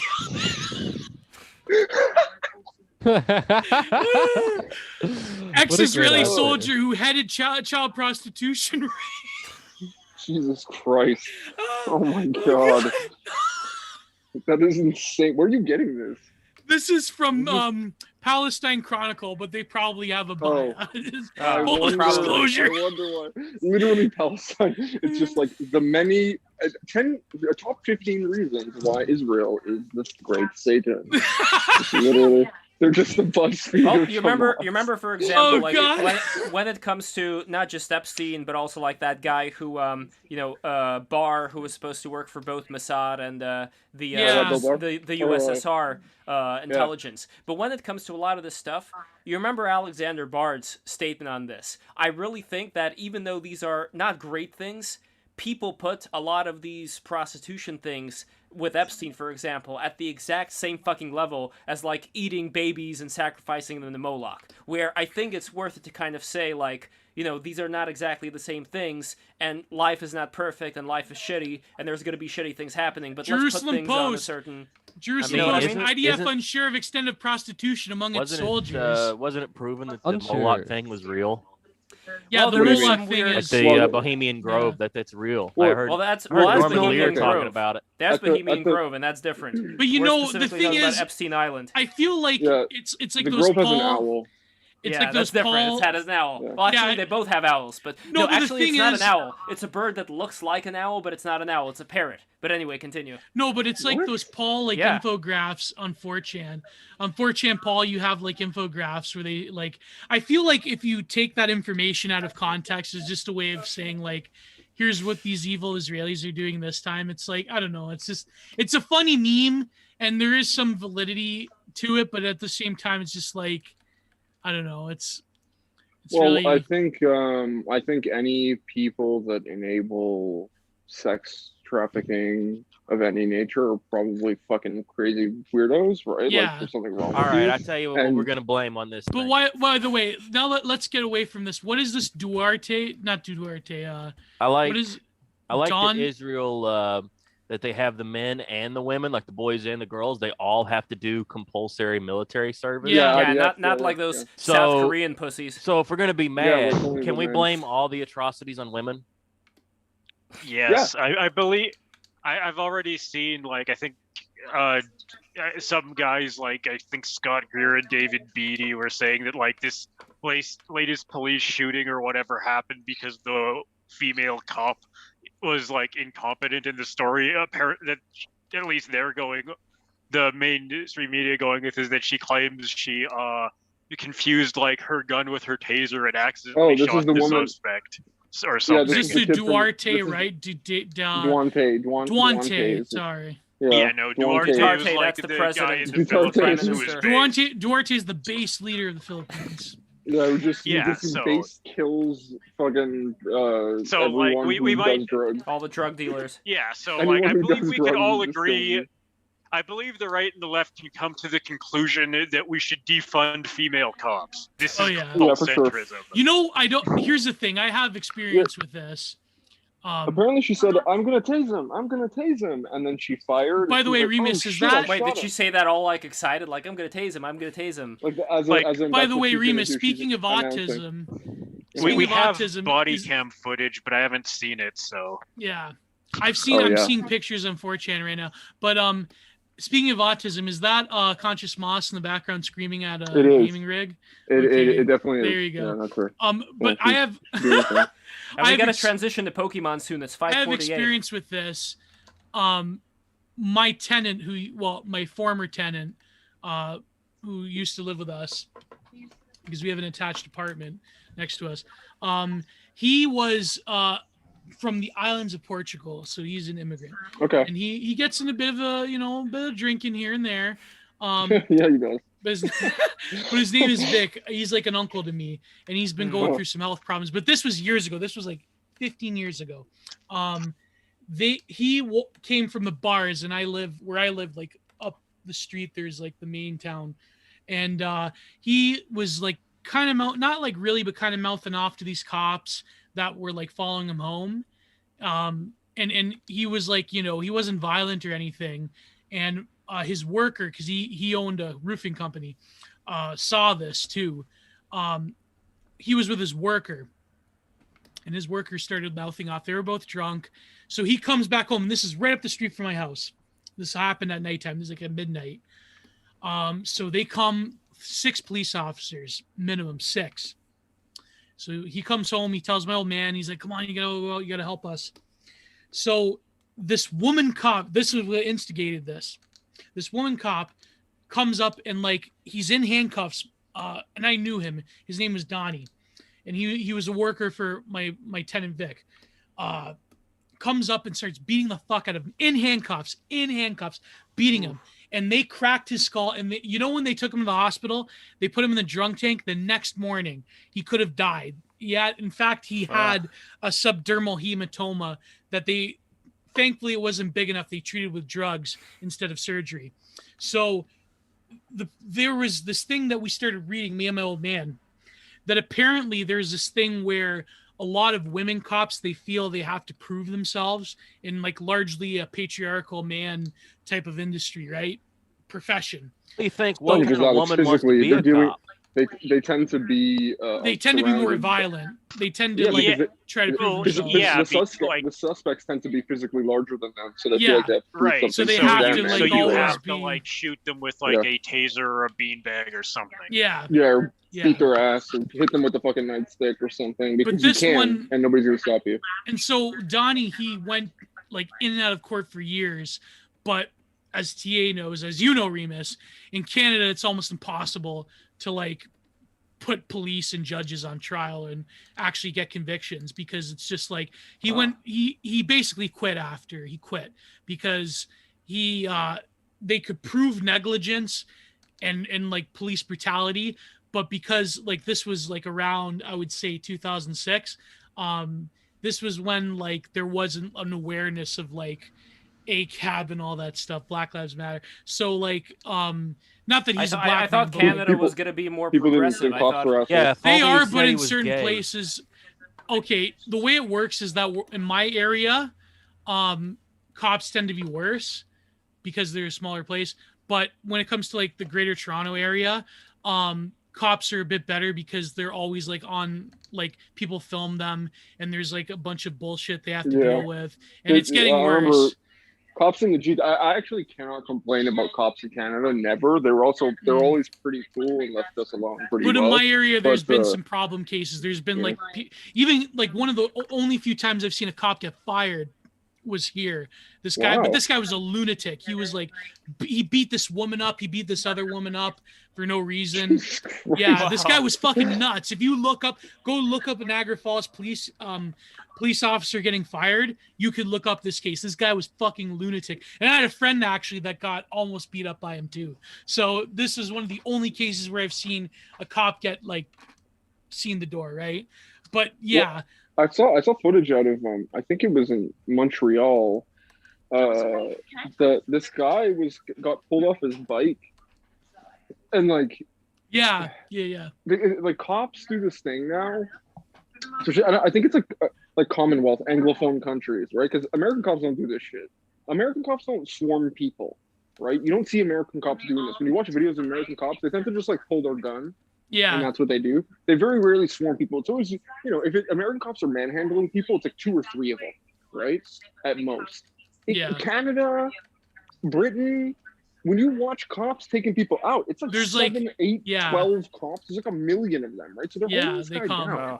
And this female cop comes over to him and just starts punching him in the face really hard. Just decking this kid who, by the way, is being pinned down by 3 other grown men. Like, it's ridiculous. Yeah, these cops just don't care, man. And that's the thing, to go back to the whole thing, with these people in power like this, right? Like, especially cops, this type of situation, they have very little accountability. So they basically just do whatever they want. And that's how you get situations like not to say that it's right, but in America, I can see in certain places why they're becoming militarized, because you almost, and a lot of them are ex-military in America. But let's not get it twisted. They've been getting militarized for like the last decade. Like it's not like just Alex now Jones because of what's going on now. Yeah, like since the early 90s. Yeah, dude. When Alex Jones had a local, I've seen the it's essentially a fucking tank. Like it's like a the riot vehicle. Yeah, there's no way you can penetrate those things with small arms fired. No way. They're like tanks. So I'm like, but dude, what the fuck do you need that for? Like, watching it drive down the street was so weird because it was like, what is that? Like, why is that here? I remember not like a big town. When they're more like an APC kind of thing than a exactly. Tank. Yeah, it's an APC, armored personnel carrier, definitely. and like Alex Jones, when he had a local access radio show, TV show in Austin, Texas, in like the early 90s, he was even talking about how the police are getting federalized and like the black helicopters are real and stuff like that. But, dude, he's been right about so much stuff. Like Oh, yeah. he's been on the ball about so much stuff, talking about things way before. He's totally right. What can I say? Welcome to the Kali Yuga, I guess. I don't know. Yeah. So, by the way, yeah, I'm looking at this thing. On 4chan, they're going after Marina Abramovic again, being part of Pizzagate. So oh Again? man, Okay. We're back. leave Maria alone. I want to be like that No. Britney guy. Remember, leave Britney alone. Yo, get her what on the happened to that podcast. guy? What happened to? I'm sure he's around. He's still on YouTube. Oh wow, he's still on YouTube. All those I like think early he's a- I think YouTubers. he's a- that I want to disappeared. say that guy got into doing gay porn. Yeah, I think you're right. all those early YouTubers kind of like left and kind of fucked themselves. I don't know.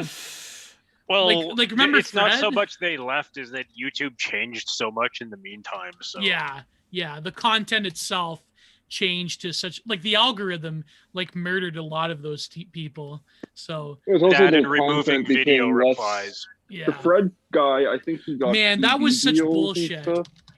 like if you, Did Fred get canceled or what happened? No, he was on TV, but people just found him fucking annoying, and he stopped Uh. being famous.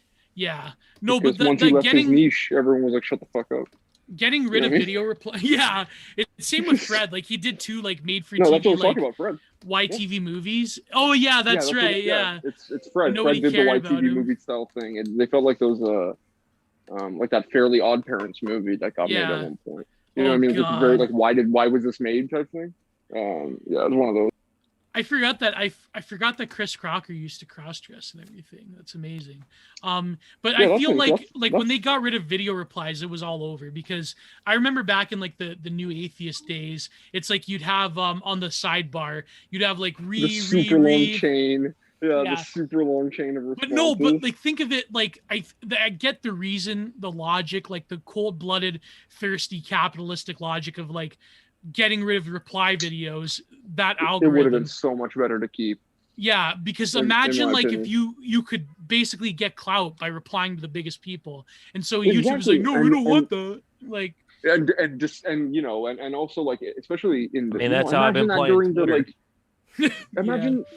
imagine that during the days of like the during the election days. I mean, even now, like 2016, all of that would have been insane. oh Like, god, imagine the pettiness of YouTube during Well, that time, the basically- Sargon sort of era. Yeah. And, like, all of them, they would just be at war constantly. oh, they were kind of at war constantly, but then like when the internet blood sports thing happened, but then again, Oh, yeah.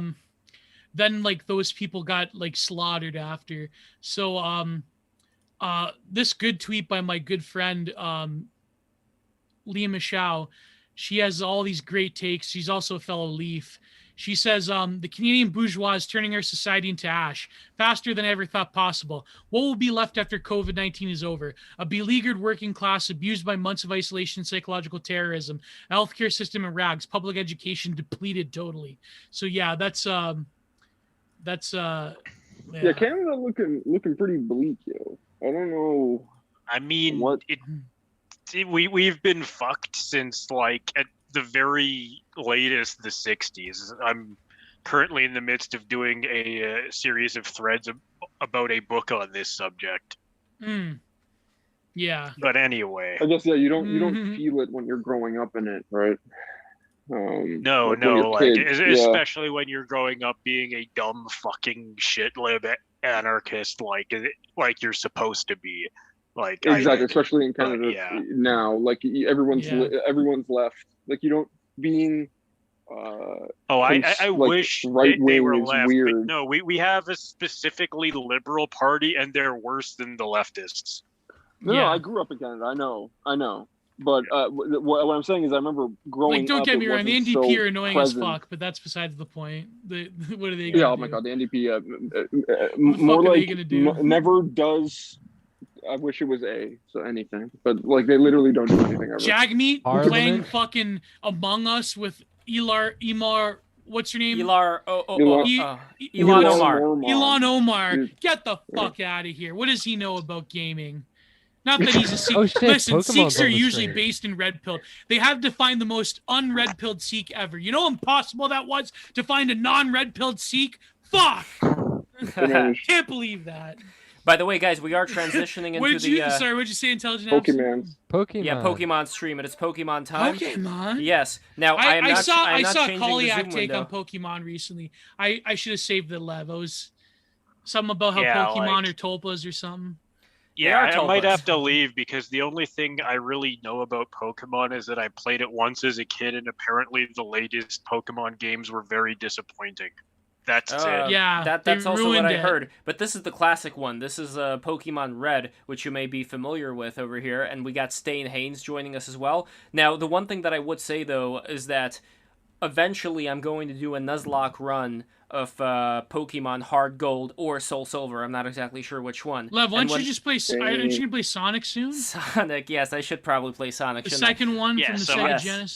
Genesis. Yes. But basically, they have a whale in there called Wailord. So I just want to share this image with you of what the I love Wailord Wailord. looks like. Yeah, Yeah. and I figured, you know what, T.A. Jackson, when I first saw your avatar, it reminded me of Wailord. And do you know who Wailord is? Do you have any idea about I Wailord? assume it's like a whale or something. Well, you Yeah. assume correctly, but let me show you an image Astute Well, you observation. assume Beautiful. correctly. of this Yeah. beautiful whale. Here it is. This is Wailord. Oh, wait, hold on. That was in the sushi bar. Here. Okay.